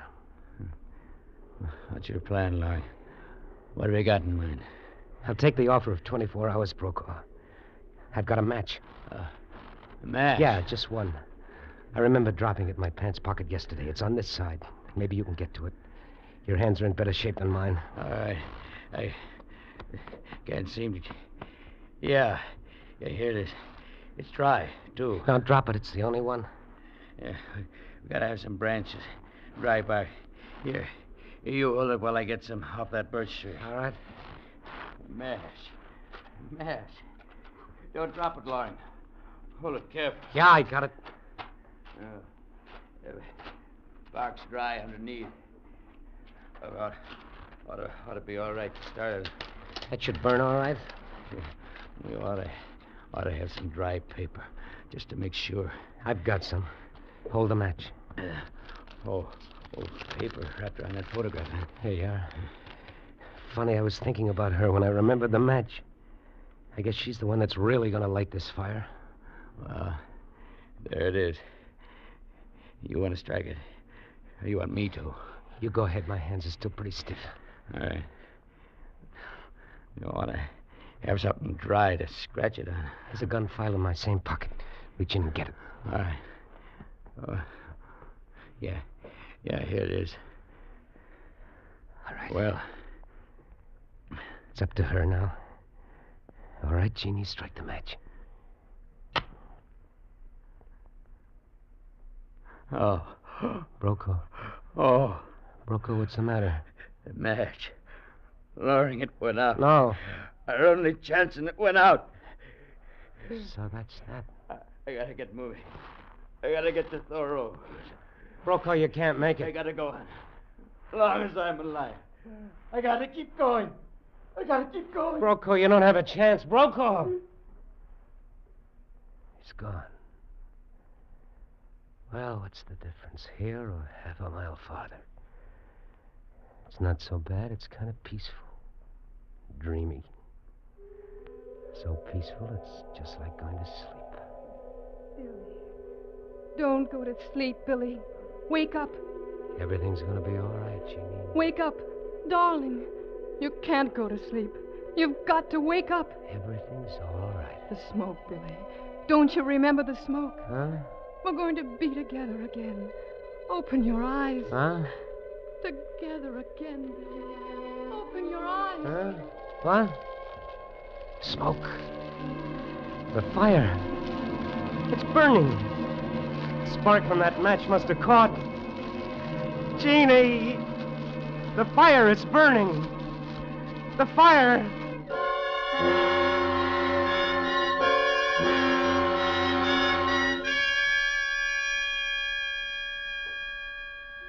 And so one man finds eternal sleep on the frozen breast of the snow, and one man dreams beside a fire, whose tongues of flame are like the red curls of a woman's hair.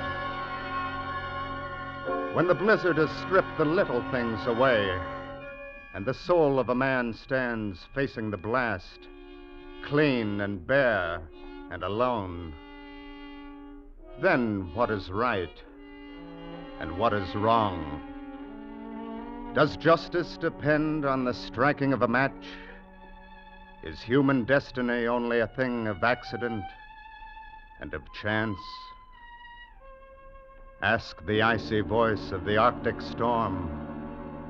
Ask the cold, bleak spirit of the great North Woods.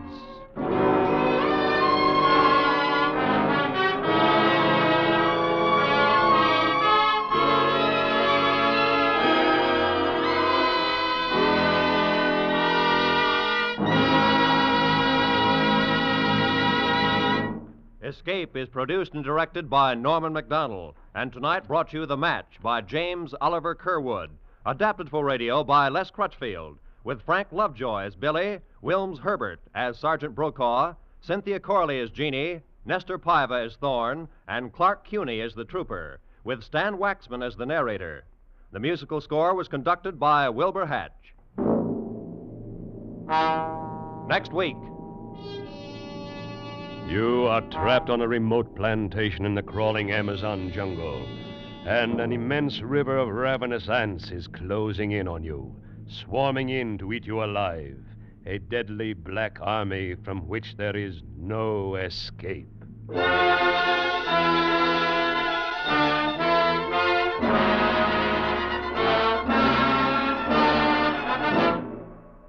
Next week, we bring back the escape story you have most requested in your letters, Carl Stevenson's gripping tale, Leiningen versus the Ants.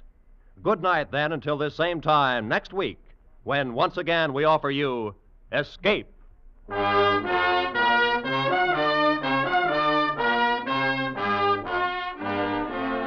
This is CBS, the Columbia Broadcasting System.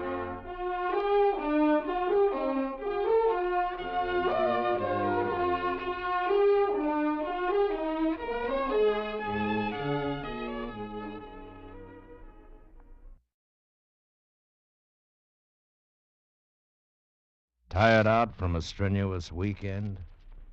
Get a little too much sunburn? Want to get away from it all?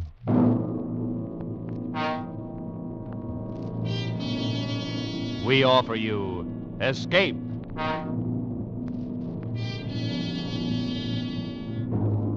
You are stealthily stalking into a silent desert fortress, walking into what you know may be a trap.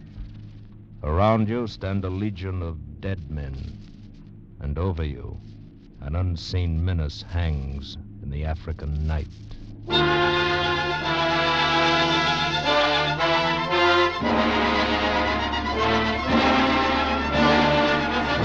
Escape, designed to free you from the four walls of today for a half hour of high adventure.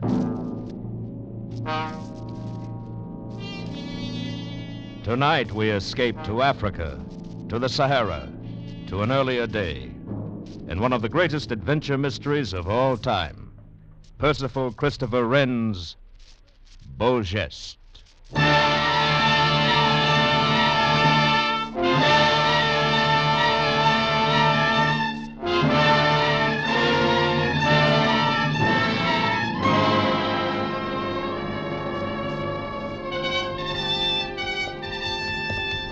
The report had been brought to my headquarters in Tokotu 3 days before, and I'd had the squadron on horse and ready to leave within 10 minutes. We've been on continuous forced march ever since. The Camel Scout had reported that the Zindanov outpost was under attack from a force of at least 2,000 Arabs, and that the tiny garrison had little chance of survival. As we came up to the last crest of sand dunes shutting off our view of the lonely mud fort, I ordered my sergeant major to dismount the men and form skirmish lines, while I rode on ahead to reconnoiter. At the top of the ridge, I reined in my horse and sat staring in amazement. Over the 200 yards of bare sand stretching up to the walls of the fort, nothing moved. There was no sound, no sign of life. The oasis off to my left was deserted.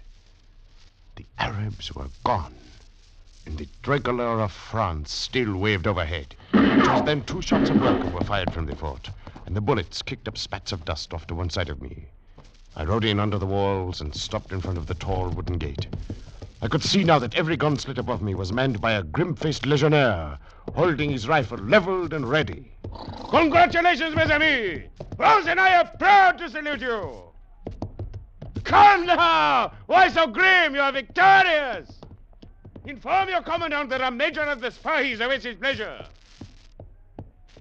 Legionnaire! You up there with the pipe in your mouth. Go inform your commandant, you hear me? Is everything in order, mon commandant? I'm not sure. Bugler, sound the regimental call.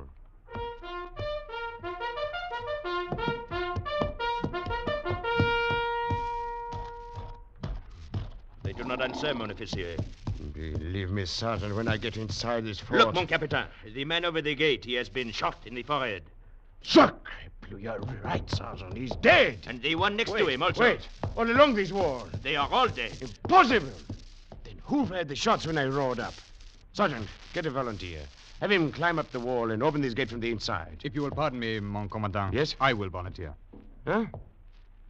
Oh, all right, Bugler, go ahead. Oui, mon commandant. Sergeant, this could be a trap.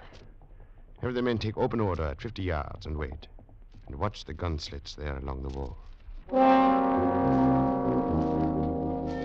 And wait we did. 5 minutes, 10. The men began to look at one another and to stir uneasily. The fort was silent. Nothing moved. 15 minutes passed. The gate was not opened, and the bugler did not come back. Finally, my sergeant and I climbed the wall ourselves, and we searched the eerie outpost room by room. But we could find no sign of our bugler, nor of any other living soul. The bodies of the entire garrison were on the battle ramp at the top of the wall, their heads and shoulders jammed grotesquely into the gun slits where someone had propped them, while their dead hands clutched the rifles they would never fire again. Only 2 bodies were not so placed. One was that of a light-haired young man who lay peacefully on his back, his hands crossed over the rifle wound in his chest. And the other body... This one was the commandant. See, he wears a gold star. So he does, Sergeant. But he also wears a French bayonet in his heart. He was murdered by one of his own men. Rifles fired from an empty fort. The bugler has disappeared. I do not like this place. How in the name of heaven did they stab him? His revolver is still in his right hand. And in the other, a scrap of paper. Perhaps the paper explains all of this, eh? Perhaps. To the High Commissioner of Scotland Yard, I hereby confess fully and freely that I, and I alone, stole the great sapphire known as Blue Water. Signed Bierce. What's this all about? What does this mean? Mon commandant, these things are impossible, but they have happened. They do not make sense. Why do we not go outside? Well, this was not to be the end of it. Shortly after dark, a tongue of flame flared suddenly in the heart of the silent fort. And in a matter of moments, the whole interior was ablaze, throwing a great pillar of fire up into the black desert night. We sat and watched it burn. There was nothing else to do. And as I stared at the leaping flames, kindled by some unseen and unknown hand, I realized suddenly that neither I nor any man alive would ever know what strange things had really happened here at the lonely fort of Zinterneuf.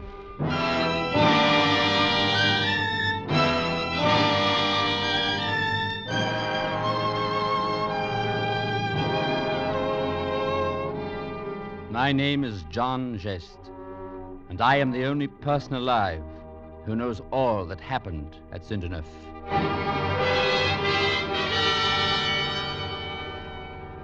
My 2 brothers and I grew up at Brandon Abbas, south of London.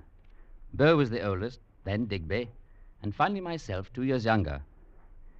I can remember very little of those days as I look back, except that we were happy, as only young boys can be. We read thrilling tales of the French Foreign Legion, sailed toy boats on the Pound, and gave flaming Viking funerals for the tin soldiers who fell in our battles, burning them on funeral pyres of kindling wood, with toy dogs and horses at their feet, while Digby blew taps on his trumpet. Our only queen was cool and lovely Aunt Patricia, with whom we lived. Her husband, Sir Hector, was seldom in England, and if the hurt in Aunt Patricia's eyes grew deeper with the years, while the great estate fell slowly into ruin, then we children knew nothing of it. There were the 2 girls, of course, our cousins. Only girls didn't count at that age. But those days are far away now, and gone forever. And I can remember clearly only that one last night when the 3 of us came home from Oxford. Our cousins were there, and we were all together for the holidays. It was on that night the story of Zinderneuf really began.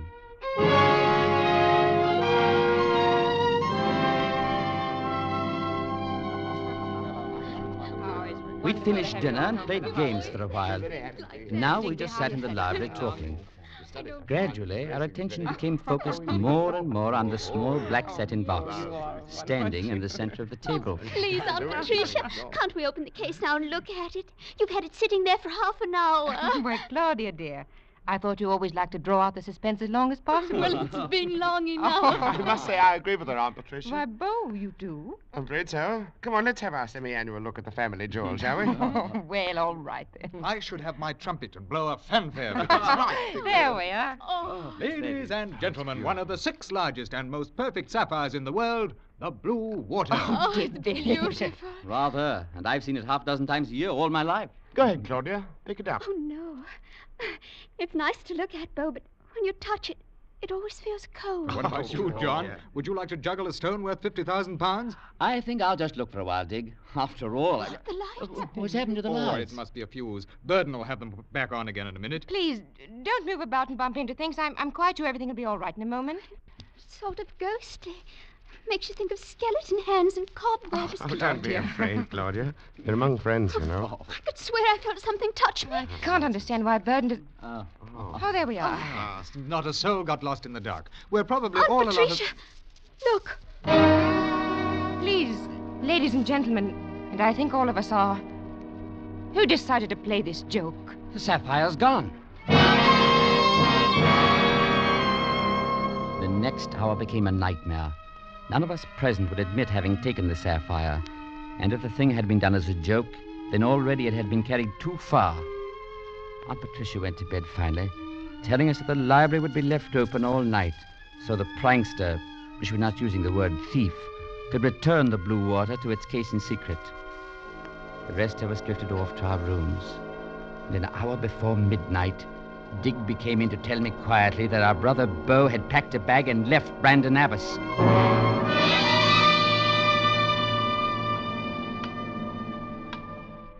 I turned out my light and sat there in the darkness, listening to the ticking of the clock. I was not surprised when 2 hours after midnight, I heard a sound below my window and looked out to see Digby slipping off down the drive. I was fairly certain that neither of my brothers had stolen the sapphire, but I understood what they were doing. Gallant as always, Bo had run away to draw suspicion from those innocent ones who might be hurt, and Digby had followed in order to split up the search for Bo. I could only guess where they'd gone, but long before dawn, I decided where I must go and what I had to do. And so it was that 5 days later, I walked into the Fort Thérèse, into the recruit barracks of the French Foreign Legion in Algeria. And if they refer to this cattle barn as a barracks, heaven knows what the output... Digby, look who just came in the door. Good Lord, Bo. It's John. Hey, John. Hey, youngster, come here. Digby. Bo. Hello. Oh, I'd have wagered 10 to 1 I'd find you in the Legion. You brainless young idiot. Both of you. Why? What's wrong, Bo? Oh, Bo wanted to be the only noble one in the family, John. Pay no attention to him. Well, there was no need for all of us running away. After all, I stole the blue water. Don't really say how you could have, Bo, since I brought it with me. Had a deuce of a time getting it through customs. Oh, you did Oh, you? now, look, you two. I've had that sapphire all the time. And if either of you would like to take a look at it... I wonder who did steal it. What's the difference? It's driven all 3 of us into the Foreign Legion now. And we're in for 5 years, whether we like it or not. Fine. What do we do? Well, we haven't done anything yet. It's supposed to be some kind of an inspection any minute. You know, you shouldn't have come, either of you. But, well, I'm glad you're both here. Thanks, Bo. So am I. I can't say exactly what we're in for, lads, but we're in it together. Attention! Oh, Lord. I think we're supposed to stand up. What is it, a man or a gorilla? I think it's Sergeant Lejeune. The other men say he's a killer. Hold them there, my dirty little dogs.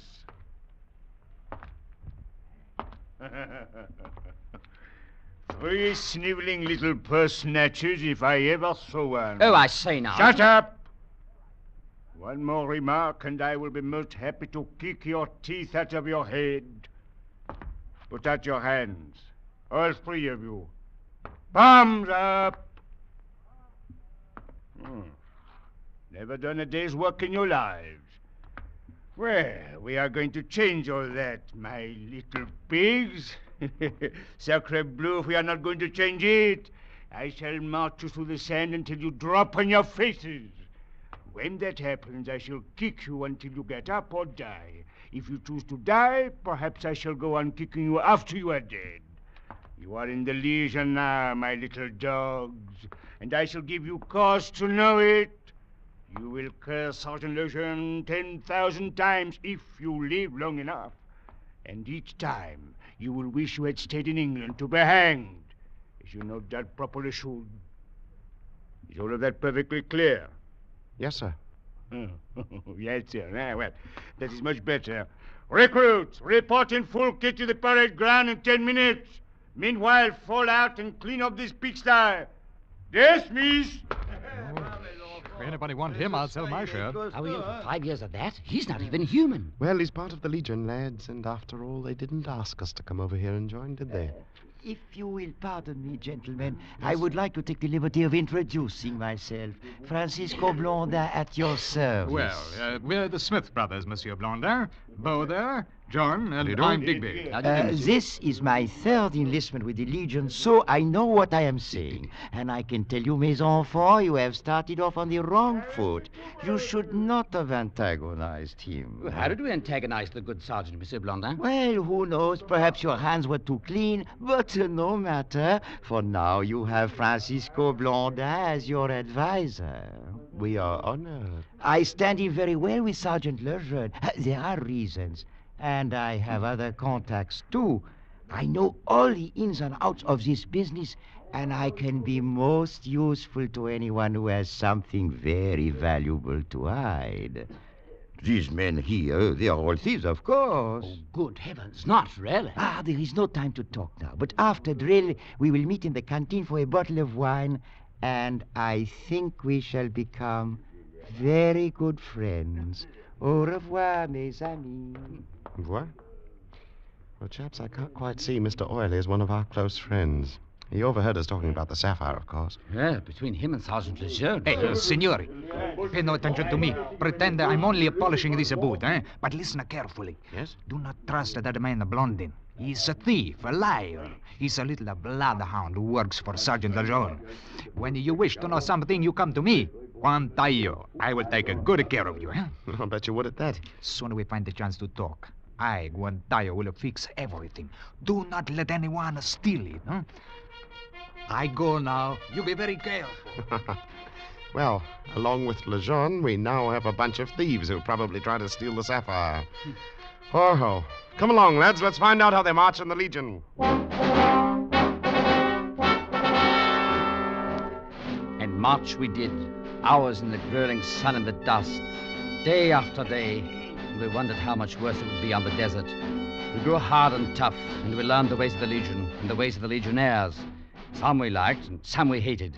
But either way, we learned to live with them, talk with them, drink with them. We became soldiers, Legionnaires. We longed for active duty, and we got it, even sooner than we hoped. Gardez-vous! Défilez par fil de côte! And avant! March! We marched out of Sidi Bel Abbes to the south, and we learned how beastly cruel the desert is. Le cafard broke out the second week. That madness that comes when the brain is cooked by the sun. And men became gibbering idiots and died.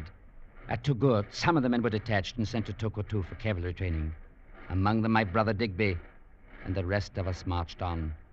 2 days later, our commandant went mad and shot himself, and the detachment's command passed to Sergeant Lejeune. On southward, we marched to the last southern outpost, straight into the mouth of hell, the fort at Zindeneuf.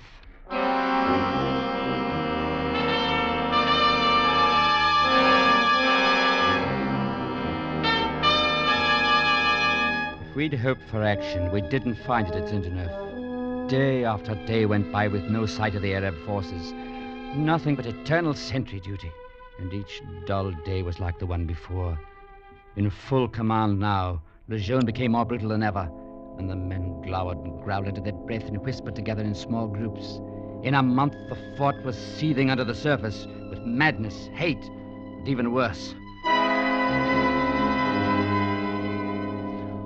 Off duty for the moment, Beau and I were sitting at the oasis and talking one afternoon when we heard someone coming toward us across the sand. Uh-oh. Hold on to your watch, Johnny. Here comes that little weasel Guantayo. Buonasera, signore. You haven't seen no one around, huh? Not a soul, my little puppy. Goodbye. No. I must talk with you. You should know what is going to happen. It must be good. It couldn't be any worse. You, of course, know the legionnaire named Schwartz, the one who was once a butcher? I know him. What about him? Perhaps he's going to become a butcher again very soon, signore. Perhaps he's going to kill a pig. There are no pigs here. Oh, but there is one, a great fat pig, a real commandante of a pig. Lejeune. I did not say that. Mutiny, huh? It may take a lot of butchers to kill that pig. There are a lot of butchers, but for you two, the question is whether to be pigs or butchers, huh? We shouldn't like to be butchered, of course, but neither would we like to be eaten by the pig. It's very difficult, but you must decide. It will happen soon. Suppose the butchers did kill the pig and started across the desert. They'd be dead in 3 days, of thirst or from the Arabs. One must take chances. Besides, this Lejeune, he plans to kill you for the great jewel which you have. I heard him tell Blondin. I see. Well, we'll let you know, Guantayo. No, decide quickly if you wish to live. I must go now. Say nothing to anyone. Beau? Rather think we're going to die, one way or another. Glad Digby's out of it. So am I. Well, we'll wait and see what happens, shall we? But we were not forced to wait any longer than that same night. I was awakened an hour before dawn by someone whispering in my ear. It was Lejeune, and he held a pistol in his hand. If you make one sound, I shall blow your brains out. Follow me. I followed him quietly out of the barrack room with its rows of sleeping men, and we stood beside the oil lamp that burned in the caserne. I've been informed of a plot to mutiny, and I've been told that you and your brother have not joined it. I'm going to nip that little scheme in the bud. Do you understand? Yes, sir. Eh bien. You will go back in there and wake your brother while I keep you covered from the door. I have 2 rifles here. Your brother will take one of them and kill any man who tries to leave his bed. You will take the other and come with me. We are going to disarm the guard. Whatever you say, mon commandant. Va bien. Come on. We left Beau on guard at the barrack room door and made our way through the sleeping fort, up the ladder to the battle ramp. Everything is very quiet up here, mon commandant. I have just ordered the sentry into the guardhouse, and the arsenal is locked. Bien. Go down to the guardhouse and take their guns. Tell them 2 rifles are covering the door, and any man who steps into the light will be shot. Oui, mon commandant. Portez-vous bien. We stood there on the ramp, our rifles aimed at the square of light in the doorway, and we waited. I watched the first grey light of dawn filter over the walls and wondered if Lejeune was going to get away with it. I was given no chance to find out. Lejeune, look! Outside the fort! Arabs, thousands! Sacre nom du cochon. We are under attack. Blondin, turn out the guard, open the arsenal, and pass out the guns. Bugler, sound us arm! Look at the little pigs out there, sacre bleu, but they'll find before they're done it's Lejeune they're fighting. Come on, soldier! Fire that gun!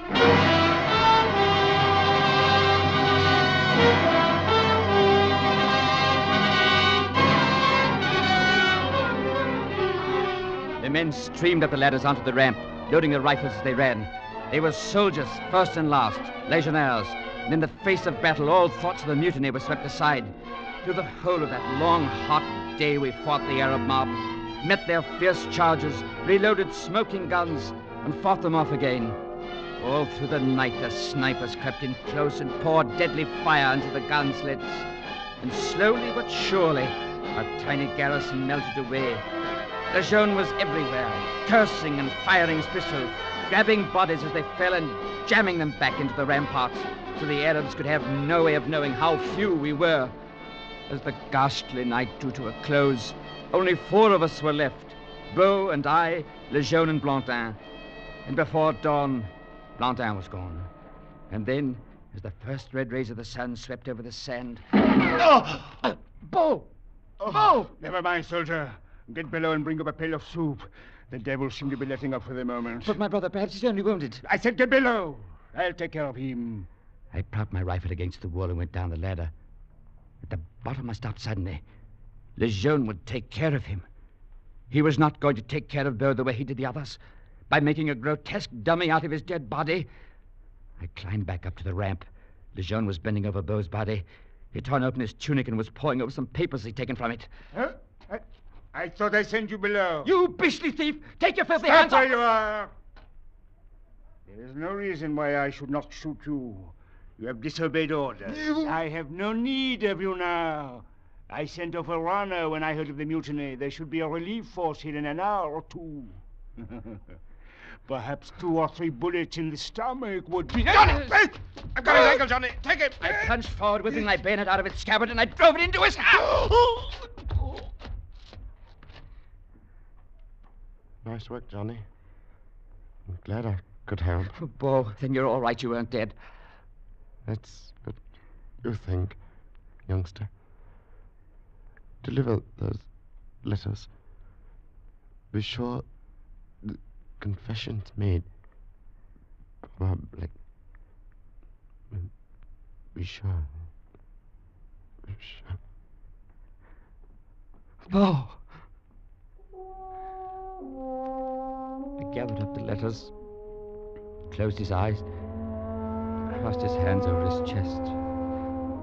There's nothing else to do.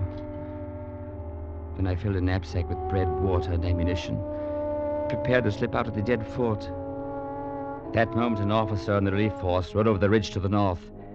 I wasn't sure whether the Arabs were still in ambush, so I fired 2 shots to warn him, then slid over the wall on the far side and sprinted for the nearest sand dune 100 yards away.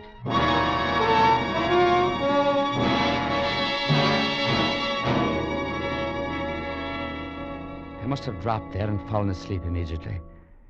When I woke up, it was dark, and the moon was just rising behind the black walls of the fort. And even as I watched it, a tongue of flame shot up, and in a moment the whole interior of the fort was ablaze. But why? Why was the relief force burning Saint-Denis? Just then the figure of a man slid over the wall nearest me and came running in my direction. I raised my rifle. Halt, you're covered! Huh?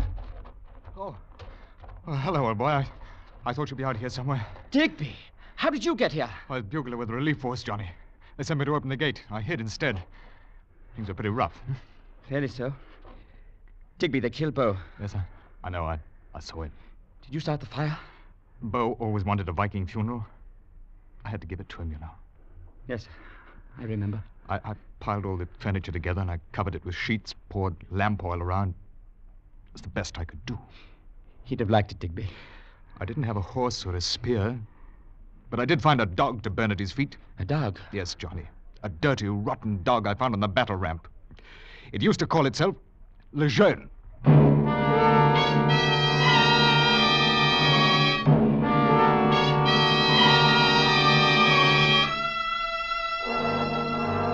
What came afterwards, how we fled southward for many weary miles across the desert, fought bandits, starved and thirsted. All those things matter very little now. It suffices to say that the day did come when I sat once again in the great library at Brandon Nevis, in the same room where it all began on that other night, long before. And I told the story to Aunt Patricia. Oh, it was all so completely horrible. And so useless, John. Why did Beau steal the sapphire? Why did he have to do such a thing? I couldn't say, Aunt Patricia. So useless. I have a letter here that he left for you. I haven't opened it, of course. Please do so at once, John. Very well. Read it to me. He says, "My beloved Aunt Patricia, if I may still call you that. When you read this, I should be dead. I took the blue water, of course, or rather the imitation which you had made after you sold the real stone. Oh, yes, Aunt. I knew about that. You wanted the money for the tenants on the estate. I approve. But I also knew how much you feared Sir Hector would find out. I thought that stealing it might help you. If I was wrong, I only hope that you may forgive me. Oh, dearest Beau. For my part, I remain affectionately, as always, your own Beau Geste.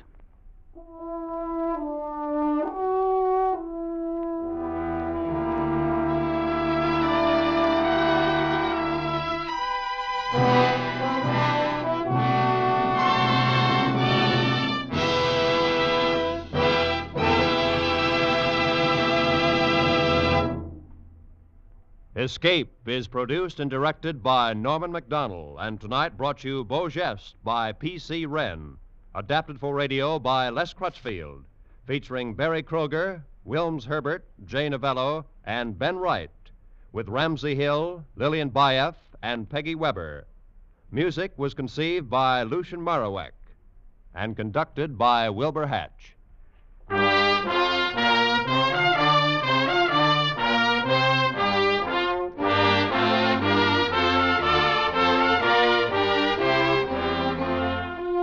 Roy Rowan speaking. This is CBS, the Columbia Broadcasting System.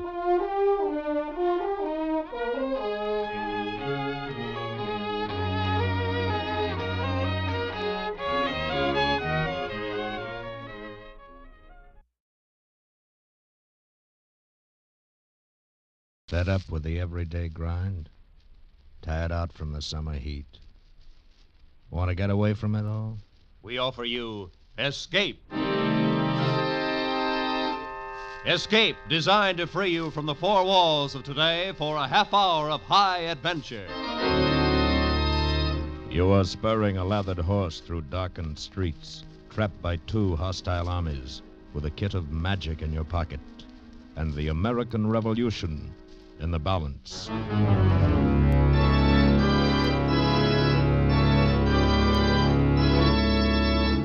Tonight, we escape to an earlier day and to the workshop of a famous wizard, as Stephen Vincent Benet told it in his delightful story, A Tooth for Paul Revere.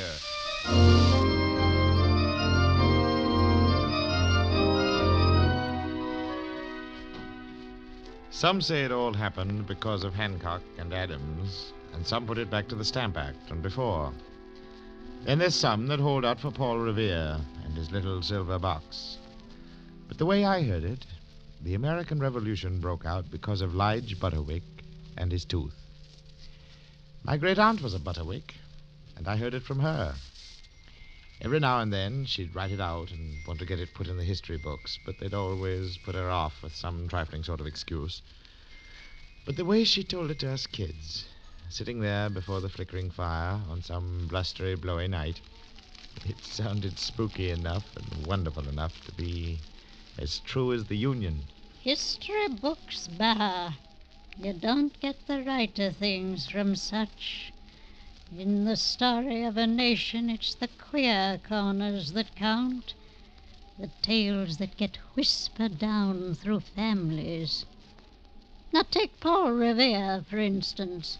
All most folks think about is his riding a horse, but he was a silversmith by trade, and there was a kind of magic in that hand of his. I could see just a little bit farther into the millstone than most folks, and in that little shop of his on those fateful nights, he sat over a miraculous flame and brewed the revolution in a silver teapot, and then he put it into a little silver box, no bigger'n this. Yes, that's the way my great-aunt talked about Paul Revere, and the chills ran up our spines.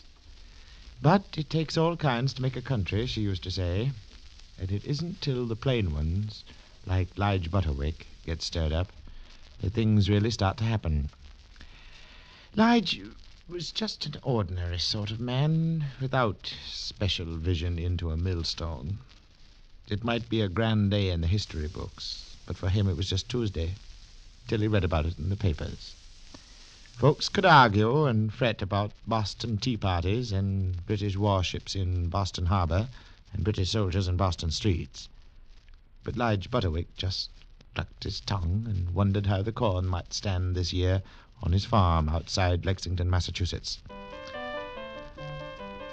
One day, Lige Butterwick woke up with a toothache. The hot salt pack and the tansy tea his wife fixed for him didn't seem to help much. On the third day, Mrs. Butterwick tied a string to the tooth, and Lige stood by the door. You ready? Uh-huh. Well? Marthy, when it came to the pinch,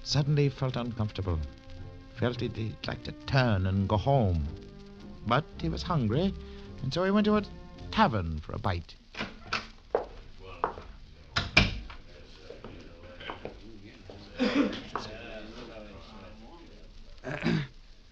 Good day to you. And what may I do for you, stranger? Just a bite and a sup, if you're serving. Aye. Have a seat. You'll be served. Thank you.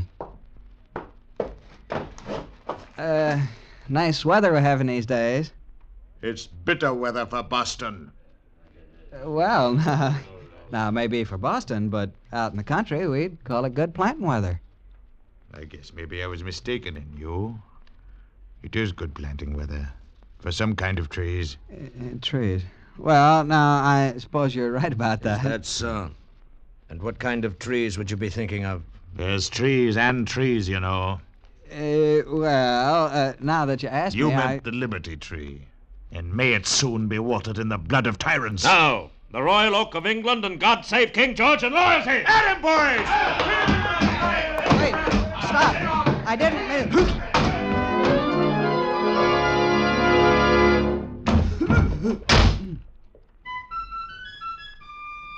Glory. I always heard city folks were crazy.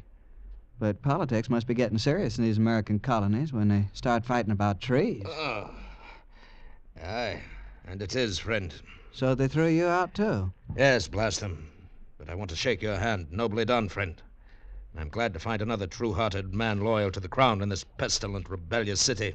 Well, I don't know as I quite agree with you about that. But I came here to get my tooth fixed, not to talk about politics. And as long as you've spoken so pleasant, I wonder if you could help me out. You see, I'm from Lexington way, and I'm looking for a fellow named Paul Revere. Paul Revere? No, so it's Paul Revere you want, my worthy and ingenious friend from the country. Well, I'll tell you how to find him. Good, I thank you. You go up to the first British soldier you see and ask the way, but you'd better give the password first. Password? Yes, you say to that British soldier, "Any lobsters for sale today?" And then you ask about Revere. But why do I talk about lobsters first? Well, you see, the British soldiers wear red coats, so they like being asked about lobsters. Ah. Just try it and see. Just try it, my friend, and see.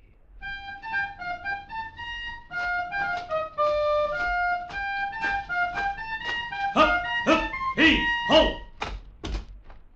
Pardon me, sir. Do you have any lobsters for sale today? What? How dare you? Seize that man!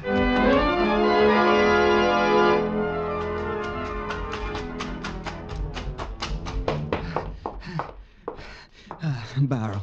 Place to hide.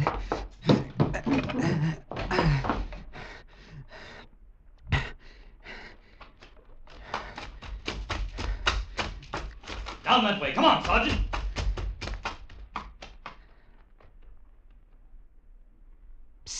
Huh? You can come out now. They've gone past. Oh, yes, thank you. My sakes. Look at your clothes. That was a tar barrel you jumped into. Yes, I'm a sight. What were they chasing you for? I really don't know. Guess I didn't give the right password. Password? Yes, but all the same, I don't think soldiers ought to act like that when you ask them a civil question. But city folks are soldiers. They can't make a fool out of me. I came here to get my tooth fixed and get it fixed at will if I have to surprise the whole British kingdom to do it. Good for you, sir. Can I be of any help to you? You can, boy. Tell me where I may find the silversmith, Paul Revere. Oh, that's easy. Right before your eyes. There's a sign hanging down by the wharf, and that's his shop. I work there. Well, now, those soldiers did me a good turn after all. Come on, boy. Now maybe I'll get my tooth fixed. Then Lige Butterwick was in the shop of Paul Revere, silversmith, goldsmith, jack of all trades, sculpturer of artificial teeth, brewer of revolutions, wizard.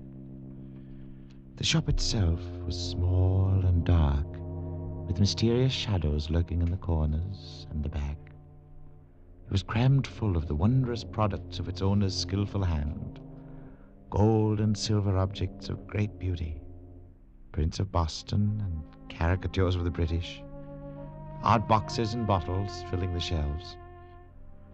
this particular moment, it was also full of customers, and Lige Butterwick, with the cautious shyness of the countryman, sank back into a corner seat out of the way and watched as Paul Revere waited on several customers.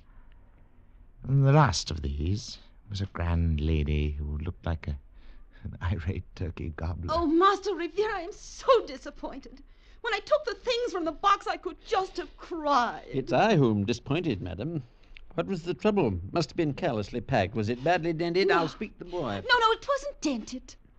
But I wanted a really impressive silver service, something I can use when the governor comes to dine with us. I certainly paid for the best.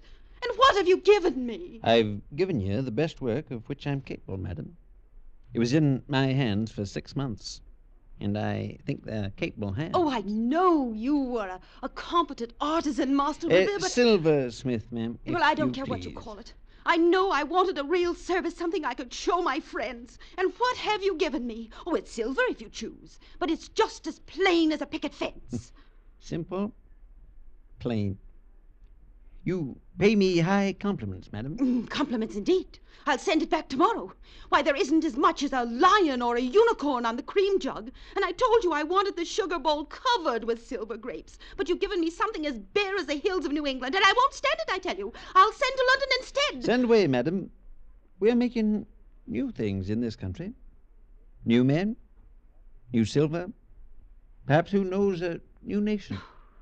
Plain, simple, bare as the hills and rocks of New England, graceful as the boughs of elm trees. If my silver were only like that indeed. That's what I wish to make it.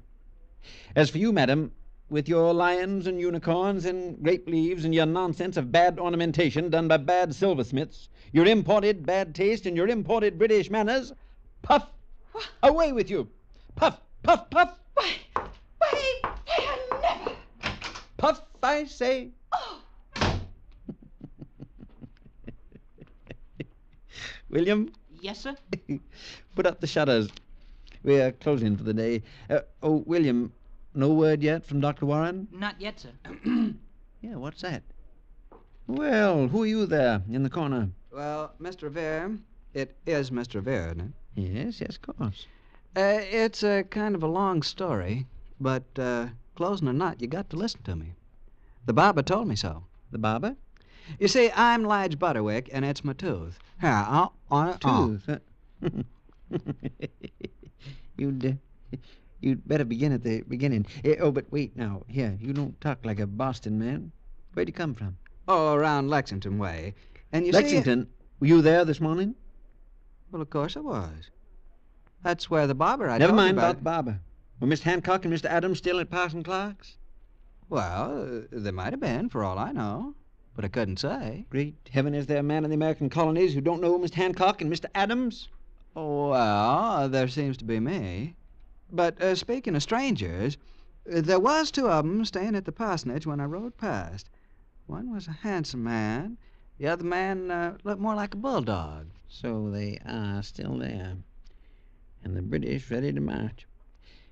Did you see many soldiers as you came to my shop, Mr. Butterwick? See them. They chased me into a tar barrel. There was a whole parcel of them by the common with guns and flags. Looked as if they meant business. Thank you, Mr. Butterwick. You're a shrewd observer. You've done me and the colonies an invaluable service. Oh, that's nice to know. But speaking of this tooth... You're a stubborn man, Mr. Butterwick. All the better. I like stubborn men. I wish we had more of them. Well, one good turn deserves another. You've helped me. I'll do my best for you. I've made artificial teeth, but drawing them is hardly my trade. All the same, let's have a look. Here, come over here by the light. Aye? And now, open. Ah? Yeah. Well, Mr. Butterwick, it appears to be compound agglutinated infraction of the upper molar. Oh. And I'm afraid I can't do anything about it tonight. But here's a draft that will ease the pain for a while. There. Drink. It's spicy and queer.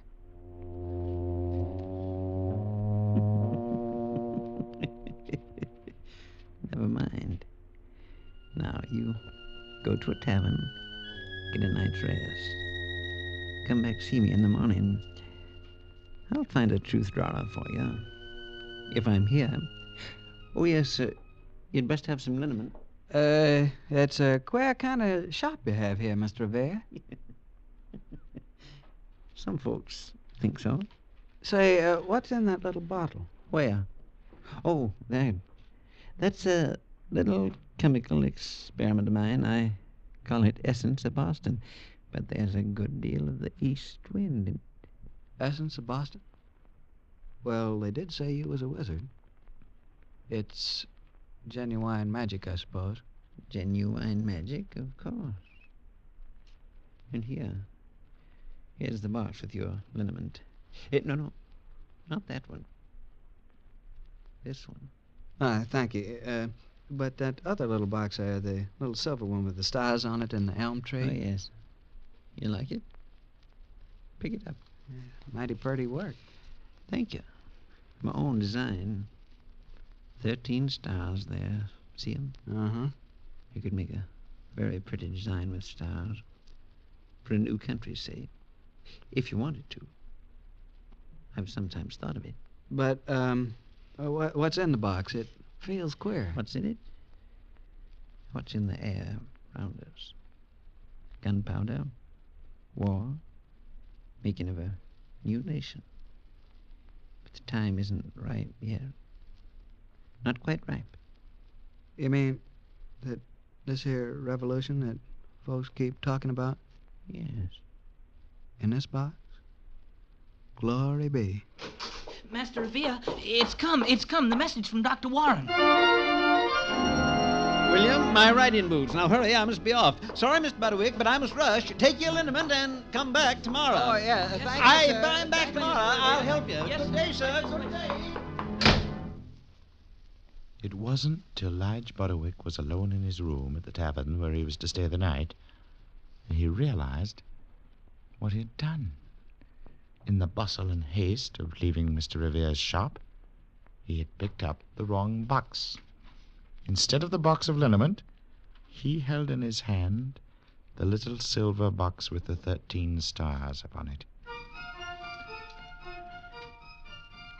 He hadn't quite believed Mr. Revere when he talked about the box, but then everything had seemed so almighty queer since he'd arrived in Boston.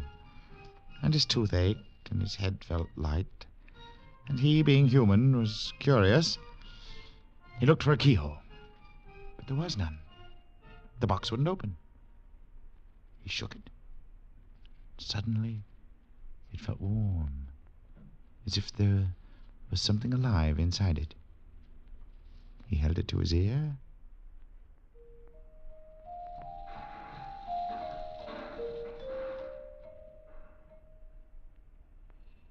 Great Godfrey. Now, Lige Butterwick was feeling scared, but he was feeling kind of good, too. And then he found out that he was talking to himself. Well, I'm not a Britisher. I'm a New Englander. And maybe there's something beyond that. Something people like Hancock and Adams know about. And if it has to come with a revolution, well, I guess it has to come. Can't stay Britishers forever here in this country. But what am I going to do with this box? Too big a job for one man. Guess I'll have to take this back to Paul Revere.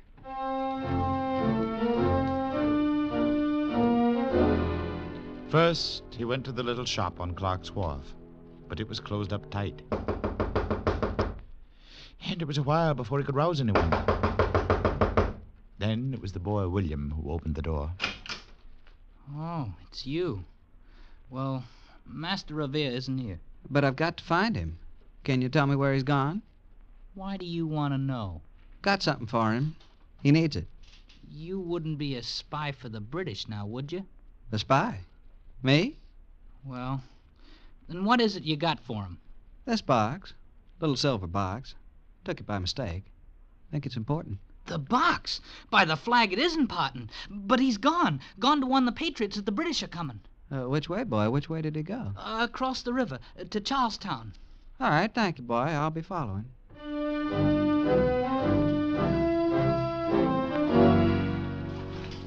No, you don't get any boats from me. There was a crazy man long here an hour ago, and he wanted a boat, too. My husband was crazy enough to take him. Do you know what he did? No, ma'am. He made my husband take my best petticoat to muffle the oars so they wouldn't splash when they passed that Britisher ship. My best petticoat, mind you. Huh. When my husband comes back, he's going to get a piece of my mind. Was his name Paul Revere? Was he a man of 40-eyed, keen-looking, kind of Frenchy? Don't know what his right name is, but his name's Mud with me. My best petticoat tore into strips and swimming in that nasty river. Thank you, ma'am. I'll get a boat elsewhere.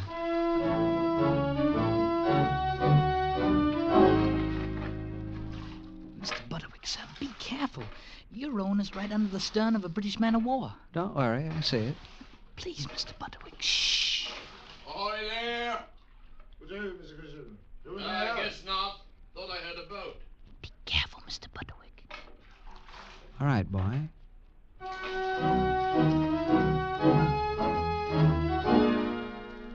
Revere, he's been gone an hour. Gone? Gone where? Riding to Lexington to warn Hancock and Adams as soon as he spied the lights up there in the North Church. I've got to catch him. It's this box. He's got to have it. Where can I get a horse? Right over here. Come on.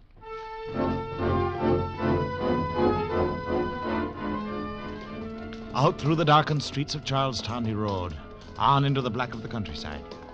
Once he got lost, but he found his way again and rode on. It was just dawn as he came in sight of Lexington, and the dew was glistening on the green of the April grass. But Lige Butterwick didn't notice the beauty of the dawn. The little silver box was hot now and burning in his pocket. And then suddenly he reined in his horse. For there on the road were two men carrying a trunk, and one of them was Paul Revere. Well, Mr. Revere, say I'm on time for that little appointment about my tooth. Well, it's you. You are a stubborn man, Mr. Butterwick. I'll allow. But you've given me a merry chase all night. I've had one myself. Been captured by the British once and escaped. Don't know what's still in store for me, but we're carrying a precious cargo here in this trunk. We're bringing to safety all the private papers of Mr. Hancock and Mr. Adams. Which reminds me, I've something for you here. What? A silver box. You've got the silver box. By mistake, and it's getting frightfully hot in my hand. Yes, my friend, and little wonder. Look across there, Lexington Green. The green? Why, there's a line of Lexington men. And there across the creek, facing them, is a column of British redcoats. Aye, lined up with guns they are, Mr. Butterwick. They've come to arrest Mr. Hancock and Mr. Adams, and the Minutemen stand before them. Mr. Revere, I'm a peaceable man. I've had little notion of politics. But I don't like what I saw in Boston. I don't like soldiers chasing peaceable citizens into tar barrels or uppity ladies with imported British manners. And I don't like British redcoats on Lexington Green. That I don't. Mr. Butterwick, what you doing? I'm stamping on your silver box, Mr. Revere. I'm breaking it open. Do you know what you've done? You've let out the American Revolution. Look, they've fired the first shots. Well, I guess it's about time. And I guess I'd better be going now. But, Mr. Butterwick, where are you going? Home. Got a musket on the wall there. I'll be needing it. But here, what about your tooth? Oh, a tooth's just a tooth. But a country's a country. Anyhow, doesn't ache anymore.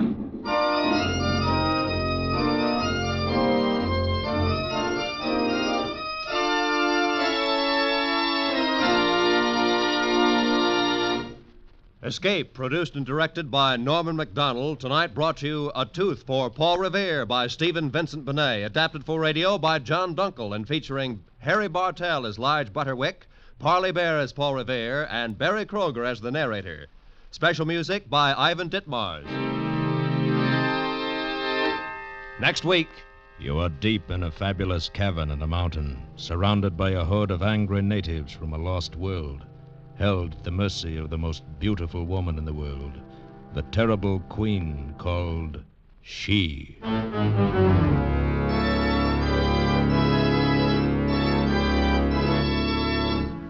Next week, we escape with H. Rider Haggard's famous story, She. Good night, then, until the same time next week, when once again we offer you Escape. This is CBS, where 99 million people gather every week, the Columbia Broadcasting System.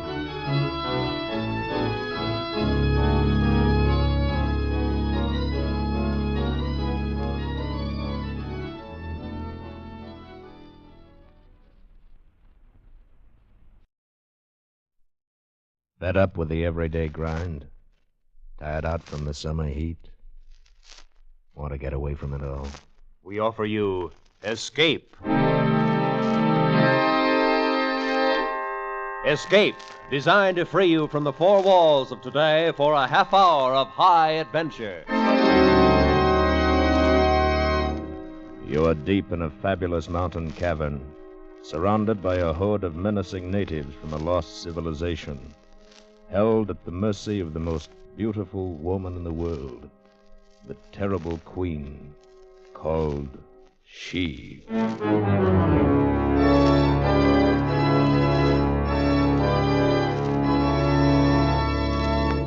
Tonight, we escape to uncharted Africa and to an incredible adventure, as H. Rider Haggard described it in his fantastic story, She.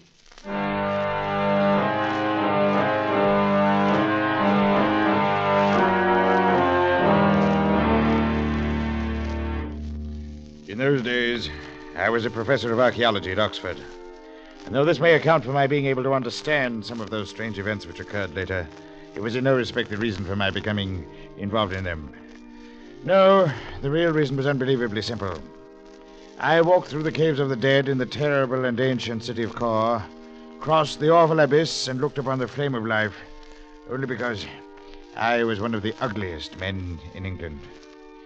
Because of my appearance, I had made few acquaintances and only two close friends.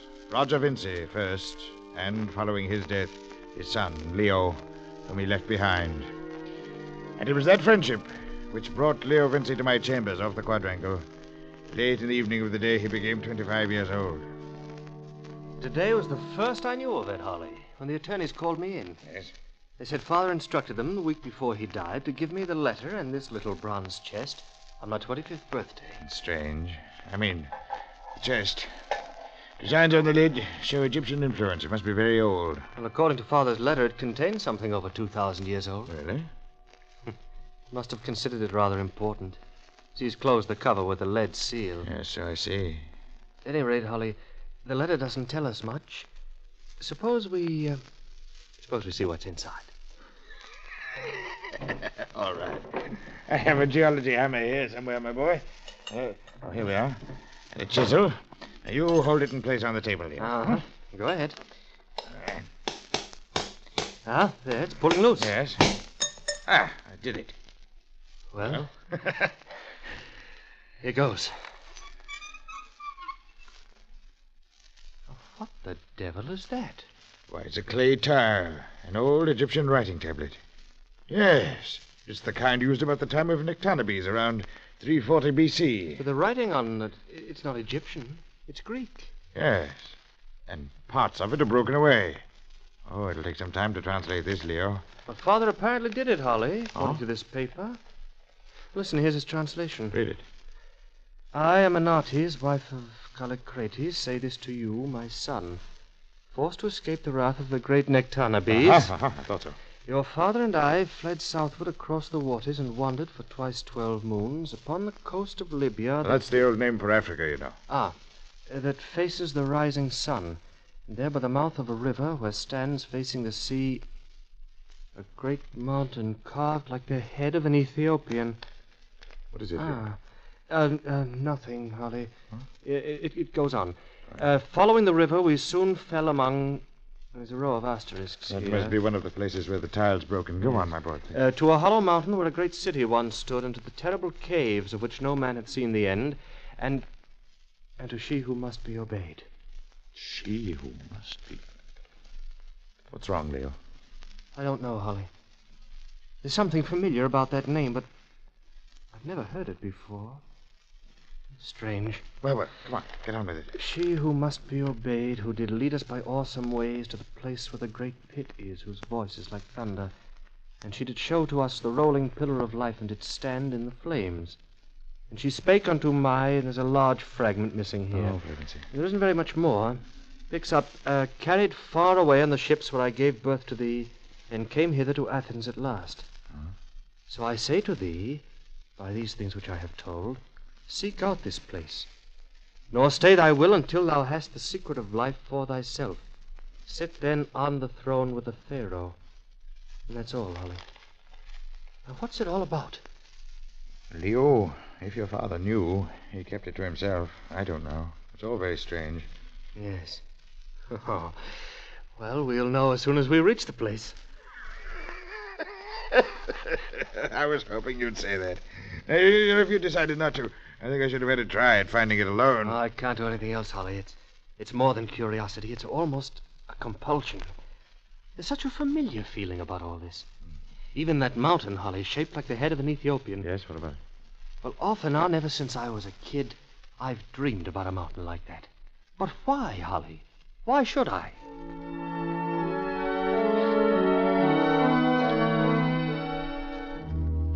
That was the beginning. And some 3 months later, we drifted down the east coast of Africa, south of Zanzibar, searching the miles of jungled shores for the mountain carved like a head. There were 4 of us in the tiny sailing dhow, Leo and I, of course, along with Abdullah, the Arab boatman we'd hired in Aden, and finally a solid North countryman named Job, my servant for many years. We'd caught no sight of our landmark as yet, but a native had told us of seeing it once years before, somewhere to the south. So our hopes held high, and we were confident luck was with us. And so it was, until one evening, just at dark. That's a pretty stiff wind, Holly. Yes. You think Abdullah knows what he's doing? We're rather close inshore, all right, Leo. I doubt if there's any danger, unless a squall hits. Hey, by gauzy, we're strangers here in a heathen land and all. Anything could happen. It could, Joe, but let's assume that it won't, huh? How's the dory making out back there? Oh, trailing along all right behind us. Be in a bad spot if we lost it with our guns, food, equipment, and everything in it. Yes, I know, Joe. Leo, perhaps we shouldn't have packed the stuff that way, Leo. I should have kept it on board with us. No, Holly. We want to be ready to shove off up the river as soon as we sight that head. It would be a tough job loading that boat at sea. Well, we may not have had to, Leo. We've certainly found no reason to so far. But we will. I've dreamed of it. Huh? Hey, Master Ali, look! It's the wind, The wind's Holly. driving the water ahead of it. Abdullah! Lay onto that tiller and head her into it. I'll give him a hand, Holly. Cut the sail loose. Yeah, we've not a chance, sir. Hold on to the mast, Joe. We shall all be Watch out, drowned. Leo!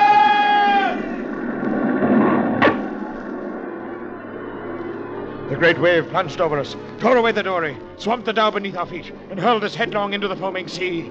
Half smothered, fighting to stay afloat, borne shoreward by the drive of the tempest, we were tossed at last, one by one, up onto the rain-swept beach.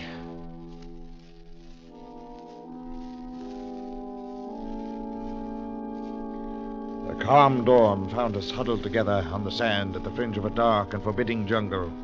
At the south lay the mouth of a small river, and to the north, the beach ended at the slope of a rocky headland. Leo and Job went to look at the wrecked dory, lying at the water's edge 100 yards away, while I searched the shoreline for some sign of our boatman. I found none, and we never saw Abdullah again. Oh, Holly. Find any trace of him, Holly? No sign, Leo. The bed is gone for good. Oh, it's too bad. What shape's the dory in, Job? Wrecked. Not a chance of fixing it. But the equipment seems to be all right, sir. Oh, good. It's all there, is Yes, it? most of it. The lashings held and the waterproof cases stood up very well. Only trouble is we're afoot. Yes, we're going to have a lot of trouble following the coastline. We won't follow any coastline, Holly. What? We're going up that river. Take a look at that headland there to the north.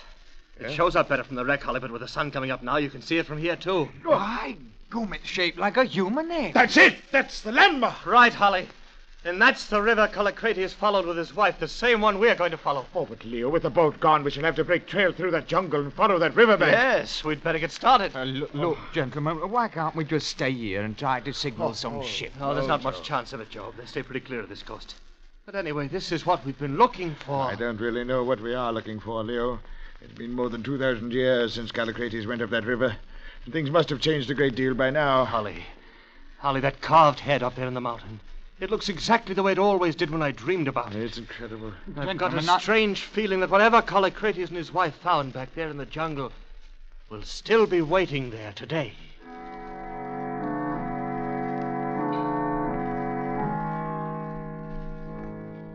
For 5 hot, steaming days, we pushed inland through the jungle, following the banks of the muddy river. Mile by mile, the creeping undergrowth became more dense. The river shallowed and became sluggish, and the swamplands began to stretch out from the low banks. Foul pools and stagnant lagoons full of soft black mud, covered over with a green scum, made every step a hazard. Crocodiles slid away at our approach, and bright-colored snakes glided out from underfoot.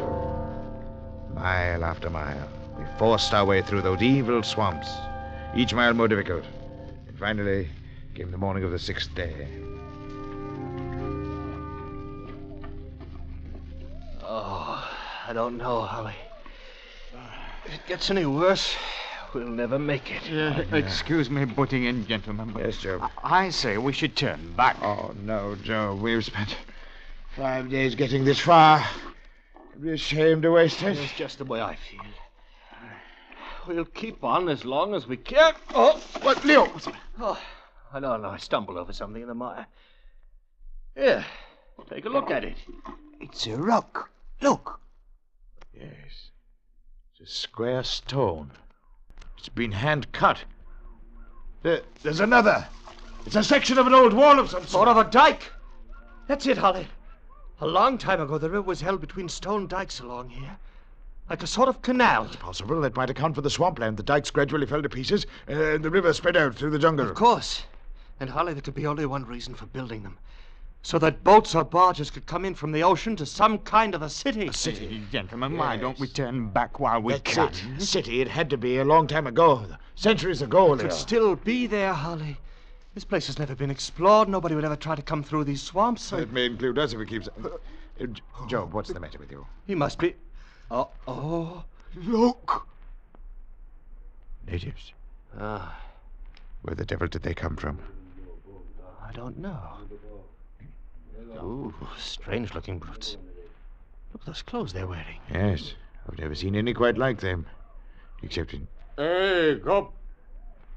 Baka ni Viko? Do you recognize their dialect? No, it's a little like Arabic. I might try that. Yeah. Zabul al-Hayya. Kaifa? Gop. Ni Bokon ni Vek. I've never heard anything like it before. They seem to want us to come along with them, Holly. Yes. You think we'd better chance it? Well, they outnumber us 30 to 1, Leo. Yes, and they're all carrying those stabbing knives. Well...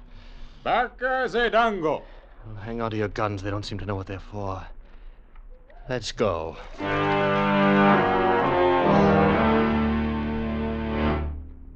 Our strange escort moved rapidly ahead, twisting and turning as they followed some well-remembered trail of their own. We rested during the night on a hummock of dry ground, and then struck out again at dawn. It was late afternoon when we left the swamp and climbed up a long slope to the foot of the rock-walled mountain. Reaching its base, we entered the mouth of a great cavern, and a short way inside, we led into a small side chamber, carved from the living rock and lighted by a reed wick floating in a jug of oil. And then the strange natives went away and left us, and we sat about on the floor, trying to plan some course of action.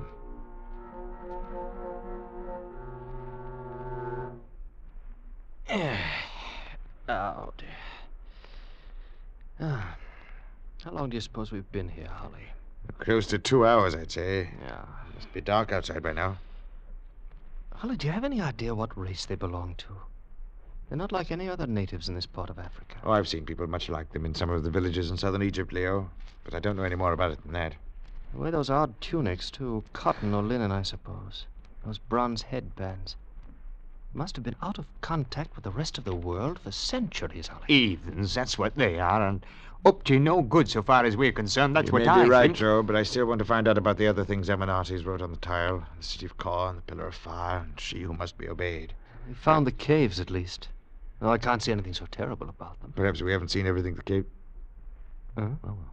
Ni Bohob. Oh, Zeni Bahop. our little chum. Zeni Bahop. He seems to want us to Follow him. Well, hang on to your guns. Right you are. Stick close together. Don't let them separate us. All right, Job? Come, let's go.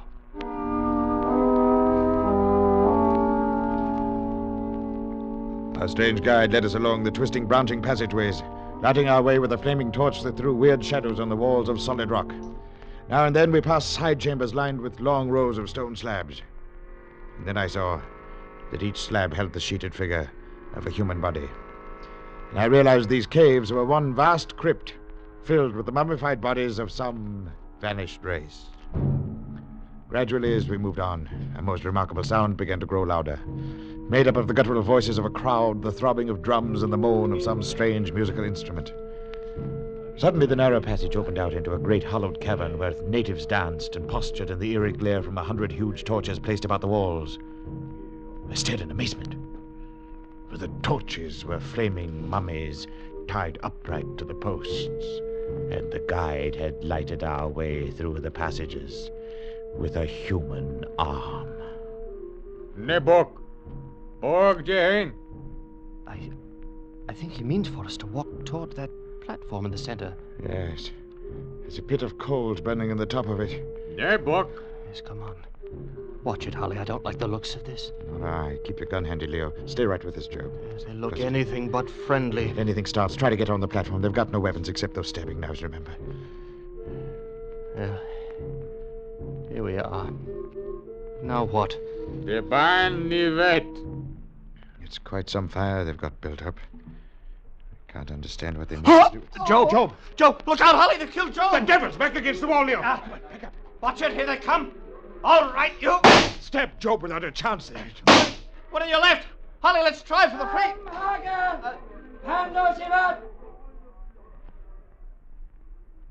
What the deuce is this? Old man in a long white robe. Hold your gun ready, Leo. We'll see what happens. Never, Andy. Ansible. Well, they're scared to death of him, whoever he is. Wait, he's coming our way. I presume you speak English, gentlemen? Yes, but you do. Occasionally, natives from the south have come through the swamps, and we have captured them. I have learned many of the languages of the outside world. I am Bilali. Leo Vinci, and this is Mr. Holly. I am most sorrowful for the death of your companion. Oh, yes, poor Joe. My children had no excuse. They know the law. From now on, you will be allowed to complete freedom. No white man is ever to be eaten. Eaten? That is what would have been done to you. But rest assured, her law is just, and their punishment will be swift. Whose law? That of she who must be obeyed. Holly, this is it, Holly. We're still on the right trail. She has demanded your presence. I have come to take you to the place where she is. Tell me, Bilali, who or what is this she who must be obeyed? A goddess? A queen? A white woman? I could not say, my son. I have never seen she. Come along.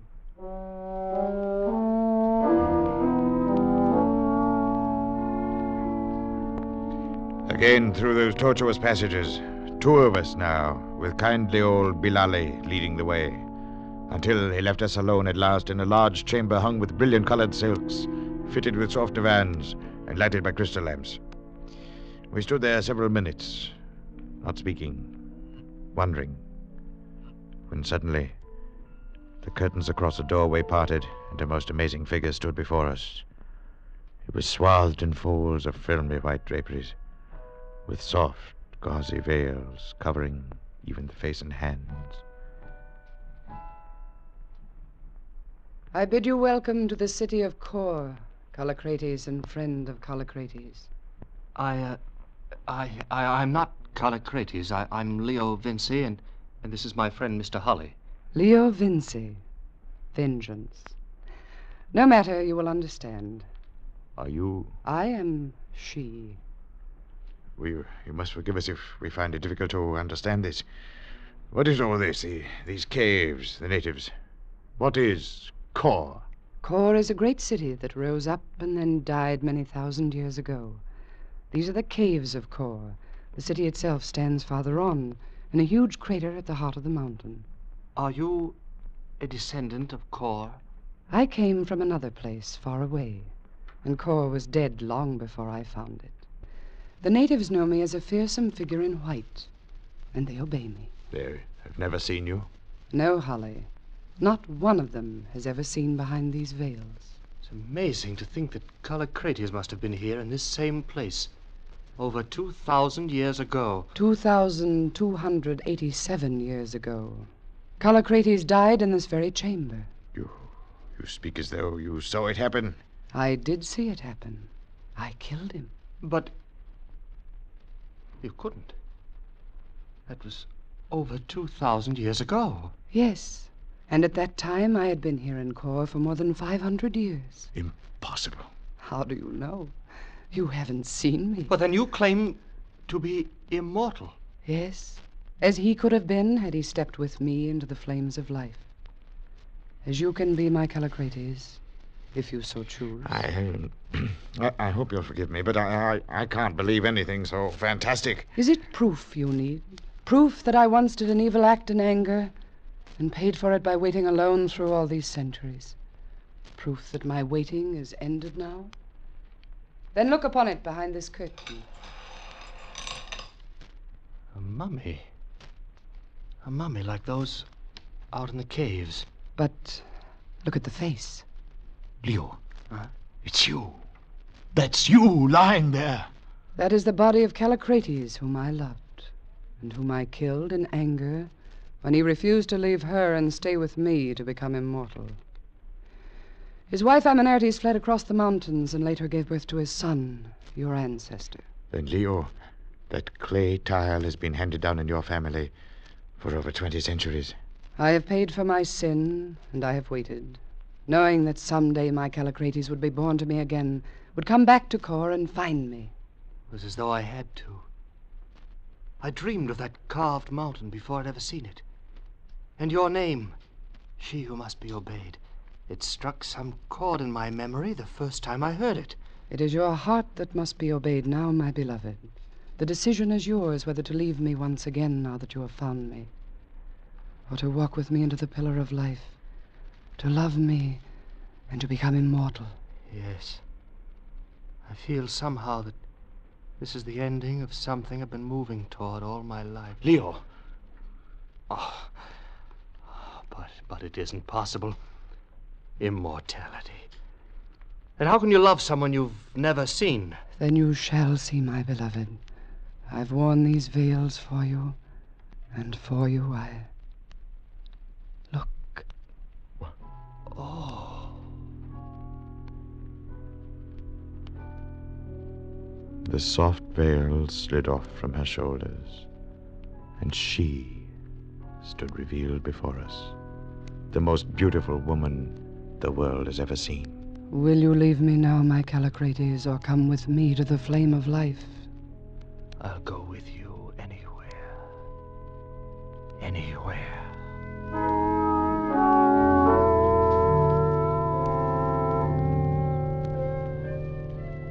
We talked the night away in that chamber, Leo and I fascinated by every word that fell from those lovely lips.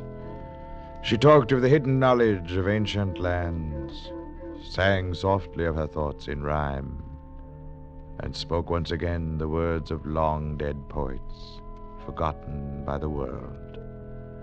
She made us believe in her own immortality and in ours to come. And before dawn, Bilali with us, we followed her madly and joyously through the dim and dusty passage that led to the flame of life. We came to a great abyss, with a narrow ledge crossing over it like a rainbow of rock. There Bilali waited, and we three went on alone. At the sight of the awful depths beneath us, Leo and I shuddered, in spite of ourselves, and moved carefully, step by step. She never hesitated, but swayed along gaily before us like a feather borne on a breeze. Finally, we stood in a vast circular chamber, a great bubble in the earth's crust, whose walls were shining black basalt. Ollie. Yes? I see there by the wall. Looks like the body of a man. An old philosopher, my beloved, who came here many centuries ago.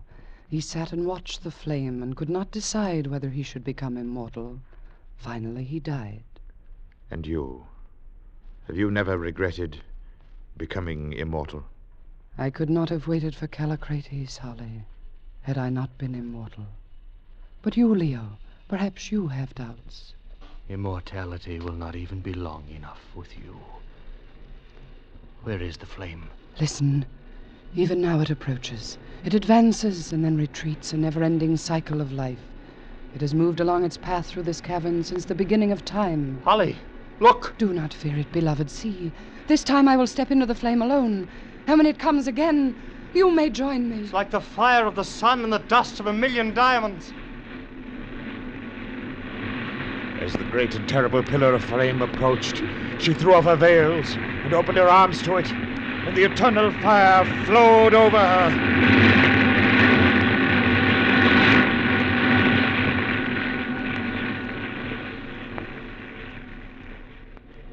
It passed, and left her there, standing with her head bowed. Are you all right? It didn't harm you? No, my beloved. Can one find harm in the flame that created life itself? Do you believe that... What's wrong? Tell me what's wrong. The flame was different somehow. Now that Callicrates has returned, the curse of everlasting life is lifted. Leo, she's aging, growing old. No. Oh, no. I do not... If I go, search for me. Search. Merciful heavens. Oh, no. No! Even as Leo's hands reached out to touch her, they closed on a dry heap of soft, gray dust.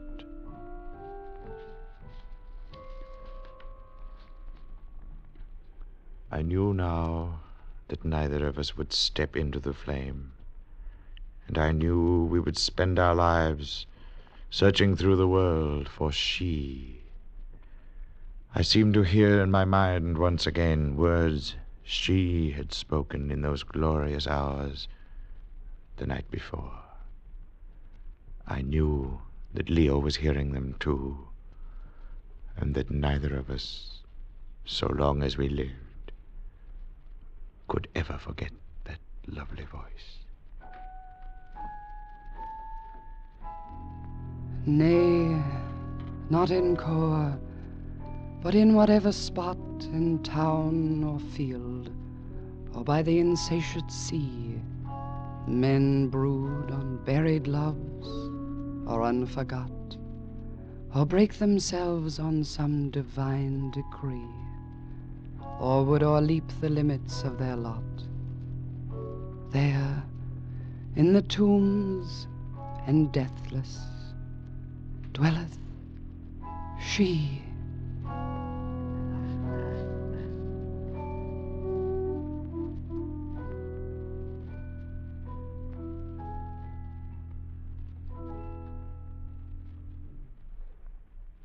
Escape, produced and directed by Norman Macdonald, tonight brought you She by H. Rider Haggard, adapted for radio by Les Crutchfield, with editorial supervision by John Dunkel. Featured in tonight's cast were Barry Kroger, Larry Dobkin, Kay Brinker, Ben Wright, and Wilms Herbert. Special music by Ivan Ditmars. Next week. You are clinging precariously to a diving, pitching longboat, lashed by mountainous seas in the center of a hurricane. And at the helm, driving you on, is a man bent on revenge and willing to kill for it.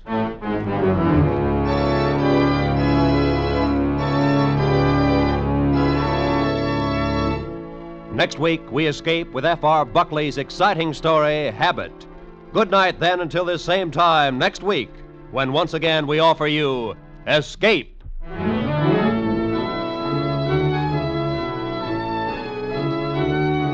This is CBS, the Columbia Broadcasting System.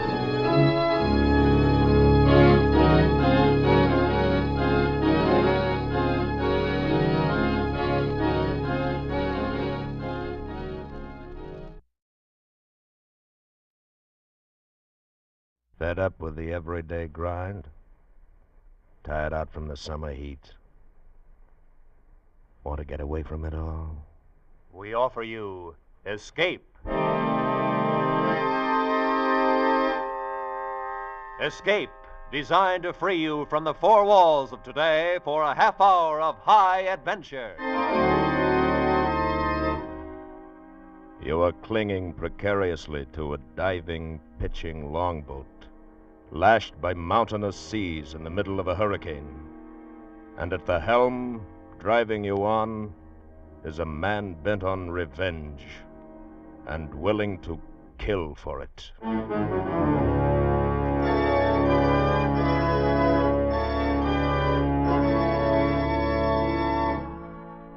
Tonight, we escape to the open sea with an ancient tramp steamer and its fighting captain, as F.R. Buckley told it in his ironic story, Habit.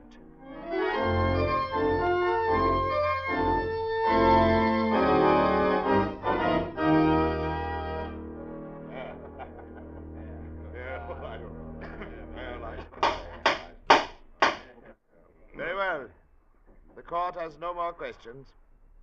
Step down, please. Thank you, sir. Your Honor. Well, Captain Weatherfield, you've just heard the complaining witness. Have you anything to say in your own defense? Yeah. Hit the man about a bit. No doubt of that, Your Honor. In fact, with half chance, I'd have pounded his blasted head off. Quiet! Quiet! We'll have order in the court. Then you admit the charges, Captain Weatherfield. That I hit him? Yeah. But I had extenuating circumstances, Your Honor. I see. And what were they? He laughed at my ship. At the Wakeling, Your Honor. As fine a freighter as ever steamed out of here on the Liverpool run. I don't quite see. He stood there on the wharf. Squint-eyed son of a landlubbered lawyer. He said my ship looked like an old woman, with her dress on backwards, her hair not combed. That's when I flattened him out. Yes, and I still say that's what she looks like. Order! Why, you confounded little pipsqueak, I'll break your part. Sit him down, Captain Weatherfield. I will not. Grab him, bailiff. Let go of me, confound it, let go of me. Let go of me, I say. Order in the court. Captain Weatherfield. Captain Weatherfield, this court finds you guilty of assault and battery as charged, and sentences you to 7 days in the New Bristol City Jail. All right, bailiff. Lock him up.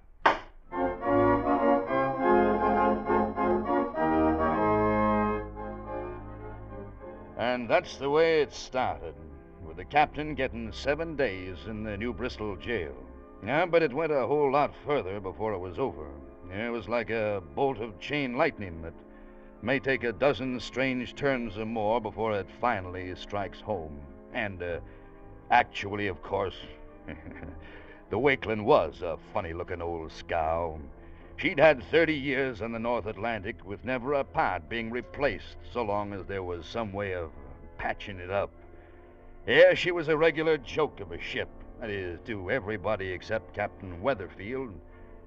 Yeah, those of us who were officers aboard her had learned a long time before not to hint anything like that to him. No, she was the Queen Mary and the Normandy and his firstborn child, all rolled up into one. So you can bet your life we all kept sober faces when the captain finally came aboard at the end of the week. Mr. Connolly? Yes, sir. Well, everything in order? Will we be able to sail in an hour? Yes, sir. I've been keeping her ready for the last 4 days, just in case That we will do. might, I'm fully aware that we're 4 days past schedule. And the reason for it will not be discussed on board. Is that clear? Yes, Captain. I've been badly treated in this town, Mr. Connolly. Thrown behind bars like some thieving dock rat. I don't feel good about it. And if it takes me the rest of my life, I'm going to even up the score. You understand that? I think so. You think so, sir? Yes, sir. All right. Then button up your collar and go get up a head of steam.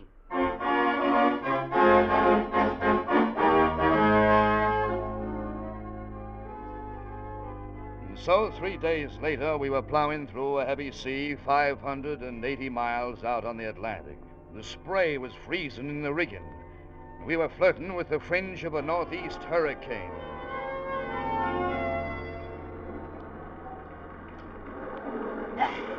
Blast this double-blasted, confounded wind. Mr. Connolly! In here, Captain. Well, how's she looking, Mr. Connolly? Not so bad. We're taking the seas in our quarter, and so far we're making only about 4 inches of water an hour. 4 inches of water an hour, sir. Yes, sir. Good. Then we'll take a chance on it. Take a chance on what, sir? A distress message. Just picked it up in the wireless shack. Oh. Here, take a look. Mm-hmm. The freighter Johannes out of New Bristol. Main shaft broken, auxiliaries out of commission, shipping water fast. Latitude 4630, longitude... let me see. Yeah, they're about 90 miles from us, northern or west. Yeah, that's right, Mr. Connolly. Lay out the course. What? We should sight her sometime around dawn, if we hold a full speed all night. Full speed?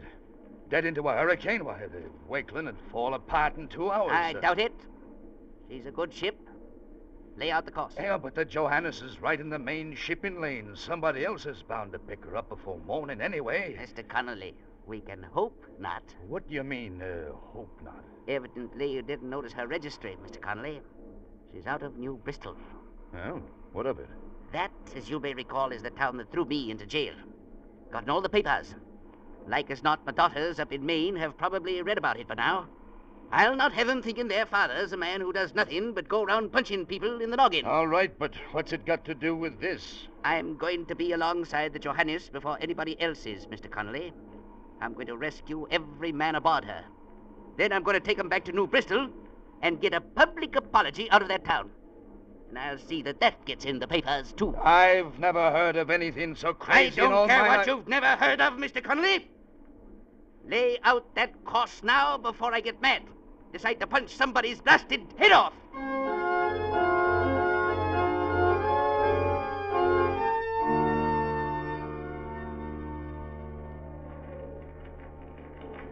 Well, the little cock of the walk made good the first part of his plan all right. In spite of a broken steam injector that had to be patched up with rigging wire, by shortly after dawn he had us hove to, half a cable length off from the Johannes. She was down by the stern and listing badly, but still afloat. The wind was howling like a banshee, and the flying spume was freezing all over our decks. There was no doubt but what the next part of our job was going to be a lot tougher than the first time. Mr. Connolly, you got a boat crew together? Yes, sir. There'll be 5 seamen and a third mate. I'll take charge myself. Leave the third mate aboard. I'll take charge myself. It's my show. I'm going to run it. All right, Captain. Whatever you say. Well, what's holding this up? Let's get this boat over the side. Blocks are frozen, Captain. Carpenter's trying to break it loose. Well, he's not cracking walnuts at a tea party. Here, Chips, give me that mallet. Mr. Roberts! Yes, sir. You'll stay on board? Yes, sir. Keep an oil slick running. Waves out there. Pretty high. Pretty high? I never seen him any higher. Well, I can't help it, Mr. Connolly. I've got to... There, that did it. Boat crew ready. Ready aboard, sir. All right there. Lower away.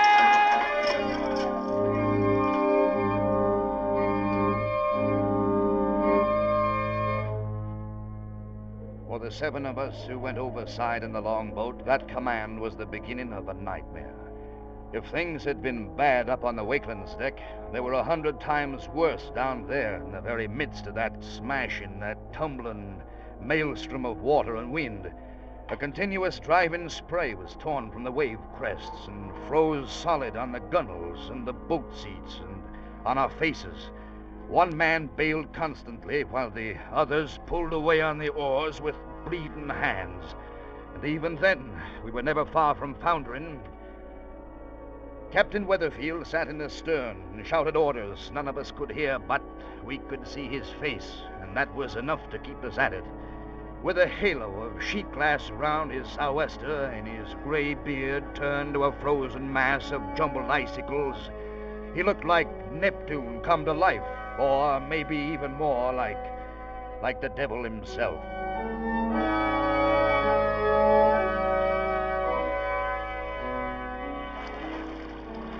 it took us over 2 hours before we finally hauled in against the rusty side of the battered old Johannes. Ahoy, the deck! Aye, sir! In watching you! What doing matter? You'll have to jump for it. Can't use a ladder. Sea's too heavy. Understand. Already here. Wait till we come up on a swell. We'll hold as steady as we can. Stand by now. No, not yet.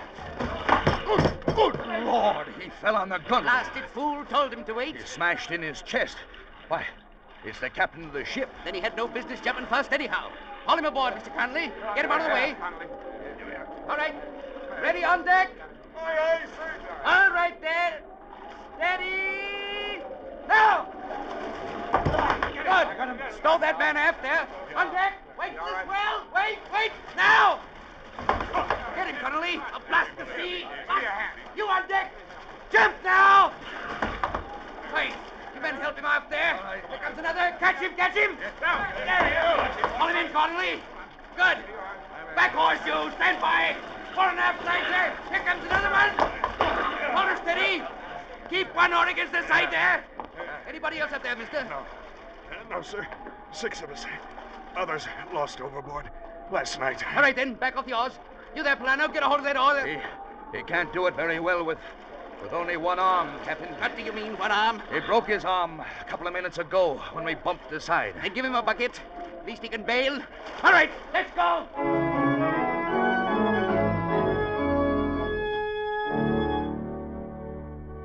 It was 6 hours before we finally got back aboard the Wakeling. But we did get back. And I doubt if any other man but Captain Weatherfield could have done it. True enough, he fainted across the engine room hatch once we were on board. But don't forget, he was 72 years old. He'd taken a crew of 6 out in an open boat on the high seas in the middle of a hurricane, rescued 6 more men off a sinking ship, and brought the whole 12 back alive. Well, one of them, of course, was only barely alive, and that was Captain Miller of the Johannes. He was still unconscious. I had him put in a bunk and hoped for the best. And then I turned in to grab a few hours' sleep.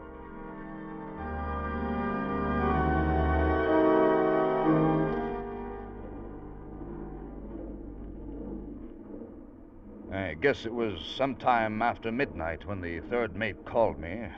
I got dressed, went down, woke up the captain. Confound it, Mr. Conley. Can't a man even close his eyes aboard this ship without somebody rousing him out of his bunk? I'm sorry, Captain. Thought you ought to know. Miller's conscious now and wants to see you. He thinks he's dying. Dying, is it? Yeah. I'll see about that. Where's my pants? Here you are, sir. Thank you. Yeah, might be a good thing if Miller did die, according to his first mate, Larson. Huh? Well, Larson says they had plenty of warning of this storm, but Miller drove straight on into it. He was racing for port. Oh, racing for port. Yeah. Bad business. There'll be an inquiry on it. He'll lose his ticket when they find out. It's also bad business, Mr. Conley, when first mates talk out of turn. Come on. Where is he? I put him in the cabin off the wardroom. The third mate's in there with him now. Mm-hmm. How is the ship heading? Due south. Due south? Well, we're running before the wind. Can't do anything else. I told you, Mr. Connolly, to lay a course for New Bristol. I know, but we can't do it. The main boiler's out, and we're on the auxiliaries. It may take 2 days to fix it. Confound the luck. Risk my life to rescue a man. Tries to die on me. Now that bonehead engineer's let the main boiler break down. That's not his fault. It should have been replaced 5 years ago. 5 years ago what, Mr. Connolly? 5 years ago, sir. Good. Here we are. Oh, glad you got here, sir. I was getting worried. Yeah, it's all right, Mr. Roberts. Here, stand back a bit to hold the light up. Yes. There, that's fine. Evening, Captain Miller. Evening, Captain. You're in some pain, I take it? Yeah. Feels like something sharp. Sticking in my chest. Getting worse. Something sharp, eh? No doubt the broken end of a rib poking into your lungs. Yeah. Guess so. There. Feels like there's a rib gone Ah! here. Oh. Want to make a statement of the log? Oh, I do. I figure you're getting ready to die, is that it? Yeah. Not much chance. Shouldn't I jump first? No, you shouldn't have. Understand you was racing for pot. Drove straight into the storm. Yeah. I had to. It's my wife. Her first baby. Wanted to be with her. What's he saying, sir? His wife's thinking of having a baby, Roberts. Oh. Statement. Responsibility. We'll discuss that later, Captain. That lung gets a hole punched in it. You're done for. He's practically done for now. You know, Mr. Connolly, saw a doctor open up a man once, take a broken rib out of him. Think I can remember fairly well how he went about it. And there ought to be some chloroform on board. Captain Weathers. You shut up, Mr. Connolly. Captain Miller, it's one chance in a million, but you've got no chance now. How about it? Anything. Doesn't matter. Be an inquiry report. Better to die. Well, we'll worry about that later. All right, then. Go find that chloroform, Mr. Roberts. Yes, sir. And bring me a bar of soap. Yes, sir. And get a couple of them little knives, whatever they call them, out of the medicine locker. Yes, sir, right away. Mr. Connolly, go wake up that first mate of his. Get him in here. We'll need a witness to Captain Miller's consent. All right, sir. And Mr. Connolly. Yes, sir. Find Chips and borrow his chest of tools. Never can tell what you'll find once you start to open a man up.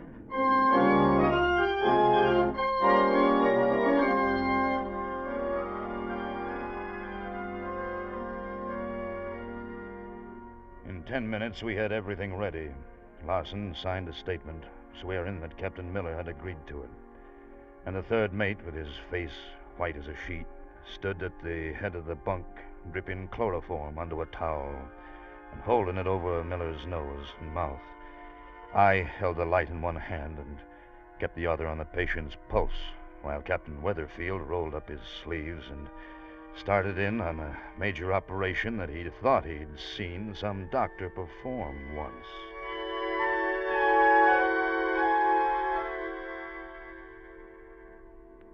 Everything's snug and proper. How's he seem to be getting along, Mr. Connolly? I don't know. He's still breathing. I know he's breathing, man. It's his chest I'm operating on. How's his pulse? Pretty weak. No worse than it was. Keep that chloroform dripping, Mr. Roberts. Yes, sir. Well, there's no time like the present. Oh. Hold that light steady, Mr. Connolly. Yes, sir. Steady yourself. Now, let me see. I think that doctor did it like this. I've used up half the chloroform, Captain. Keep it dripping, Roberts. Well now. Don't remember anything like that being in there. Let's see now. Pulse is getting pretty weak. Mr. Connolly, don't bother me. Got more important things here to think about. That's it. Here's the end of the rib, all right. Now, if I can just... That's all right, let it go. Don't need the knife anymore.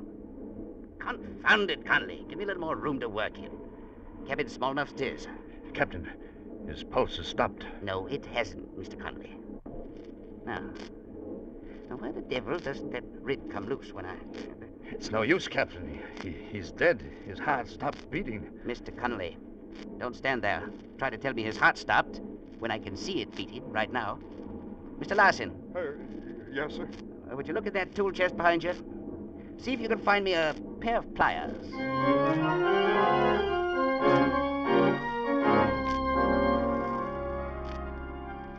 I doubt if there's ever been another operation like it before or since. By all rights, Captain Miller should have died 10 times over, right there on the bunk. Only he didn't.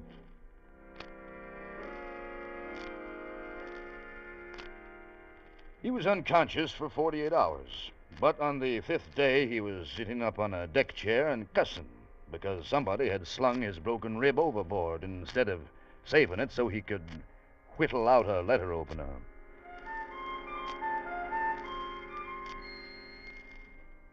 We were driven 600 miles to the south before the storm blew itself out, and we got the main boiler back into operation and could lay a course for New Bristol. And 3 days away from port, Captain Weatherfield called all of us officers of the Wakeland together in the chart room, along with First Mate Larson of the Johannes. Gentlemen, there may be some questions in your minds in regard to what this meeting is all about. No doubt you're wondering, even if you aren't asking. Am I right? Well, yes, sir. We have been trying to guess. Then I'll tell you, gentlemen. I called this meeting to put a stop to certain idle rumors, which I hear have been floating around. Just what kind of rumors, Captain Weatherfield? Them which says that Captain Miller of late ship Johannes deliberately drove head-on into a storm while racing to make port. There's no rumor about that. It's what he was doing. As his first mate, I should know. And I say he wasn't, Mr. Larson. The way I figure it, got caught by the storm without any warning. He gave orders for full speed to try to beat out of it. A couple of hours later, main shaft broke, left him helpless without steerage way. Could happen to anybody. Maybe. Only it didn't. I was there, Captain Weatherfield. I know what happened. And there's 5 of my crew left to back me up. They'll back up anything you say, Mr. Larson. You know that. Then there's nothing to talk about. When the Board of Inquiry gets through with Miller, he won't command another ship as long as he lives. So, there's not going to be any Board of Inquiry. Huh? Maybe that's not up to you. Which is what we're here to decide. I don't get it, Captain. Miller's a rat. He was the first one to jump when we come alongside.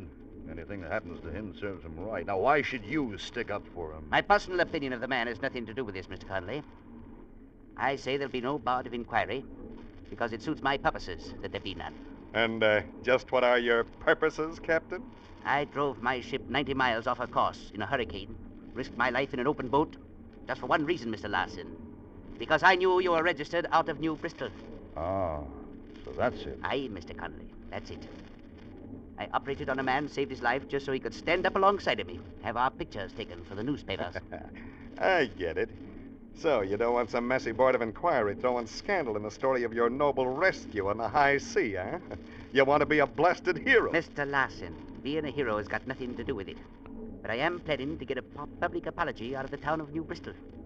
And you, or nobody else, is going to do anything to stop me. Yeah, well, it's too bad you haven't got the whole say about it, Captain. And it's too bad you're so bull-headed, set on swearing away your captain's ticket, that you forced me to teach you a lesson. And just how are you aiming to do that? By knocking a little sense into your thick noggin, something like this.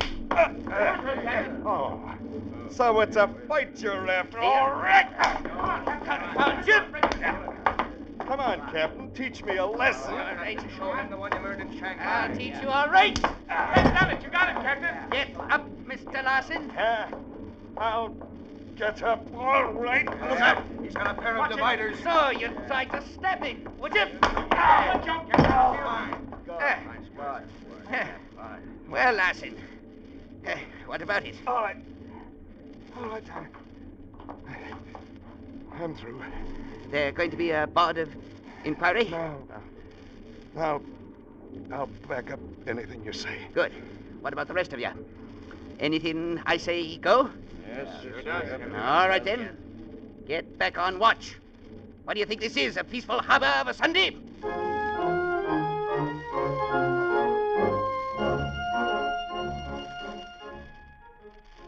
It was a clear, sunshiny day when we steamed into New Bristol Harbor and dropped anchor at the mouth of the river. Captain Weatherfield sent Miller on ashore at quarantine, insisting that his reason was not just to make sure of having a reception ready. Nonetheless, he spent an hour and a half shaving, trimming his hair, and dressing up in his best shore-going clothes. But he had a right to strut a little at that. He'd moved through a whole series of tough jobs, every one against almost impossible odds, and he'd come out on top. And all because he wanted his daughters up in Maine to know he could do something once in a while besides punch people in the noggin.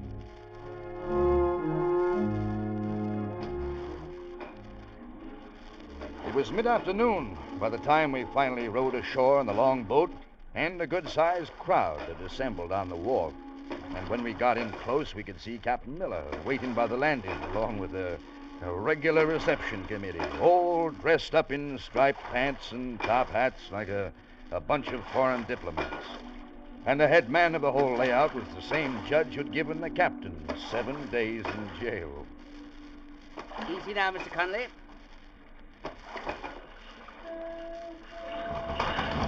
Here. I'll hold this steady, sir. Thank you. Here we are now. Okay. Out we go. Now, come on. Yeah, up we go. Here we are. Well, welcome, Captain Weatherfield, on behalf of the town of New Bristol. Well, now, it's mighty nice of you, Judge. Not at all, Captain. We're the ones who are honored. The whole town. And we want you to know it. Well, thank you, Judge. Captain Miller here has given us the complete story. The rescue at sea, the daring operation that saved his life. Here. How you feeling, Captain Miller? A little tired right now, Captain. Been pretty busy. Arranging things, you know. Here, of course. You're a hero in this town, Captain Weatherfield. There's nothing too good for you. We're proud of you. I was wondering if you'd recall a little incident where we met before, Judge, not so long ago. A terrible mistake. I'll never forgive myself. I feel I owe you a public apology, Captain Weatherfield. Well, now, don't believe I know just what to say, Judge. Nothing at all to say, Captain Weatherfield. As I said before, we're the ones who are honored. The whole town of New Bristol.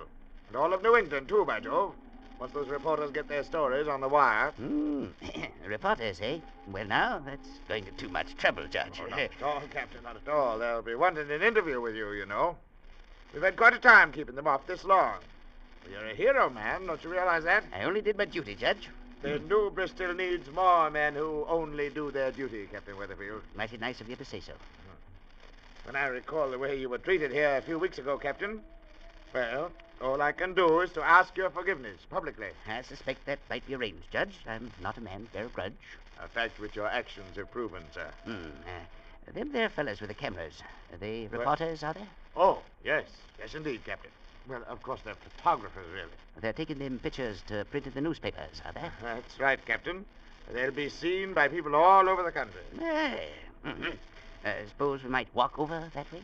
Certainly, Captain Weatherfield. Certainly. Anything you like. Won't you join us, Captain Miller? Thanks, gentlemen. You know, I was just thinking, if they print a picture of that ship out there, nobody will believe the story. What did you say, Captain Miller? I said they wouldn't believe it. To look at that old mud sky, you wouldn't think she could float in a calm sea, much less... Captain Weatherfield. Good heavens, he struck the man. I'll teach you to call my ship a mud scour. Squint-eyed son of a five-legged salamander. Stop, I say. Stop. Stop it. Stop it. Constable, arrest that man and look him up. I'm filing a charge of assault and battery.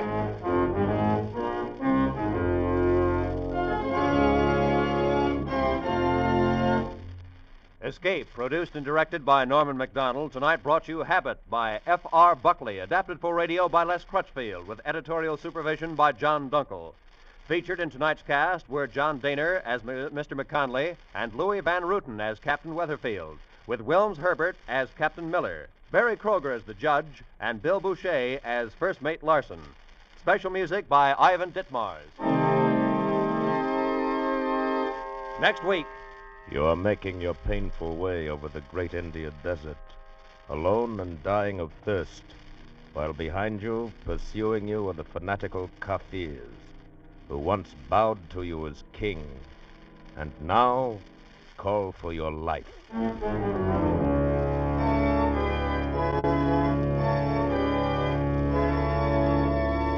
Next week, we escape with Rudyard Kipling's exciting story, The Man Who Would Be King.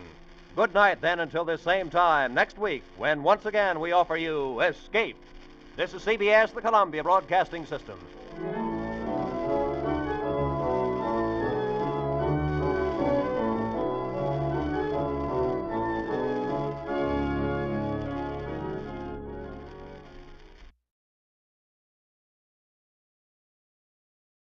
Fed up with the everyday grind? Tired out from the summer heat? You want to get away from it all? We offer you Escape. Escape, designed to free you from the four walls of today for a half hour of high adventure. You are trapped in the dark streets of an old French town with 2 remaining avenues of escape. The workshop of a fearsome knife maker, or the arms of a beautiful but deadly woman.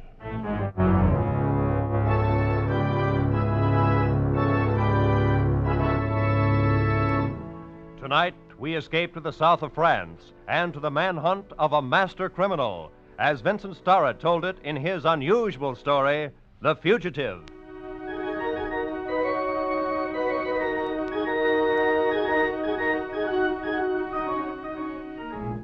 I had been 6 months in the prison of Tarentelle at the top of the hill above the little village of Saint-Just. As you know, of course, Saint-Just is in the very south of France, buried in those dark forests that lead up to the great crags of the Pyrenees.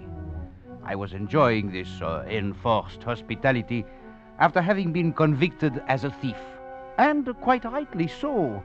Oh, it is the fancy of some men to become bankers, of others soldiers. It had always suited my own fancy to be a thief. But no matter. Day after day went by, with nothing to do but to look out over the forests, watch the sunsets and the lights in the Chateau de Montaut, and 6 months began to seem like a lifetime. So, in my customary logical fashion, I decided to escape. Monsieur Duplessis. You were addressing me, Monsieur Lemieux? Mon Dieu, who else? Do you think I expect to find you entertaining visitors behind this iron door? Who knows what a detective may think? I have never found enough mentality in one to be able to analyze it. You still have spirit, Duplessis. What a pity for it to be wasted in a prison cell. Well, I confess I would much rather be outside there with you than inside here with me. And I can almost wish that you were. Perhaps then I would not be so bored. Oh, my deepest sympathy, Lemieux. Have the wine cellars at the chateau gone dry? Does the seigneur no longer serve those luscious meals you have told me so much about? I've grown weary of it, my friend. I am a hunter of men by nature, not a bon vivant. Sometimes I wish you might contrive some means of escaping. I should enjoy the sport of tracking you down again. In that case, monsieur, the key. Oh, I dare say it would be rather easy the second time. I know just how your mind turns all your little fancies. Well, the key, monsieur. Then, too, I'm a master of disguises. Should you pause by a stream, the fisherman who handed you a drink would suddenly turn out to be Lemieux. You astonish me.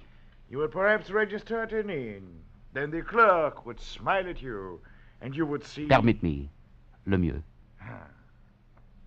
Well. Why dream of the impossible, Duplessis? You have another 4.5 years to serve in Tarentelle, and I am dining at the Chateau de Montaut in an hour. So... Lemieux, why not imagine I am contriving some way to escape? That should give you an appetite. Duplessis, your waiter has deserted you. You speak of absurdities now. Perhaps you are right. Au revoir, monsieur.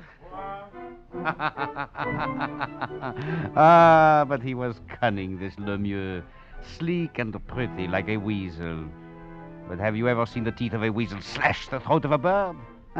I have. And I have seen Lemieux do somewhat similar things. Well, no matter.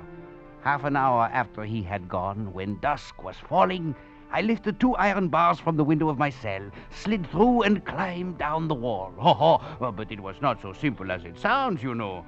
I had been working on it for nearly 2 months, secretly and quietly. And now I was free.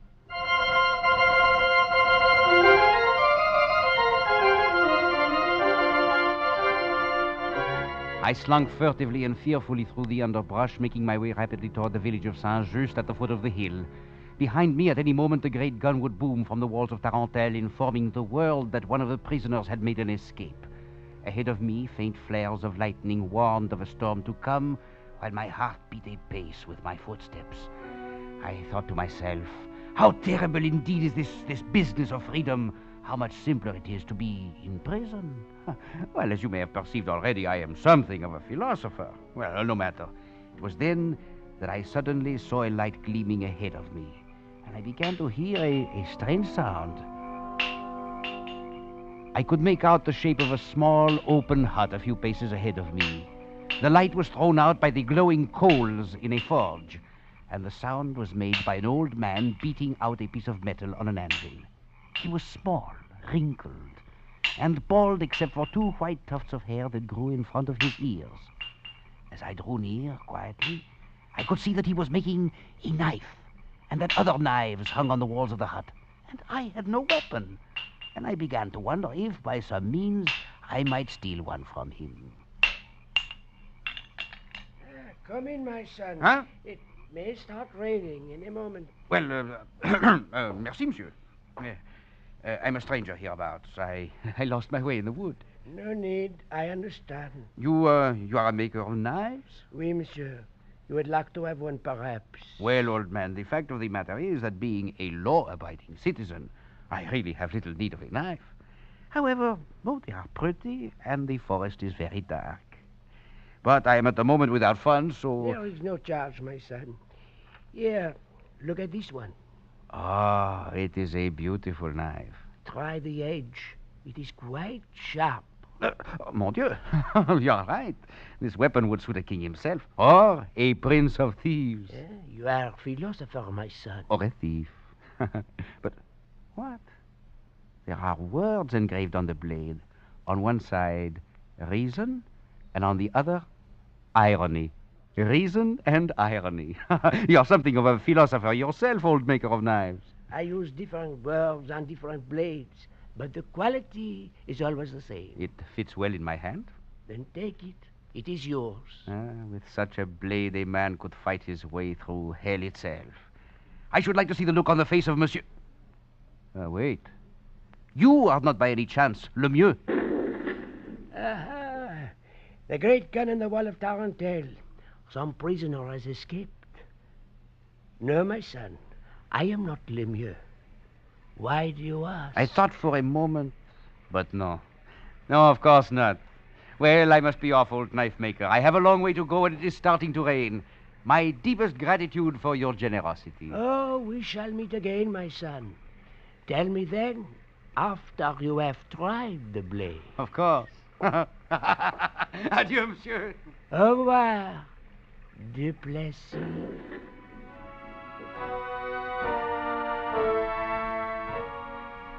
I was not afraid anymore. The rain smashed and splattered in the trees, and the dark shadows became old friends. I ran through the night, laughing and sometimes singing, slashing with my knife at the leaves on the branches. Reason and irony, slash. I forgot the prison behind me, forgot everything except my goal. A tiny cottage standing at the very outskirts of Saint-Just. Marie Simard would be waiting there where I had left her. Soft, warm, beautiful Marie, of whom I had dreamed every night in that cursed cell. We would go into the village together, then to the inn of Paul Despard, and with the bag of jewels I had left with him, escape to the Spanish frontier, to freedom.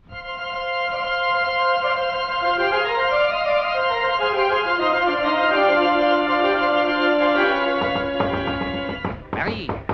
Marie! Who is it? It is I, ma petite Duplessis. Sacrement de bon Dieu. Open the door, quickly, please.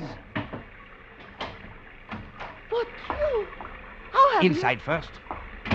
That is better. The shutters? All closed. Good. Come now, tell me how glad you are to see me. Oh, I am glad, but surprised. How are you here? They have not released you? Not intentionally, my dear. I reviewed my own case and decided, Duplessis, you are really a very fine fellow and by no means belong here. So I released myself. You have escaped then? Not completely, or at any rate not yet. What? Oh, what a lovely scent you are wearing, Marie de mon âme. And that dress, a new one, is it not? Oui, mon cœur. It was given to me by the old woman who lives in the next cottage down the way. Well, I must leave a small diamond for her after we have seen Paul. Paul Despard, you are going to see him? But of course, ma jolie, we shall need money to live in Spain. I see. Duplessis, mon cœur, you are very wet. You must be tired. Rest here in this chair while I run down to the old woman's and bring wine and little cake. No, Marie, there is not time. It will only take a moment. We can go to Paul's afterwards. Surely you know you're safe here with me. Safe while Lemieux is out there someplace. Lemieux? The others, the soldiers and the guards, they are fools, but not Lemieux. He is cunning. I am beginning to fancy that I see him behind every face I meet. But surely you do not think... Oh, ma chérie, of one thing I am certain, that you are not Lemieux. Oh, come, I must touch you. It has been such a long time. You're so wet. Perhaps I should go borrow a dry coat for you. No. The rain has stopped. I shall be dry by the time we reach... The little ring I gave you. The one with the heart. You are not wearing it. I put it away. I did not wish to wear it until you were with me again. Which I am from this moment on, ma petite. So... No, Duplessis, this is no time to waste. We must leave now and hurry. We'll go to Paul Despar's this moment, now.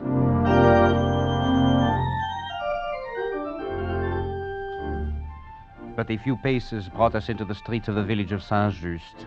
We moved quickly, and I kept the collar of my coat turned high on my face. Soon we were making our way among the handful of patrons who still lingered at the tables of the inn, talking in the light of candles held in empty bottles. I kept my hand on the knife beneath my coat, but no one glanced up as we crossed to the far side of the room. There he is, at the little table in front of the office. Oui, ma jolie, so he is, and not changed a bit.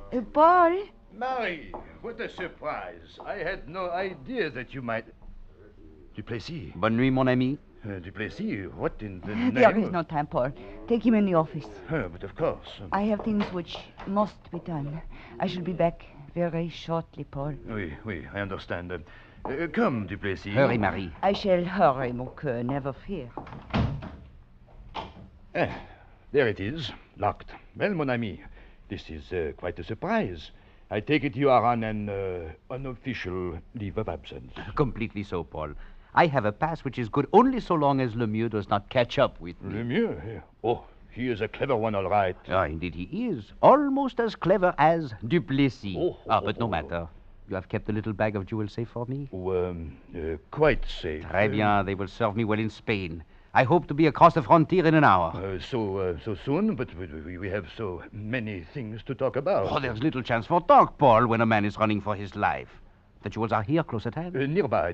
Well, get them now, Paul. Well, the fact of the matter is, they are at my house on the other side of town. Oh, fish. It will take only a moment, and I can send someone to... Wait. Voices outside the door. Well, I hear nothing at all. You are only imagining that... You signaled someone before we came in here. No, mon ami. No, you're mistaken. I saw you nod to a man out there at one of the tables. No, you must believe me. I did nothing. Stay away from the door. I called you my friend. The crowd will break down that door in a moment. You had better give up. You are a fool, Duplessis. And an hour from now, you will be back in Tarentelle, where you belong. I doubt it, Despard. They have not yet found the back door, but either way, you will not know about it. A knife. The Duplessis. No. Away from that door. No, you cannot. Murderous beast. I will stop you. Mon Dieu. Gold pieces thrown at my head. Now, where is the sport in killing a man whose only weapon is a bag of money? I am a philosopher. Bonne nuit, monsieur le gold piece.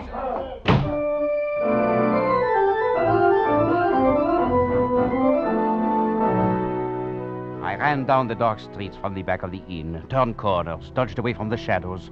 Far off, like the sound of hunting dogs, I could hear the voice of the mob.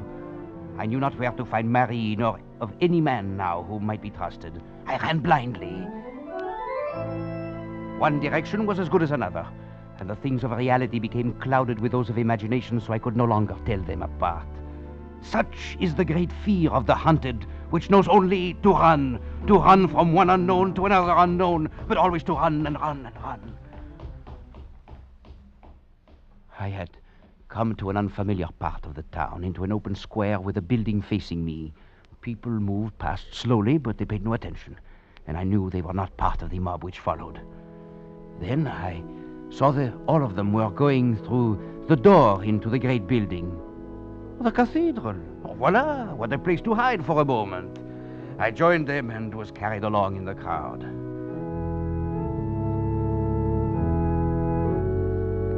I found myself near the front with people all around me.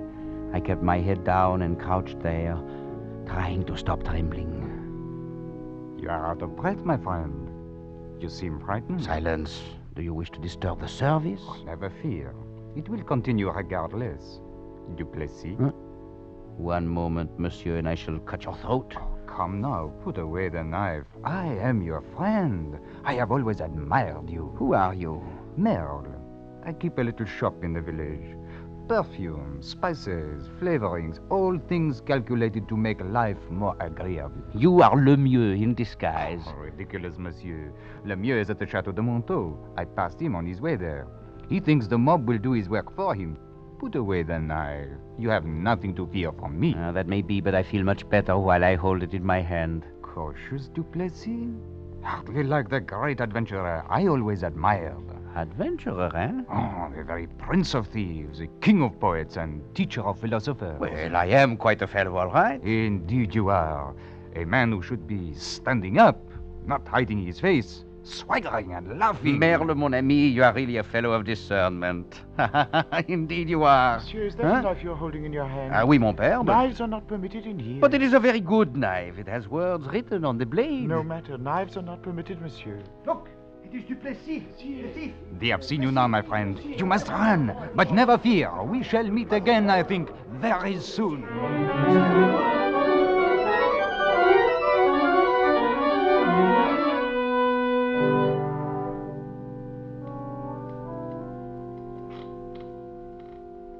I escaped from them again and found myself finally on the outskirts of the far side of town.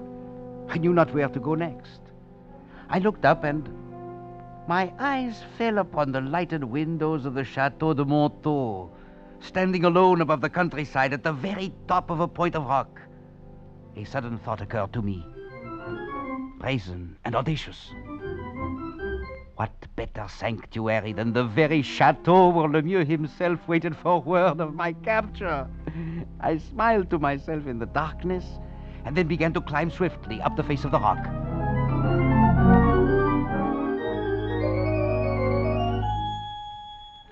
I stood at last on a tiny parapet close against the massive stone walls of the chateau, high above the countryside. Behind me were lighted windows and the sound of voices, but out there on the parapet, there was only the night and the stillness, stars, and a ghostly moon riding like a silver galleon in the black billows of the sky. Its pale light fell on the tumbled forest below me, on the tiny little village of Saint-Just, and touched faintly in the distance the far-off crags of the Pyrenees beyond the Spanish frontier.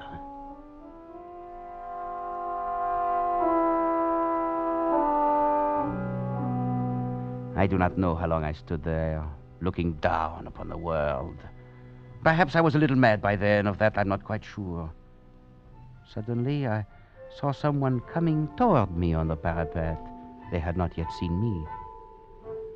Bonne nuit, mademoiselle. What? Who is it?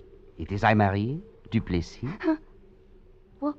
What are you doing here? A very good question. As a matter of fact, I think I shall use it myself. What are you doing here? I came here to find Le Mieux after I lost you, of course. And you found him, I trust? Oh, oui, mon coeur is inside in the banquet hall with the others. I thought that if he should find you, then I would be there to help. How thoughtful of you, ma jolie.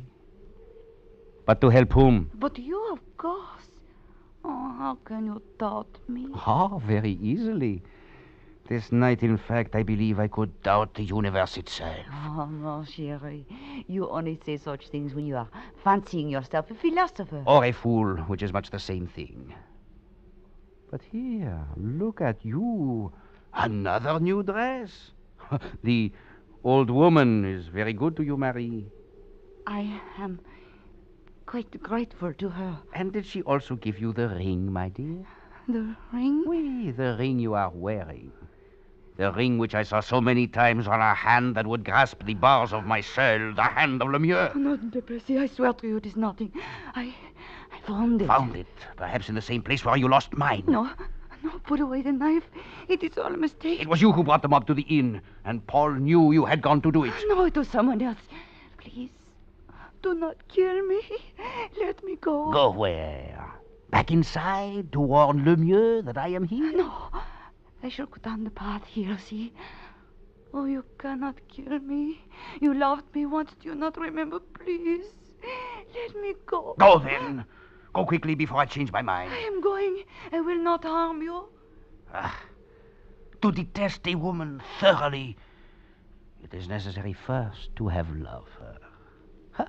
Well, I really am quite a fellow after all. A true philosopher. Indeed you are, mon ami. Huh? It is one of the things for which I have always admired you. Oh, it is you, Monsieur Merle, the seller of perfumes. Oh, must you always carry that vicious knife in your hand? It is a good knife. An old man gave it to me. And there are words on the blade. See, on one side, reason. On the other, irony. Well, we shall have little need for either once we are across the frontier in Spain. Tell me, monsieur, why do you wish to help me? Because I like you. Because you are Duplessis, whom I admire as something great. As great as that moon that shines over us. As great Wait. as... What is it? Something glinted on your hand when you held it up there. Let me see it. Oh, it was nothing. It was only a trick of the moonlight. Let me see your hand. But I tell you that... Stop! You two. The little ring with a heart that I gave to her a long time ago. Oh, it is nothing, my friend. I found the ring. As she found Lemieux's. They have gone too long without knowing for certain if this is really a good knife. Oh, you cannot mean that. Oh, no, I am your friend, Duplessis. I am going to take you to...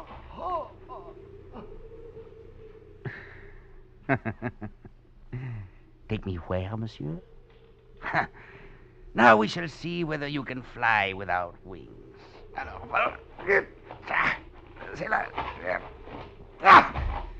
There. Down and down and down. By heaven, it is like a scene from a play. This parapet is stage, the moon for a spotlight, and a body pirouetting through space. True enough, my son. But you should not have killed him. Huh? The weapon was made for stronger opponents. Well, old maker of knives, you said we should probably meet again. He is gone out of sight. And there are only the stars and the night and the moon. What now, Duplessis? I do not know. Spain, perhaps? Lemieux would follow. And there would be another Marie, another Paul, and another Merle, waiting in Spain to tell him where you were. Have I escaped from prison to find this? Is everything false? Is there no man left in the world who is true? I am only a knife maker. Well, it is a good knife. It worked very well. You have not yet tried it against Lemieux? No, you are right. He is inside there in the banquet hall. It will not be an easy thing, my son, but I know not how to warn you. You must find it out for yourself. Warning? When has Duplessis ever had need of warning? Merci, Monsieur le Knife Maker, for your excellent intentions. And I shall find out for myself. Now. The stone corridors of the chateau were empty, though as I drew nearer I could hear the sound of voices in the great banquet hall. I made my way quietly to a low balcony overlooking the room, and soon was peering through the drawn curtains that screened off the table below. Lemieux was there, and Paul, and the singer of the chateau. Marie had come back somehow, and there were others too. Lemieux was talking. Beating the bushes of the forest. Duplessis will be captured sooner or later, that I can assure you. I know the fellow. Know how his mind works. That's why I do not even bother to chase him. He will trap himself. Most certainly you are right, Monsieur Lemieux. And the sooner the better. More wine, ma chérie? Merci, cher Paul. I dare say you will rest a bit easier, Monsieur le Seigneur, once the fellow is taken. Why do you say that? Look at those paintings on the walls, ma petite. There on the balcony behind the curtain is a Rembrandt worth at least 1,000,000 francs. Quite a temptation for the very Prince of Thieves if he did not have something more important on his mind. I thought for one moment they were going to draw back the curtains to reveal me standing there above them. But then they talked of other things and the danger passed.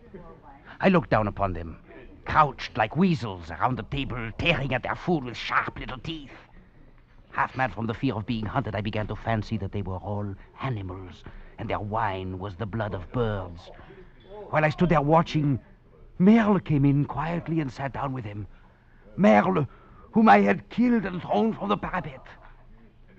I realized then what the old maker of knives had tried to tell me. I had not killed Merle, but only thought I had done so. For how can a man kill his own vanity? And Paul would always be here, of course, ready to buy and sell with his bags of gold. And Marie, too, luring me with a voice filled with a warm softness of pleasure. And Lemieux, incarnation of fate, the hunter of men, what of Lemieux?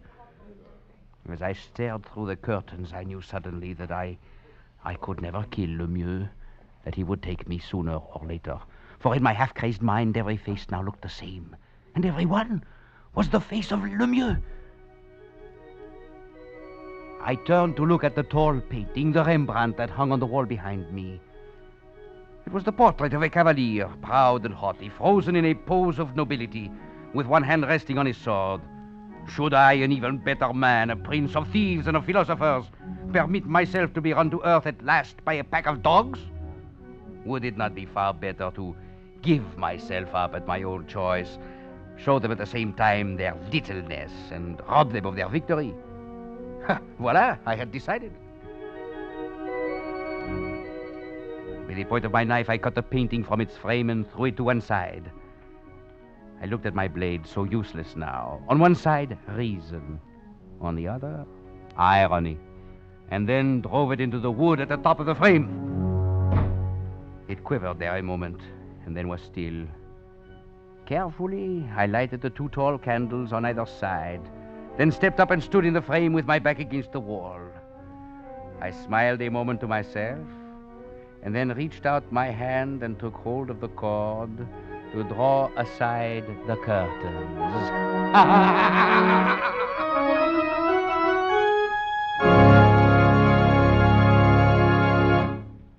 Escape is produced and directed by Norman MacDonald. Tonight we have brought you The Fugitive by Vincent Starrett, adapted for radio by Les Crutchfield, with editorial supervision by John Dunkel. Featured in tonight's cast was Louis Van Rooten, with Ben Wright, Gloria Blondell, Barry Kroger, Wilms Herbert, and John Daner. Special music by Ivan Ditmars. Next week. You were trapped aboard an ill-fated ocean liner, captained by a dying man, while a mysterious passenger, haunting you, menacing you, seems intent on sending you to destruction.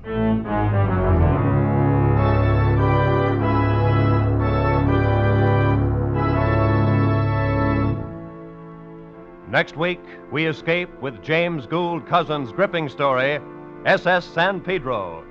Good night, then, until this same time next week, when once again we offer you Escape.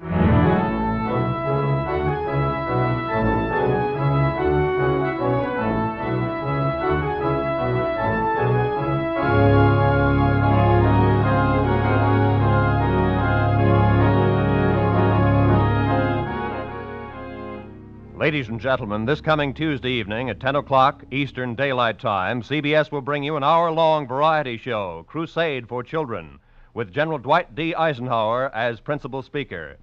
It's a problem concerning every American, the hungry children of Europe. Remember, 10 o'clock Eastern Daylight Time, Tuesday, August 17th. Roy Rowan speaking. This is CBS, the Columbia Broadcasting System. Fed up with the everyday grind? Tired out from the summer heat? Want to get away from it all? We offer you Escape.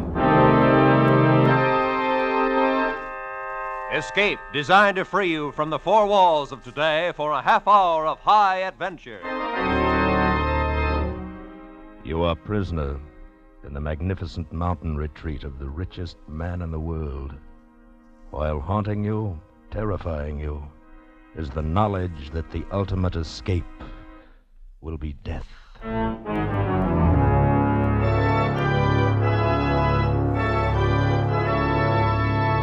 Tonight, we escape to an isolated Montana plateau and the strange secret of a stranger family, as F. Scott Fitzgerald told it in his fantastic story, The Diamond as Big as the Ritz.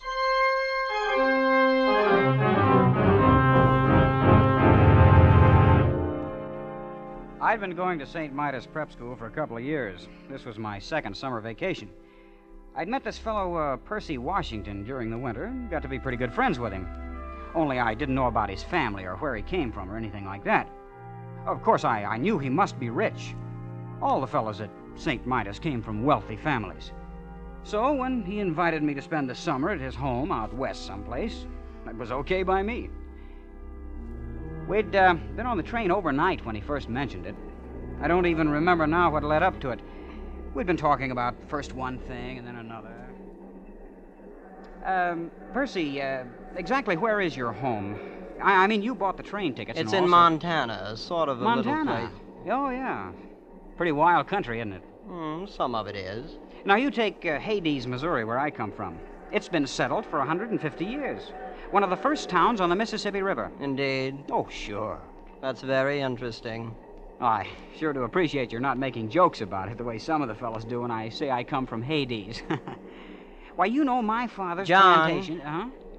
Do you know that my father is the richest man in the world? Oh? By far the richest?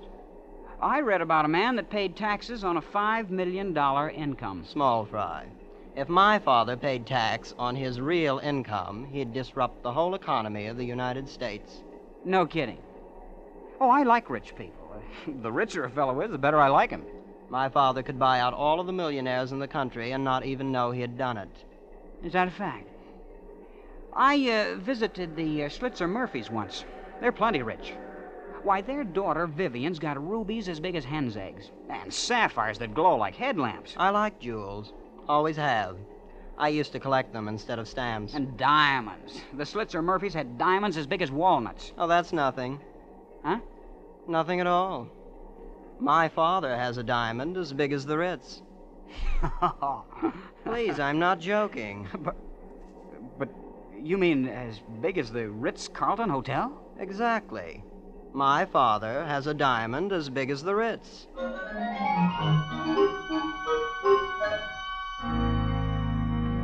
We got off the train about dusk at a little whistle stop called Fish, Montana. There wasn't anything there, not even a station. Just a broken-down old buggy and 4 or 5 sheep herders lounging beside the track. And I suppose wondering who we were. Anyway, Percy and I climbed into the buggy, and without saying a word, the driver cracked his whip, and off we went. I don't know how far we traveled. We didn't seem to be following any road, though, and after an hour or so, it got dark. But the driver kept right on, never saying a word. I hope you'll pardon this inconvenience, John, but we have to take certain precautions, you know. Oh, that's all right. Anyway, we're almost there. You're, home, you mean? Oh, no, to the place where we consider it safe to transfer. A transfer? What do you mean? Oh, there's the signal now. Headlights. Pull up the horse, Absam. Here we are. An automobile, but how? There's no road. Oh, this car's special built. Doesn't need roads. Welcome home, Master. Good evening, Gigsum. Well, come on, John. Let's get in. Gosh, this car, what's it made out of? Silver? No, platinum. Those are emeralds in the hubcaps. And the upholstering, it's fur. Mink. You're ready, Master? Anytime, Gigsum. You've probably noticed the exceptional brightness of the headlamps. The lenses are cut from diamonds. Boy, what a car. This old junkie. We use it for a station wagon.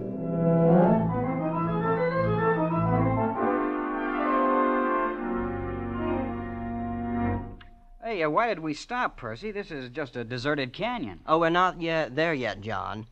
Wait, you'll see. They sent down the hooks while we were coming from the station. The hooks? Yes, to attach to the wheels, you know. That's what Gigsum's doing now. Incidentally, Gigsum will look after you during our visit. Look after me? Your personal valet. Of course, there'll be other slaves available, too, whenever you need them. Do you have a lot of slaves? 300 or 400, I suppose. Oh, all ready, Gigsum? Yes, master. Hello! Hoist away! Look, we're leaving the ground. Yes, there's a hoist up there on top of the cliff. Has cables about a quarter of a mile long. But what for? Oh, it's the only way in. Imagine hoisting an automobile a quarter of a mile up the side of a cliff. It's really nothing. As you may have guessed, John, this is not going to be like anything you ever saw before in your life.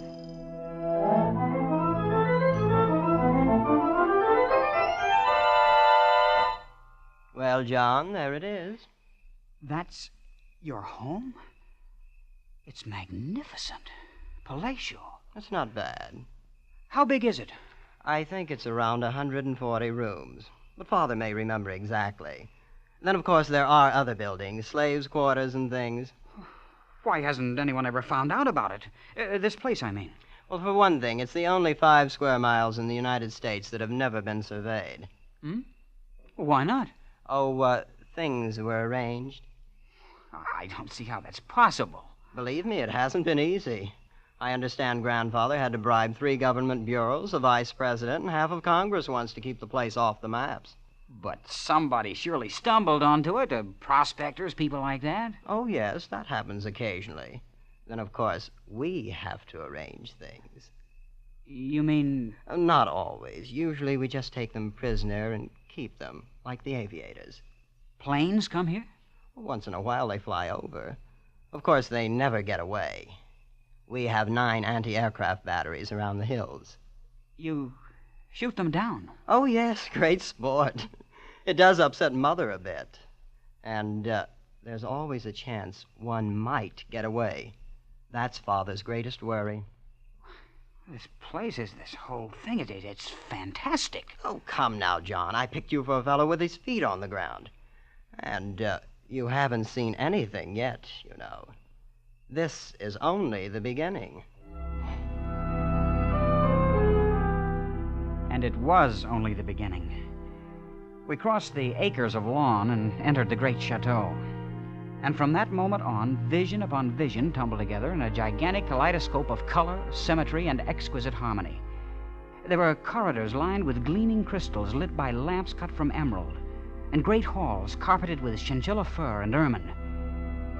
And there was a white-haired man, pink-faced and very pleasant, who was Percy's father. And Percy's mother, a lovely lady with dark hair piled high on her head like a fragile queen. Soft music came from hidden places. Perfumes filled the air. Exotic foods and wines more rare than pearls. I thought there could be no more nor greater wonders. I was wrong. There were many more and greater ones. And one of them I discovered the next morning in the garden.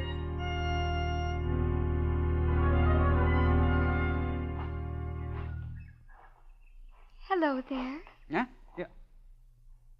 Oh, you're lovely. My name is Kismine. You're John Unger. You're a friend of my brother. You from the East? No, at least not exactly. I'm from Hades. Oh? Missouri. Oh. Would you like to sit down here on the grass? Why, yes, sure I would. I'm going east to school this fall. Do you suppose I'll like it? I think so. Of course, it'll be different from all this. That's what Jasmine says. She's in the East now. I've never been outside. Who is Jasmine? My sister. She's older than I am. I hope you won't be offended, but you're the most beautiful girl I've ever seen. Yes, I know. What? I surprised you, didn't I? A year ago, I would have said thank you. But Father says it's very necessary to learn to take things for granted. So now I just take it for granted that I'm beautiful. You see? You're pretty sophisticated, aren't you? Oh, I'm not at all. I believe girls should enjoy their youth in a wholesome sort of way. Oh, so do I. I like you, John. I wish you'd spend some of your time with me this summer, not all with Percy. I will, Kismine. I will. You may be in love with me if you'd like to. I'm absolutely fresh ground, you know. I am in love with you. Of course, we'll have to meet secretly. My parents wouldn't permit it if they knew. Then that's what we'll do. I have to go now. I'm supposed to be with Mother at 11. Aren't you going to ask me for a kiss? Jasmine says boys always do nowadays. Some of them do, but not me. We don't expect nice girls to do that sort of thing. In Hades.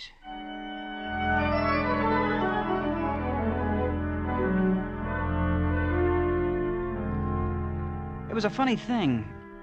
Percy's family were polite, friendly, always smiling. And yet all the time I had a feeling that some terrible and golden mystery lay hidden just around the corner. A few days after I'd met Kismine, Percy remarked casually that an unusual event had occurred. A man had escaped from the cage. I didn't know what he meant then. But the next morning I was walking with Percy's father on the grounds of the estate. Mr. Washington, Percy said something about a man escaping from the cage. I didn't quite get it. The cage, well, perhaps you'd like to see it. This might prove interesting, just as a novelty. It's over there. These trees, they're 60 feet tall. And they have roses blooming all over. Yes, it's a rather interesting development by a Swiss botanist. These are the only ones in the world. Oh, I'll be darned. Although I suppose you'll see them all over the country in a few years. No, these are the only ones. That was arranged. Here we are, the cage. It's a pit dug in the ground. And a grating on top. Oh, yes, it's not really a cage, except in a certain sense. Well, boys, how are you getting along?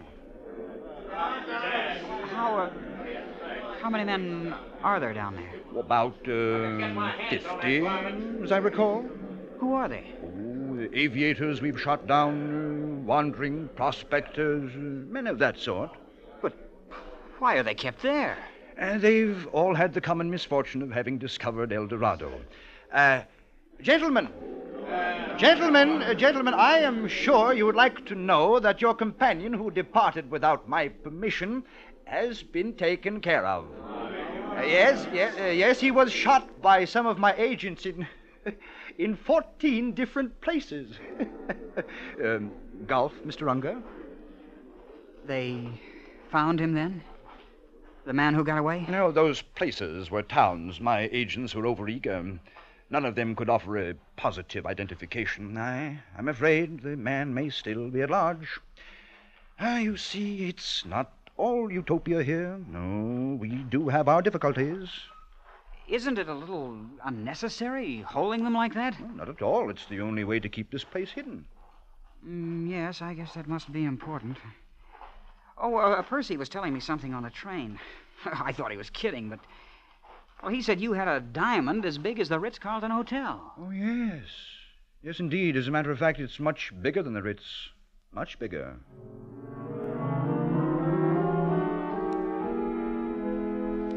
Well, summer went on. I was more and more in love with Kismine. She was priceless, exquisite, like no other girl in the world. After a couple of weeks, I kissed her, of course. And I was really in love for the first time. I should have known, should have put two and two together when Percy's father showed me the cage, but I didn't. Until one morning late in the summer, I slipped off with Kismine to the rose gardens.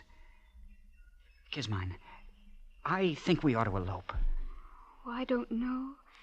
It would be much nicer to be married here. But then it'd be more romantic to elope. Yes. All the Sunday supplements would write stories about fabulous heiress elopes. I knew an heiress from Omaha once, but I don't think you'd like her. She visited my sister here. Oh? You've had other guests, then? Well, yes, we've had a few. Wasn't your father ever afraid they might talk outside? Well, to some extent. Let's talk about something more pleasant. What's so unpleasant about it? Well, I grew quite fond of some of them. You mean they told? And your father? They didn't get a chance to. Father had to be sure. That's murder. What else could we do? In the cage, they'd have been a constant reproach to us. And Father does it so nicely. They're always drugged in their sleep, and we tell their families they died of scarlet fever in Butte. I'm not sure how that affects the statistics there. Of all the horrible... It is not. After all, it'd be terribly boring here without ever having anybody. Why, Father and Mother have sacrificed some of their best friends. You're no better than... That's what they plan to do with me, then. Couldn't you try to forget it?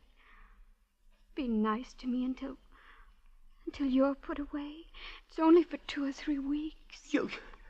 You'd go on this way, kissing, talking about love, when you know I'm not much better than a corpse. You're not a corpse. You're not. I won't have you saying I kissed a corpse. That wasn't what I said. You did, too. I did not. You said that... Now, just a moment. Father. Who kissed a corpse? Nobody. We were just joking. Now, you two haven't any business here anyway. Now, kiss mine. Go, read. Go play golf. Now, don't you let me find you here when I come back. Yes, Father. Yeah. Good day, children. You see, now he knows you've spoiled everything. You don't really love me. Kiss mine, you... Oh, what's the use? What if you are rich and have this place? Why would it be so terrible if anyone found out about it? Why, it's on account of the diamond, of course. Diamond? What is this diamond all of you talk about? Well, it's... You'd better ask Percy. I'm always getting things mixed up. I will ask him. And another thing. I'm getting out of here tonight if I have to dig through the mountains. I'm going back east. Take me with you. No. Why not? Your father wouldn't permit it. If you won't take me, I'll go tell him I want to marry you. You can't do that. He'd bumped me off this afternoon. Oh, please take me, darling.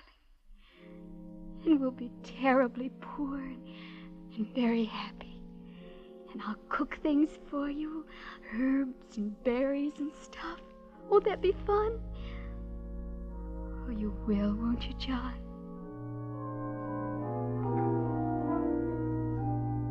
Well, my head was really in a whirl.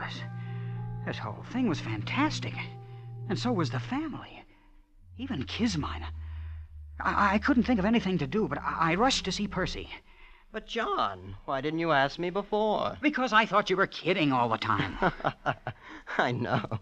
You wouldn't believe me if I'd told you. I'm ready to believe anything now. Well, it was my grandfather who started the whole thing, purely by accident. He came out here from Virginia after the war between the states and stumbled onto it. Onto what? The diamond, of course. That's what made all this possible. Grandfather spent 2 years going around to different cities of the world selling bits of it. Then he started building this place. He put his money into jewels, but Father found that radium took up much less space. But why the secrecy? Oh, it just wouldn't do if anyone found out. Ruin the whole economy of the world. The thing's too big. This has been going on for 3 generations. Well, and the cage and this thing of inviting friends. Oh, yes. You see, there wasn't really any danger before airplanes. They are what worry us. And you knew when you invited me here what would happen. Please, John. I thought you'd be more sensible about it. After all, you can see my position. Yeah. Where is it? Where do you keep this diamond that's caused so cockeyed much trouble? Oh, I thought you'd guessed. You've noticed the hill the chateau stands on? Yes. It contains a cubic mile. And except for a thin covering of dirt, it's one big, solid diamond.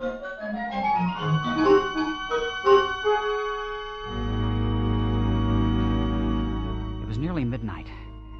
I didn't know what awakened me, but all of a sudden I was staring across the patches of moonlight, spotting the ermine carpet of my bedroom. Staring at 3 slaves I'd never seen before. They just slipped inside the door and stood there, each with a vicious length of shiny copper wire. The official executioners. I lay there on the bed watching them, counting heartbeats, not daring to move, not daring not to move. They didn't know I'd wakened. They began edging across the room. Come on. All three of you. There's no time now for this. All hell's broken loose. Hurry. I took one long, deep breath. The first one in several moments. Then I was out of the bed in an instant, throwing on my clothes and dashing through the long crystal corridor to Kismine's room. Kismine, are you awake? John, over here by the window. So they woke you up, too. If you mean 3 of your father's slaves... No, airplanes. Airplanes. So that's what it is. At least a dozen. I saw them crossing against the moon. Look, they're circling way over there. You think they're here on purpose? Oh, yes. They dropped warnings to Father. It's that man who got away from the cage, you know. Good for him. Yes, wasn't he clever? I think we'll open up on them any second now. Open up? Yes, our anti-aircraft. Oh, this is going to be thrilling. Thrilling? Oh, look, they're in range now. Bravo! Bravo! Kismine, get away from that window.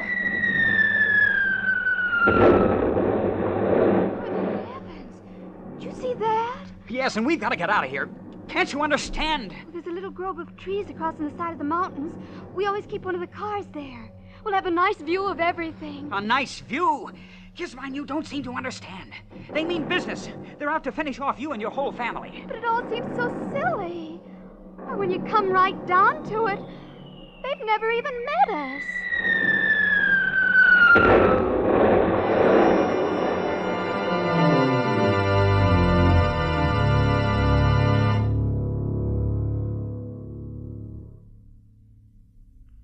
What time is it, John?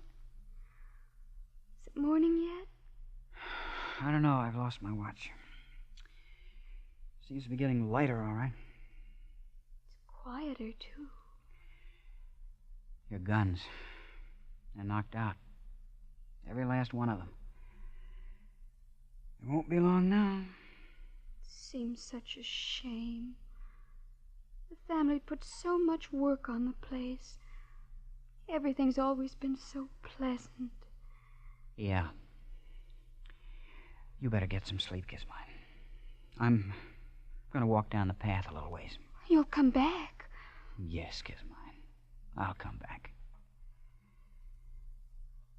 At the edge of the wood, I stopped and looked out across the valley toward the wrecked chateau standing on its diamond hill. And then suddenly, 3 men appeared bearing a heavy burden among them. It was Mr. Washington and 2 of the slaves. All right. This is far enough. We'll stop here. Now, hoist it up and hold it there. Both together now. Easy now. Easy. The burden they held up to the heavens was an immense diamond. Now, you out there. You there. I could see no one else anywhere in view. You, above there. I want you to understand this is only a sample. I'll give you 1,000, cut as fine, set in pedestals of platinum. And I'll build you a temple 1,000 feet high, cast of solid gold.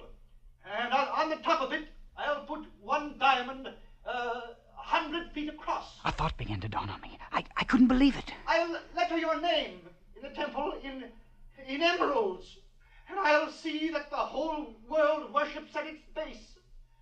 All you have to do is make everything the way it was before. Mr. Washington was offering a bribe to God.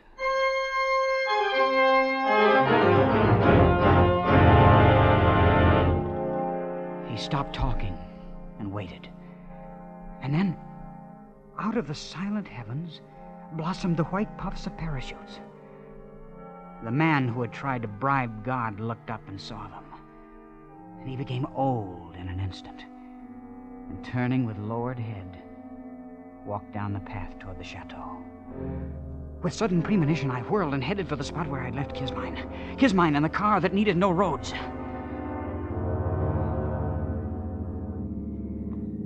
Haven't we gone far enough, John? I suppose. We're 10 miles from the chateau. It's all so hectic. This rushing about and losing sleep and everything. Hand me those field glasses. Here they are. You see anything? No. Oh, wait. What is it? It's your father and mother. And Percy. They're going into a tunnel down below the chateau. They've got an underground escape. No. No, I remember now. The mountain's wired. Some kind of an atom bomb. Atom? Atomic bomb? That's it. Father's had it for years. He always said it would disintegrate the whole works, diamond and all. Of course, he only regarded it as a last resort. So he'd rather have it like that. They're all inside the tunnel now. I can see the troopers moving in. I don't suppose there's really anything to be done about it now. And there wasn't. I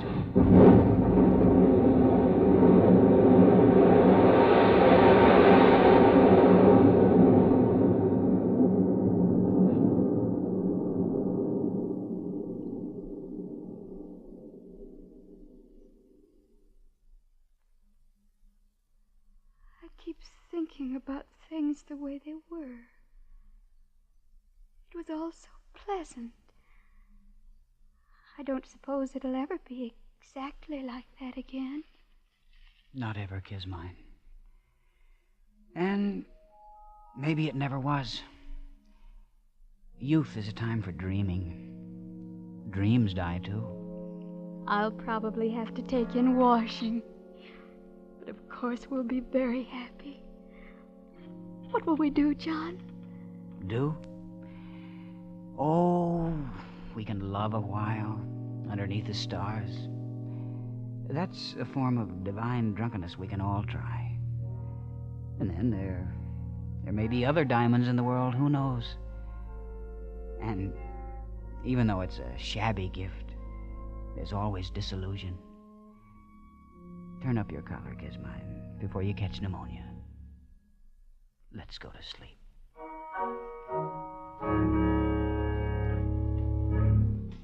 Escape is produced and directed by Norman Macdonnell.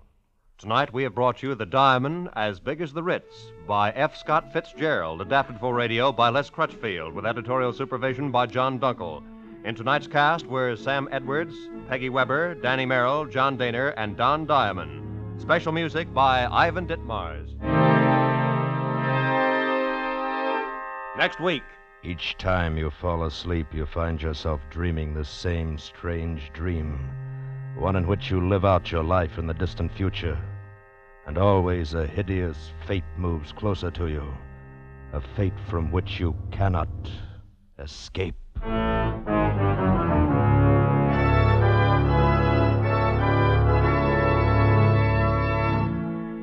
Next week, we escape with another great story by one of the world's greatest authors. Good night, then, until this same time next week, when once again we offer you Escape.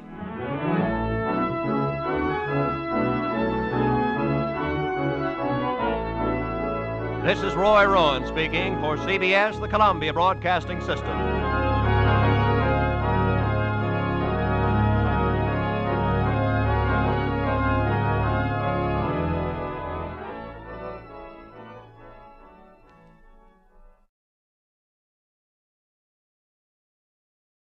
Fed up with the everyday grind. Tired out from the summer heat. Want to get away from it all. We offer you Escape. Escape, designed to free you from the four walls of today for a half hour of high adventure. You are trapped aboard an ill-fated ocean liner, captained by a dying man, while a mysterious stranger, haunting you, menacing you, seems intent on sending you to destruction.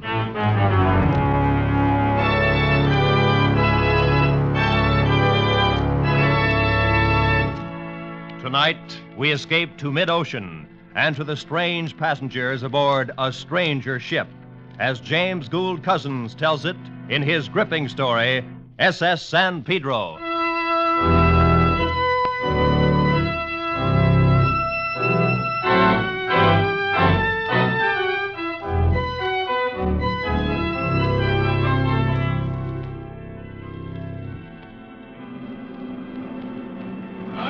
Jackie. Easy now. Come on, Percy. A little more. Okay, lower away. It was hot. The heat rolled up from the Hoboken waterfront and drifted in waves across the open bridge deck where I stood. The last few loads of passengers' luggage were being hoisted aboard. In 30 minutes, the whistle on the forward stack would sound off, and the cargo liner San Pedro, carrying 172 passengers and 200 in the crew, would nose away from the pier and start the long run south to Buenos Aires. Then she'd become the great living animal she was meant to be. No longer something built of paint and steel and tied to a pier. You get to feel that way after you've been a while at sea. You feel that your ship is a live thing and that you're part of it. The captain is the biggest part, of course, the brain of the ship, the mentality that keeps her from turning idiot and dashing herself to pieces in her madness. The officers are the nerve centers, and the crew, the hands and fingers. And the twin turbines far down in the hold are the great driving muscles of the legs. Silly, maybe, but you can feel it. And the passengers, well, to most of us officers, the passengers are the parasites of the ship. My, but you look confident. Huh? I said I'm glad you look confident. But you don't have to look so serious. I'm sorry, miss. The passengers are not allowed on the bridge. I know that. I've been on ships before. And I've never been thrown off a bridge yet. Well, I have no intention of throwing you off, but I must ask My you to... name is Mary Lee. How do you do? Are you the captain? No, I'm Bradell, the first officer. Oh, the captain's right-hand man. You might put it that way. Now, if you'll please... Mary Lee is my first name. Yes, I assumed as much. Oh, well, I'll just call you Bradell, then. Maybe you'll loosen up when we get farther south. I doubt it. At least you'll have to dance with me in the evening. It's part of your duties. Well, I'll be happy to, in the line of duty. A regular machine, aren't you? I think this is going to be fun. Yeah. Well, in the meantime, please be kind Mr. enough Brunel. to... Yes, Mr. Driscoll, what is it? Captain's compliments, sir. I'd like to see you in his cabin right away. Good. Take charge of the bridge, Mr. Driscoll. Right, sir. Most of the luggage is already aboard. Packy's on the winch. She's pretty drunk, but Myro seems to be able to handle him. All right, Mr. Burdell. I'll watch him. And please make sure the young lady finds her way back to the passenger deck. Don't worry, Bradell. I know how to get any place I want to get.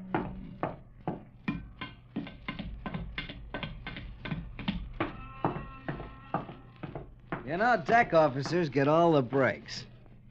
Who's your little friend, Bradell? Passenger, a cockeyed nuisance. You can have her, Sparks. Good. Maybe I can teach her the code. I doubt it. Hey, wait till you get a load of the captain's visitor. Brace yourself, boy.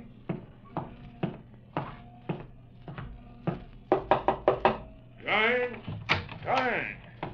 I understand you sent for me, Captain. Oh, Mr. Bradell. Yes, I did, my boy. Everything in order on deck? Yes, sir. We'll sail in about 20 minutes. Good, Mr. Bradell. Oh, I'd like to present a friend of mine, Dr. Percival. How do you do, Mr. Bradell? I don't wonder at your surprise.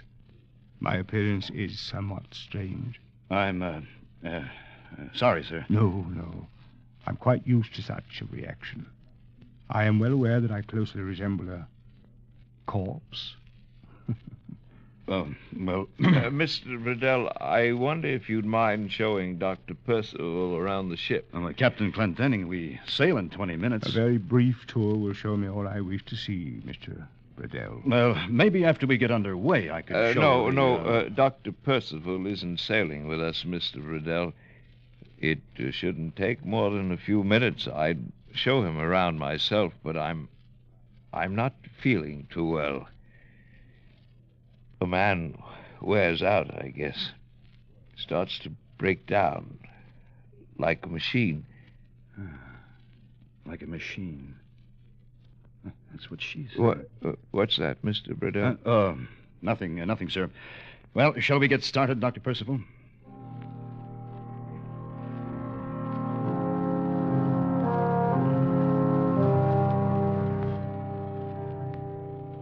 I showed him through the empty dining salon, along the boat deck and the promenade.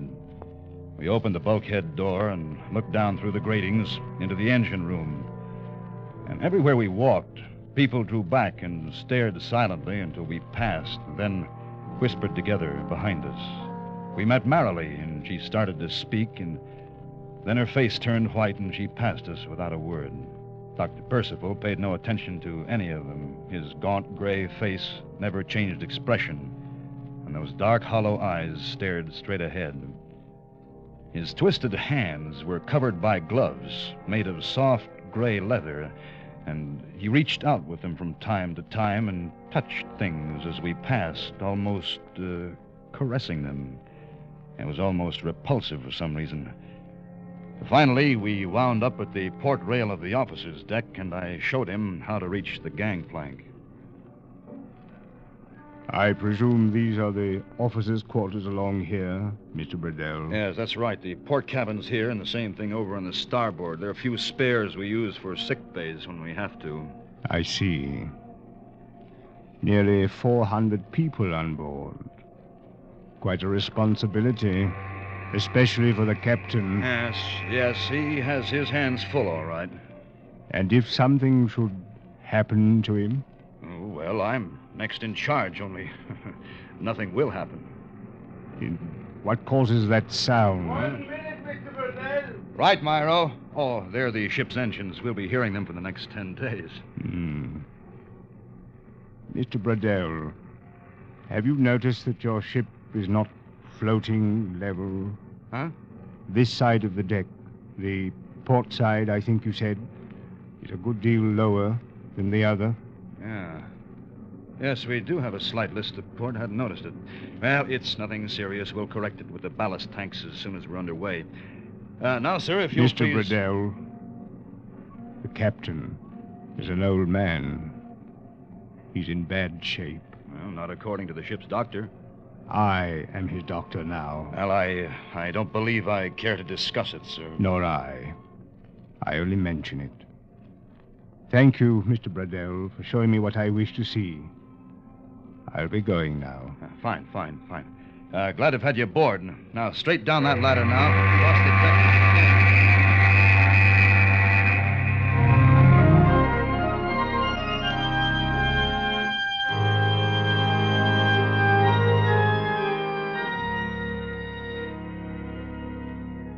By dinner that evening, we were 140 miles at sea. The sun dropped behind a red haze and brought out a clear, starry night sky. Marilee had somehow wangled a place at my table, but held herself down to an occasional knowing grin that the other passengers probably misinterpreted.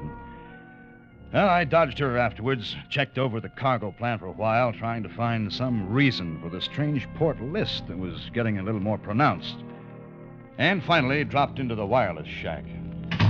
Oh, hi, Burdell. Get bored with social life? Yeah. It's not the heat, it's the femininity. You should squawk. The only time I see a girl on board this tub is when they come in to wire for money at the next port. Well, I know one you can have. And that's just the one I'd take, too. You're crazy, Burdell. Maybe. You picked up anything? No.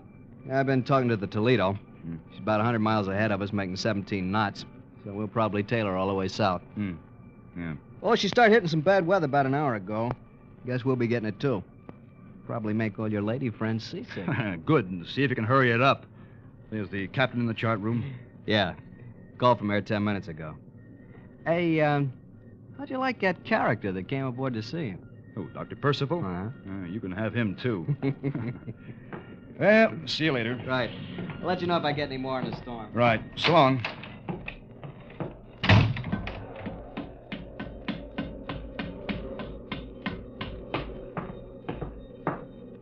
Oh, Mr. Burdell. Huh? Oh, for Wait a minute, I wanted to... No, wait! Wait!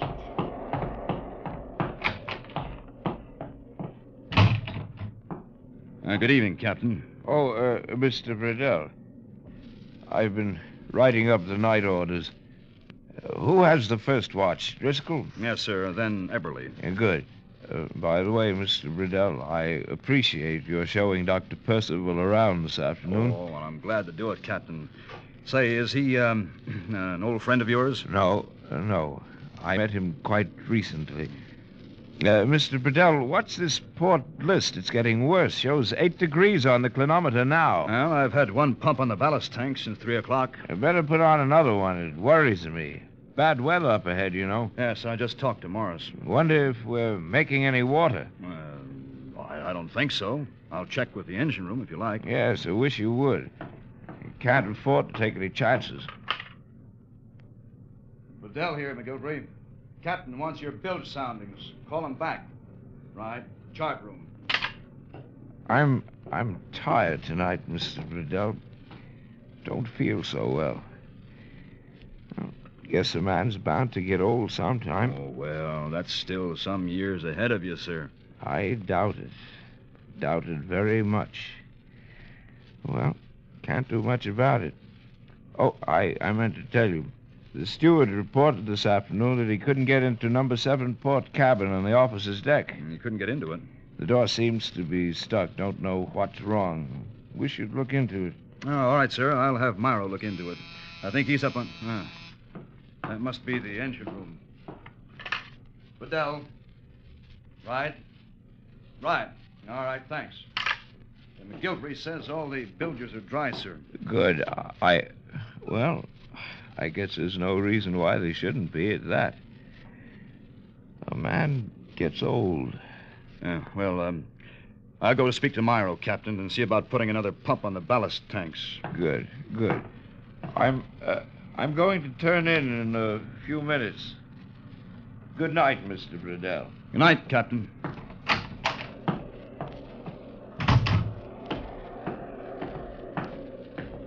Well, I knew you would have to come out sometime. Now, look, miss. Relax, Burdell.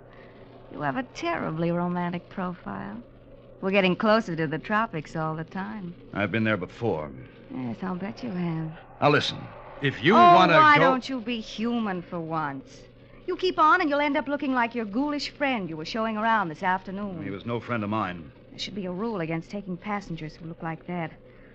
It gives me the creeps. Well, for your information, we didn't take him. He went ashore. Oh, you'd be a good liar, Burdell, if I hadn't seen him myself a half an hour ago. Huh? Where? He went into one of those cabins right down there ahead of us. On the officer's deck? Mm-hmm. You didn't notice which one? Yes, I did, as a matter of fact. It was number 7. 7, huh? All right, come on. Now, look, Burdell, I don't want to meet the guy. I don't want to have anything to do with him. Gave me the shivers just to look at him. Did it? Is this the one? Number 7. Mm-hmm. Yes. Mm-hmm. You notice the little crossbar on the door handle? Yes. It's turned straight up and down? Yes. That means the door's unlocked, huh? All right. But it doesn't open. That's right, because it's jammed. The steward reported it this afternoon, not a half hour ago, so you're not much of a liar yourself. But I saw him go in this door. Oh, sure, I sure tell you you, I did. I saw him. Anything wrong, Mr. Riddell? Oh, Myro, no, nothing's wrong. This door's apparently jammed. We should try to get it open while you have a chance. All right, sir. And Myro, when you do, please advise this young lady. She's very curious about what's inside the cabin. Good night.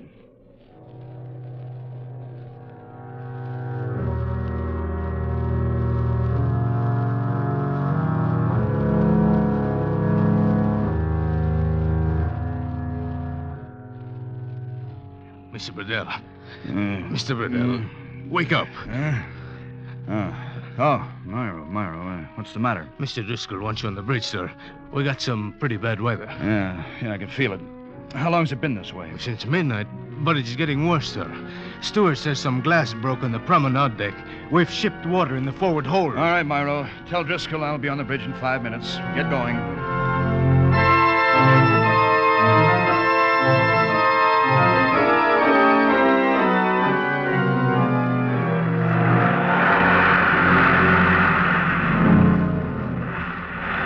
It was fairly bad on deck. Dawn was just breaking, with light enough to make out the long, high swells charging into us one after another, the tops of their crests ripped and torn by the driving wind. We were taking them on the quarter, rolling pretty badly and shipping water on the port bow at every roll. And if anything, that list had grown worse during the night. Oh, glad you're here, Mr. Burdell. Having a rather bad go of it. Yeah, well, we've seen worse. Has the captain been called? No, sir. I thought I'd better wait for you. Right. No need to call him. Where's Eberly? Took some men down to the forward hold. We're shipping water on the port side every time. Yeah, I know. Myro, see if you can get him on the phone. Good Lord. Well, we're listing 11 degrees now. Those pumps still going in the ballast tanks? All night, sir. The tanks are 2/3 empty now. I can't understand it. I think the phone is dead in the forward hold, Mr. Burdell. I can get no signal. All right, Myro. You go on down there and see what the trouble is. Report back. Yes, sir.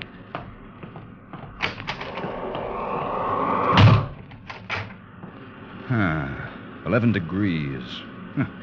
Can't see any reason why we... Oh, I'll take it, sir. Driscoll here. Yes, I know. All right, I'll speak to him.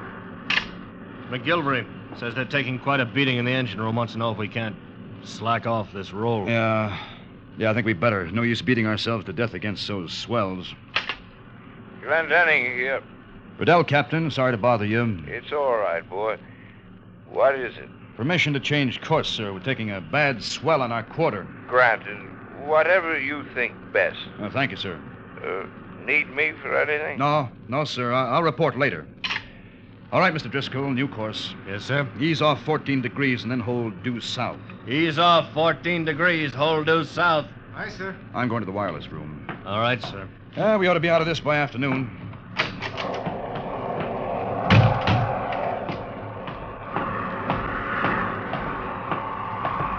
It's windy, isn't it? Marilee, what the devil are you doing on deck? Getting rained on mostly. Haven't you got any sense? We're shipping water on the foredeck. You want to get washed over? Would you care, Burdell? Look, it costs money to stop a ship. Now, listen. Get below. I'm still waiting to see inside number 7 cabin.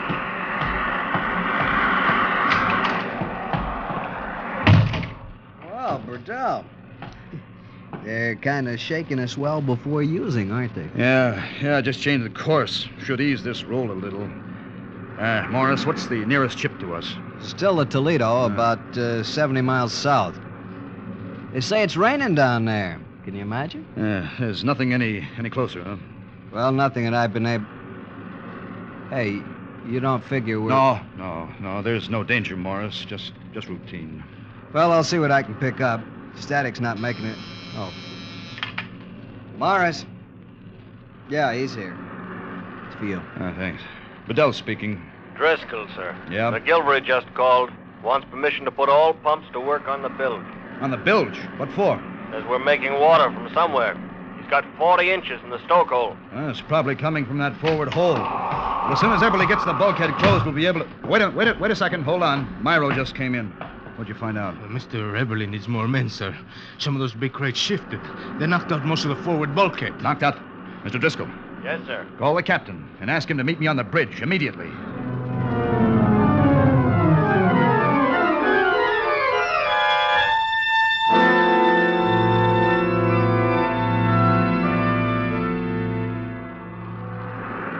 The next hours were a nightmare. All through the day, into the evening.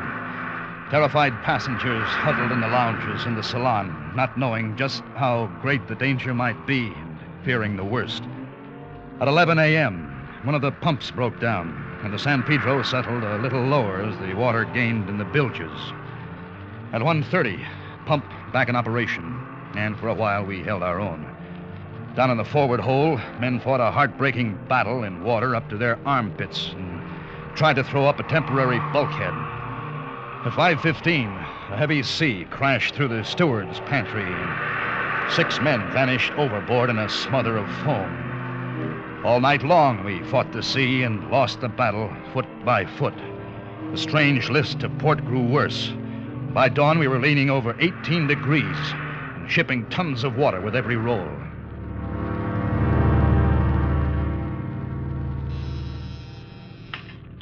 Driscoll here. Right. All right, hold on. Mr. Bradell. What is it, Driscoll? McGilvery on the phone, sir. Says he's had to pull the fire in one boiler. He's going to in the second one. Wants to know if you'll reduce speed to steerage way. Otherwise, he hasn't got steam enough for the pumps. All right. Tell him yes. McGilvery, Bradell says okay. Take it now. 1/3 speed. All right, Helm. Speed to 1/3. Aye, sir. Confound it, sir. Captain ought to be here in the bridge. Been in this cabin for the last 4 hours. He's got no business to stay That'll there. do, Mr. Driscoll. Oh. Yes, sorry, sir. Forget it. You're right at that. We haven't got much time to make up our minds. Well, how are the passengers, Myro? Fair morale, sir.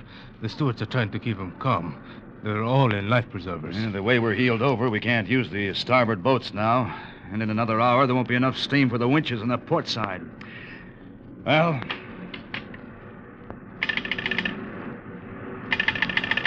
Hello. Hello. Oh, what the devil? Now the captain's phone's dead, too. Myro. Yes, Mr. Bradell? Go down to the captain's cabin. Ask him to come up. Yes, sir.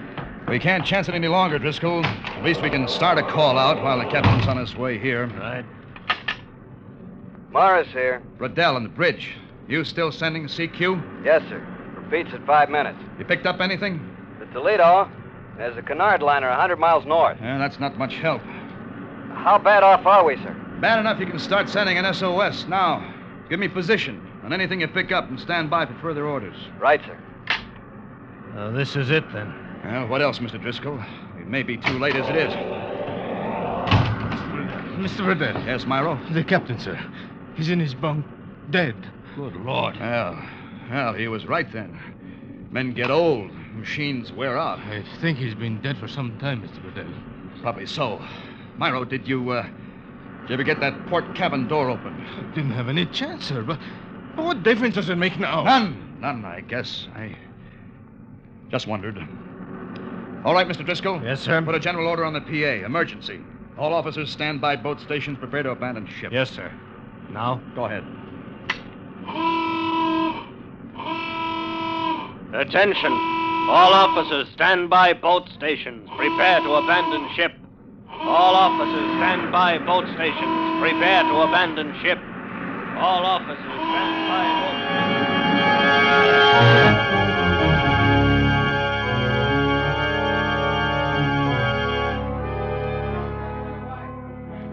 Her brain already gone. Ship was dying. I knew that. I stayed alone on the bridge, tried to quiet her death throes, tried to hold back the confusion of idiocy that shook her limbs and parts. The wind was gone now, and a thick gray fog blanketed the decks and the sea beyond. Boats were lowered and swallowed up in it, one by one. Some of them lowered poorly to spill their human freight into the hungry, wet mouth of the sea. We were low in the water, down at the head. Already the bows were awash. But suddenly I noticed that the strange list of port was no longer with us. Why, we were floating level. And then for no sane reason, I wondered if the changed angle had let the door of number 7 cabin swing open. I left the bridge and hurried forward.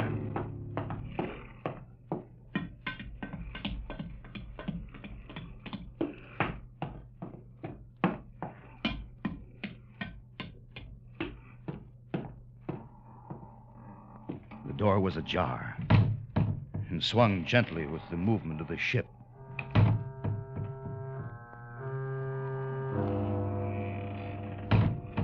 I pushed it open and stepped into the cabin. It was empty. In the air was a strange, dry, musty smell, like old flowers long pressed in the pages of a book. At that moment, I turned, and the water was moving slowly toward me up the passageway. I heard Myro shout the order for casting off the last boat. I left the cabin, ran for the bridge.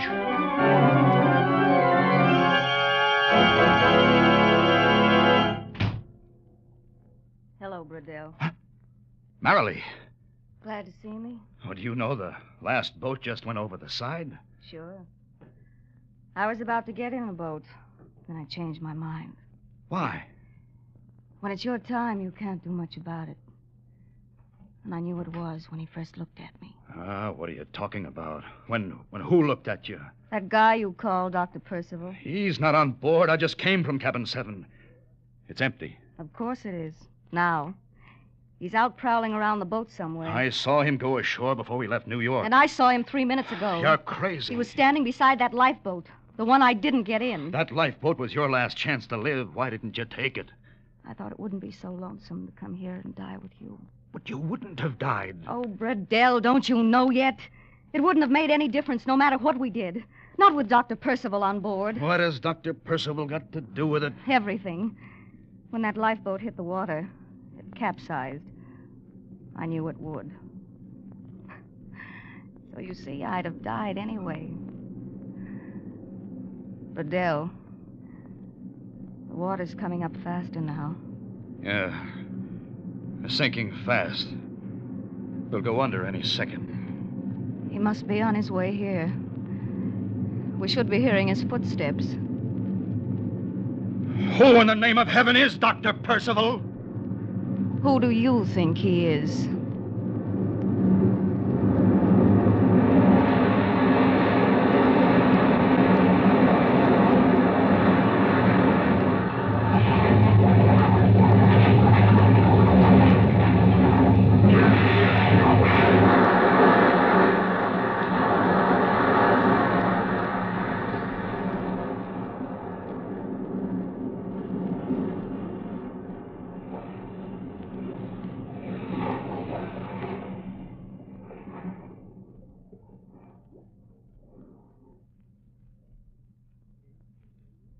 Escape is produced and directed by Norman MacDonald. Tonight, we have brought you S.S. San Pedro by James Gould Cousins, adapted for radio by Les Crutchfield, with editorial supervision by John Dunkel.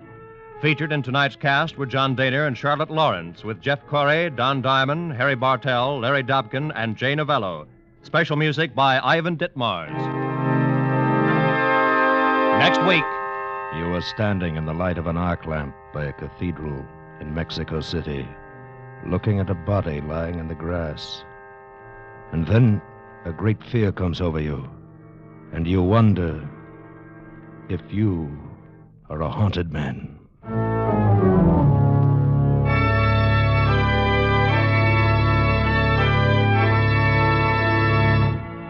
Next week, we escape with Ralph Bates' most unusual story, The Haunted Man.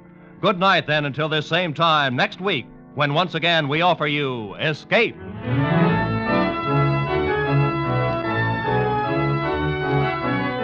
Roy Rowan speaking for CBS, the Columbia Broadcasting System.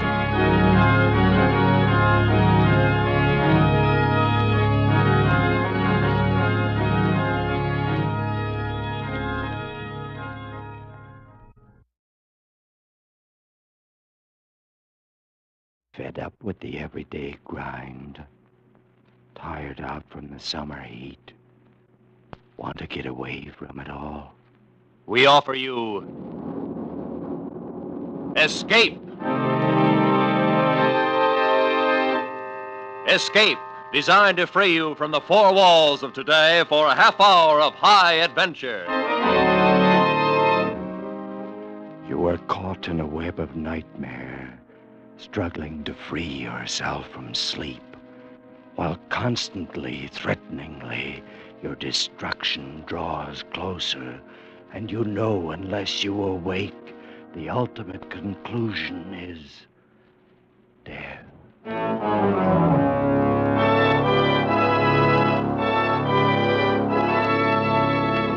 Tonight, we escape to 2200 A.D. and the fearsome picture of the last days of civilization, as H.G. Wells told it in his terrifying story, Dream of Armageddon.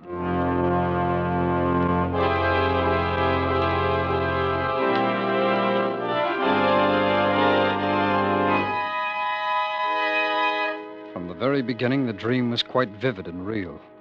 Much more real than the dull world of business that moves by day. And in a short time, I began to thrust the waking world aside and live my life wholly in the dream, night by night. I was not then aware, of course, of the hideous ending to come. A thing so horrible to face that even though I doze now in my chair, I dare not sleep.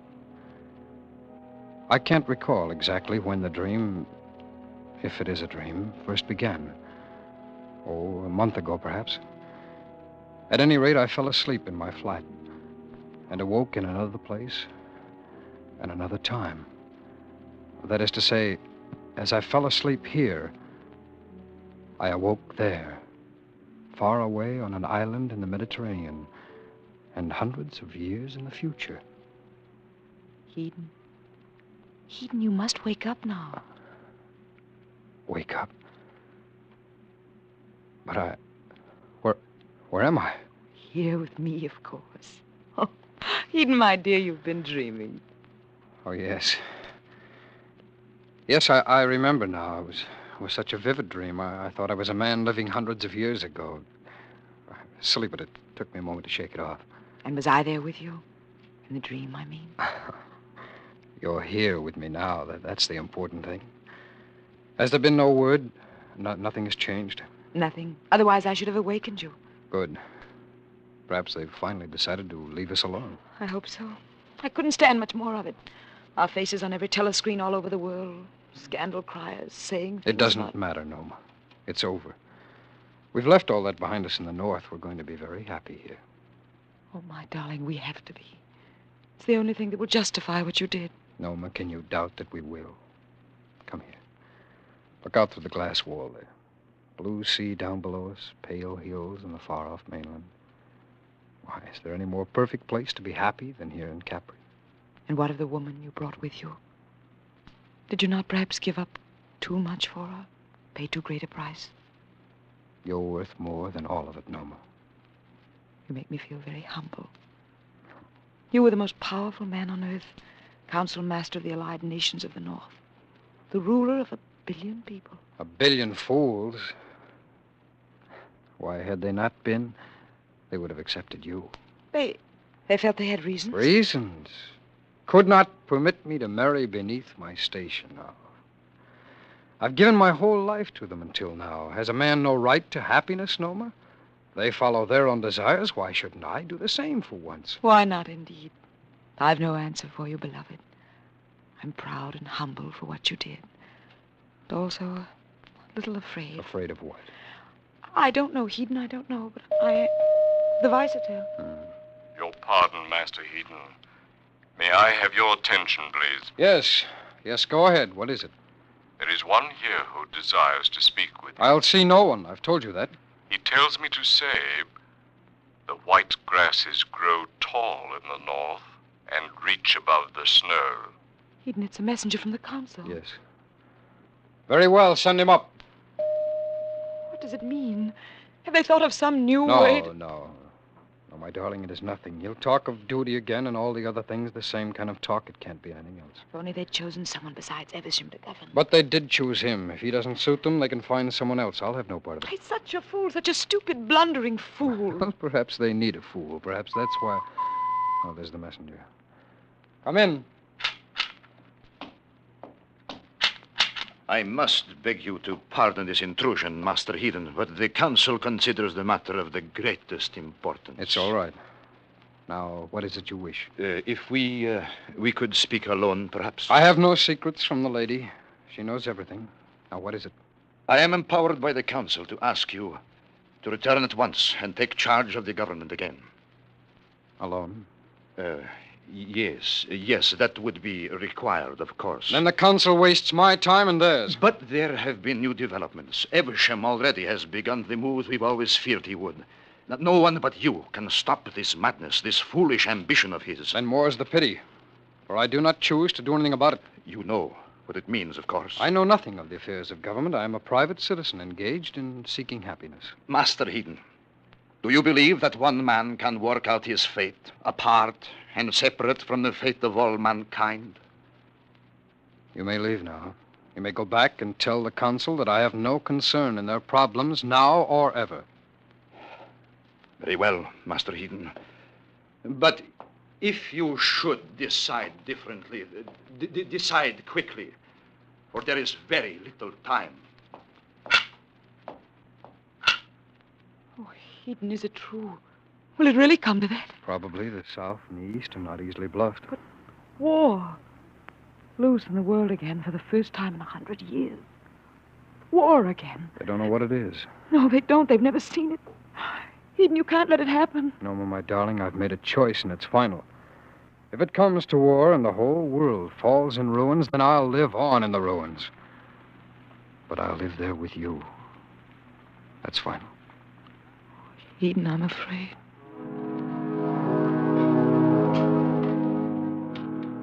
I calmed her fears at last with many brave prophecies of the joys we should find in our life together. And as we talked and watched the sun sink finally in the waters of the quiet sea, the blusterings of Evesham seemed far away, and the threat of war no more than a part of some nightmare. At a late hour, we fell asleep.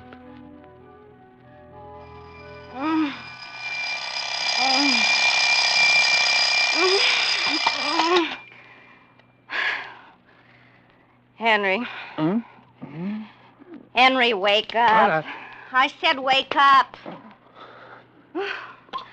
Can't see why you always have to wait for me to shut off that clock. Sorry, dear. I was dreaming. Dreaming, indeed. Now get yourself dressed. You want to be late again this week? Good chance of war. I don't know just what I can do about it.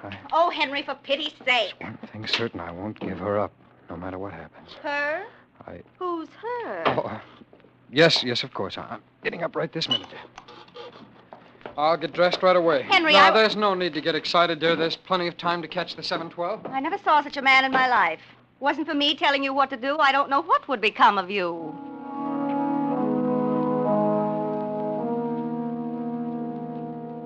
All that day at my office, I kept thinking about the dream. It was hard to remember that it had been a dream. It had been so real as everyday things going on around me. Perhaps even more real. Certainly more desirable. For, as you may have guessed, my daily life held little of interest. But in the dream, everything was different. There I could be the great Master Eden, controlling the destinies of millions of people, feeling for the first time in my life a deep and exhilarating sense of power, so sharp in its contrast with the drab, waking life I lead.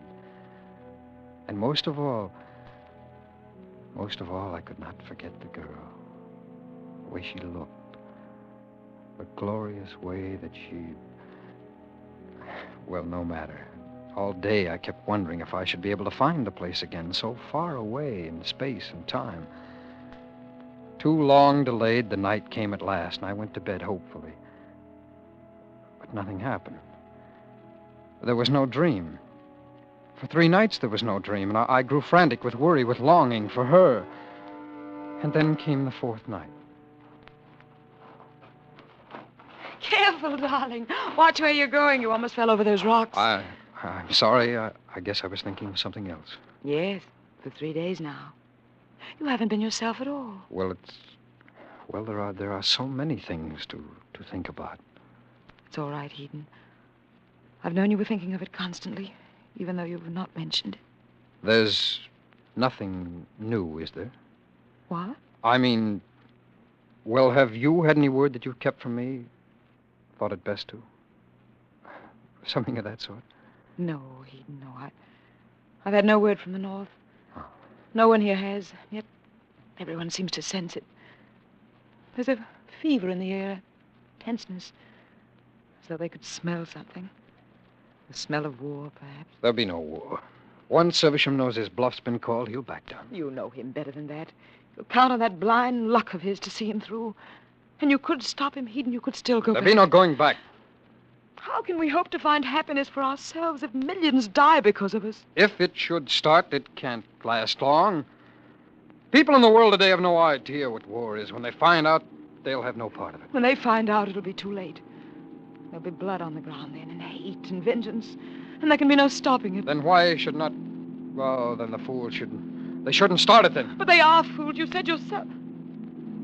What? Look. Oh, planes. Some special pleasure flight from the north, I suppose. Eden, they don't look like transports. They're not built the same. No. They're like pictures of the right. old... Those are warplanes. Those are bombers. It's begun already. No, but it's part of the bluff, and the dangerous part. Why, those planes have been stored away for 100 years. I knew of them, of course. All the council did, but I never thought I'd see them in the air. I fear it's a wrong, terrible thing we've done. And I'm afraid. But it would be a lie, my beloved, if I said I was sorry.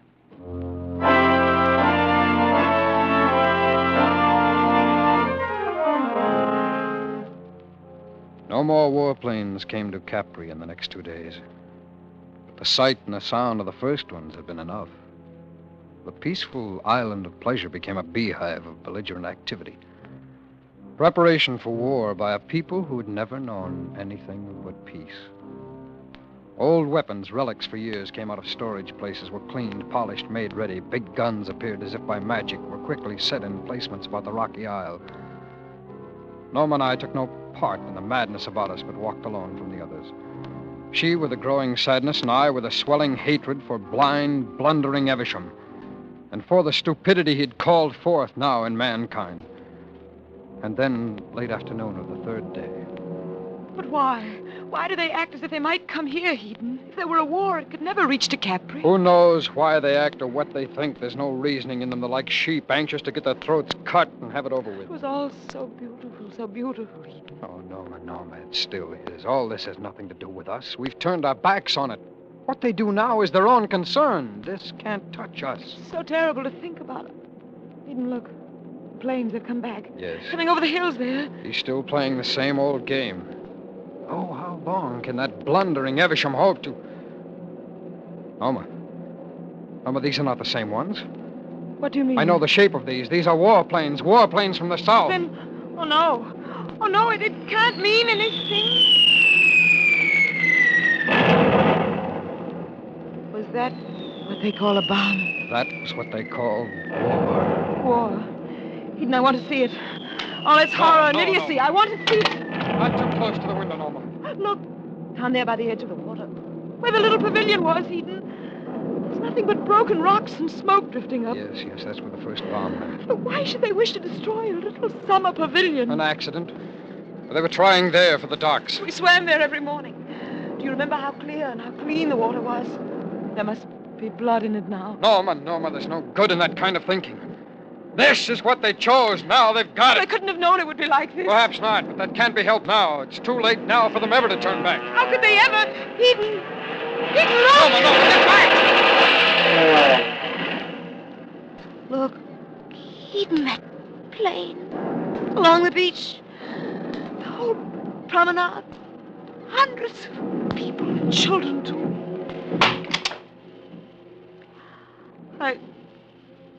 I don't want to see any more, not ever.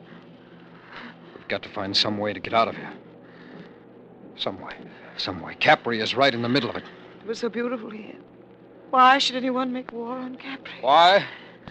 War has a bad habit of spreading everywhere once it's turned loose. Just a moment.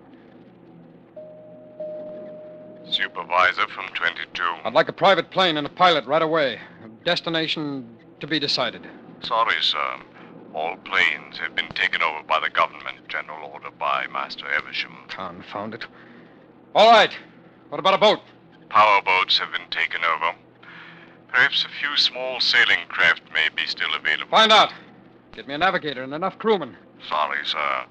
The government has ordered all able-bodied... All right. Just get me a boat then. Buy it, charter it, whatever's necessary. I'll sail it myself. Yes, sir.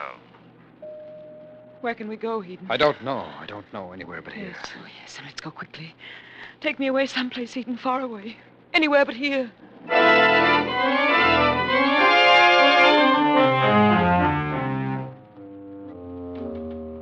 Then flight. Days of flight from stolid death in his military boots who tramped always just behind us. Never far away. I fought to stay asleep. To stay with my dream. To stay with Norma. I cursed each time I awoke. I simply can't understand you, Henry. You moon around the house like a lovesick calf. Haven't been to the office in 3 days. Don't you have any consideration for your job or for me? Do you want to see us kicked out into the street like tramps without a cent to our name?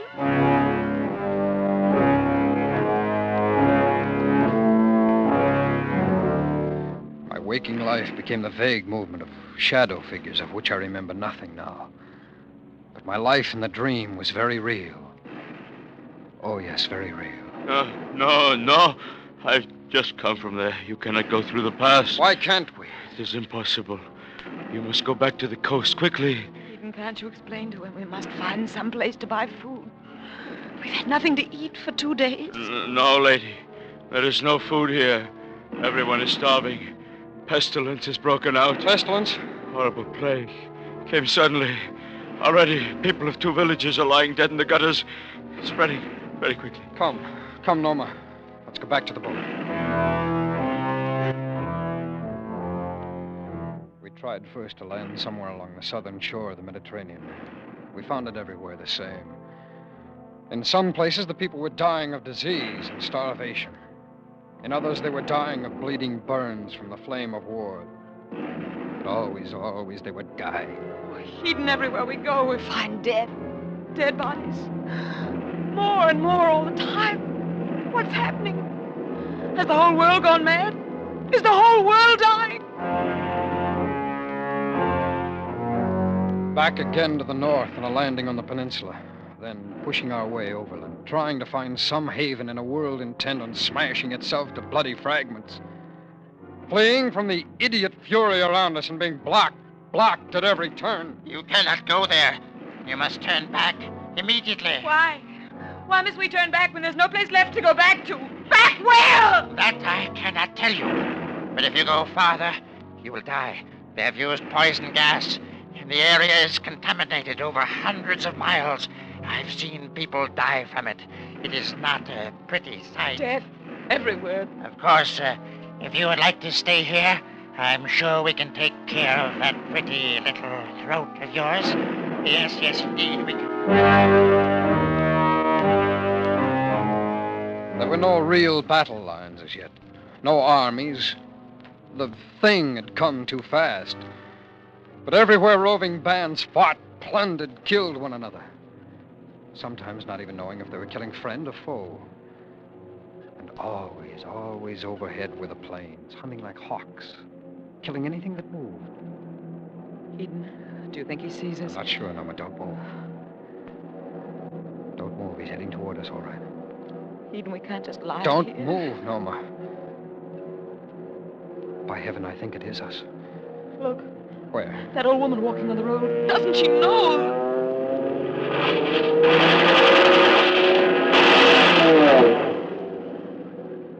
Oh, Eden, horrible. Horrible. Norma, no. Let's go. It wasn't us he was after.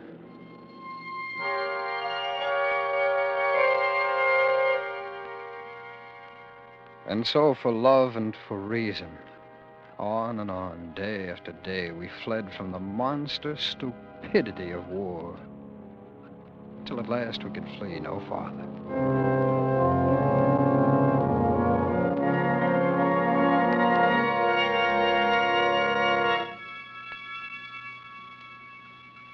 We found ourselves at dawn one morning in an open space near those great ruined temples at Paestum. Roman ruins that have stood for centuries were still standing even then. We sat and watched the sunrise, the most beautiful I've ever seen. We said little to one another. Low hills broke away below us, dotted here and there by trees, low thickets of laurel between. The great stones of the temples above us were pale pink in the morning sun. And the silence was everywhere. Silence and a false feeling of peace. This morning, looking out there, one would never know. Oh, it's beautiful. But we can't stop here no more. We're only hours away from it now. How much farther, Eden? How far must we run now? I don't know, my dear. It seems to be everywhere. Sometimes these last few nights, I've looked up at the stars and I thought, all of this is happening because of us. We're to blame for it, you know. No, darling. No, we tried to find happiness, that's all. Can there be anything evil in that? I don't know, Keaton, but I'm afraid. Had you not run away with me, this would not have happened. Millions of people must die for our happiness. Something is wrong. Well, the blame lies with them. They die for their own stupidity. We are not stupid. We could have prevented it. Had you gone back and left No, me... No, my darling. Now, there'll be no talk of that kind. We'll still find... We will. The chance to work things out somewhere. I have a strange feeling, Eden. We shan't have any more chances. We owe some kind of a debt. We're going to have to pay for it very soon. Oh, you're tired, Norma. That's why you talk this way. You'll soon Look, feel... Eden, another flight of planes. Yes, they're everywhere now. They're like vultures, hovering, watching and waiting everywhere. Norma, we'll find someplace yet. Someplace... Norma, get down!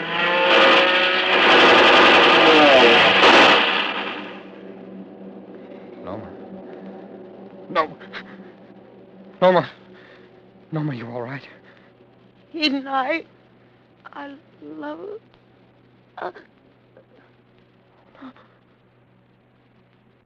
Norma.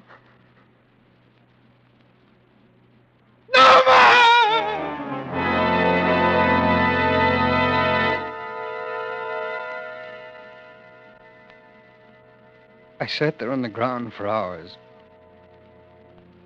holding her body close. I was only dimly aware that she no longer lived. Time had no meaning. The world receded far away. The shadows of afternoon pointed all one way, and my thoughts were only dreams within a dream.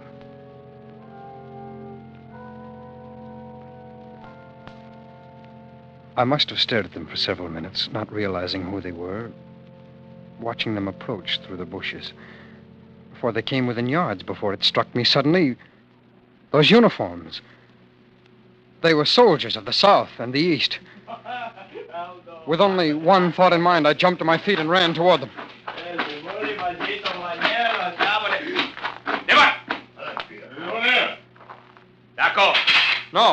No, it's all right.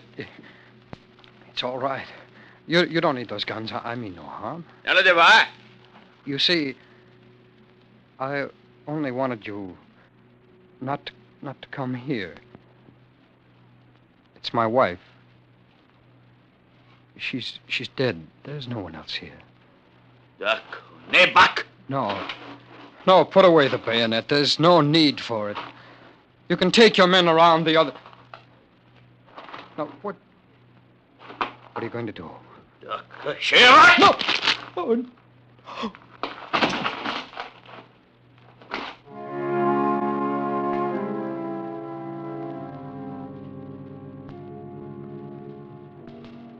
I lay there on the ground for a long time after they left. At first, I tried to crawl back to her. But I couldn't. Then later, I was unconscious. Whether this be Armageddon, that last flaming end of the world, I do not know. But of this I am sure. When the end does come, it shall come through man's unheeding selfishness, through man's stupidity. For when man stood up and learned to think and was no longer an animal, he became one with the gods. And like the gods, must take heed of the fate of mankind. This I know.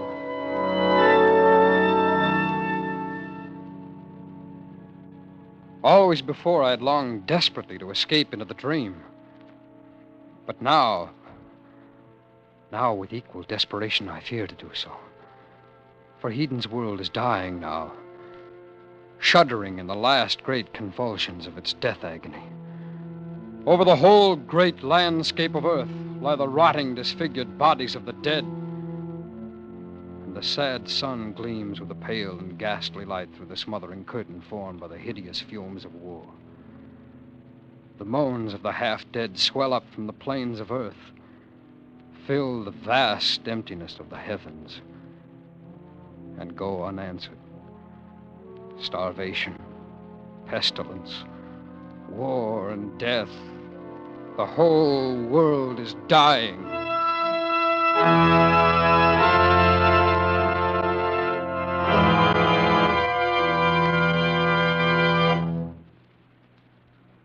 Eden, too, is dead. He died hours before I awoke this morning. His body still lies before the silent temples at Paestum. Yet in the dream, I still occupied his body. After he was dead, great vultures came and tore with their beaks and claws, and I was still conscious. I was still conscious. Now tonight, because of that, though I grow faint with weariness, I dare not go to sleep. In the name of heaven, how long will a dream go on?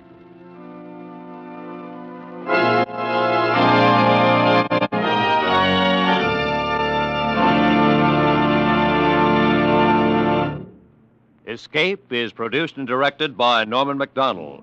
Tonight we have brought you Dream of Armageddon by H.G. Wells, adapted for radio by Les Crutchfield, with editorial supervision by John Dunkel.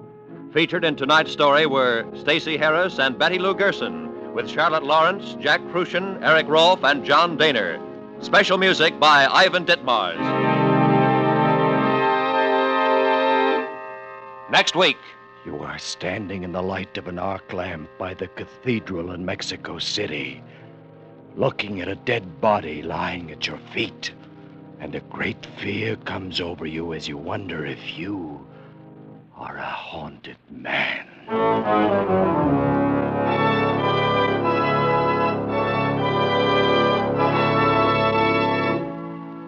Next week, we escape with Ralph Bates' most unusual story, The Haunted Man. Good night, then, until this same time next week, when once again we offer you Escape.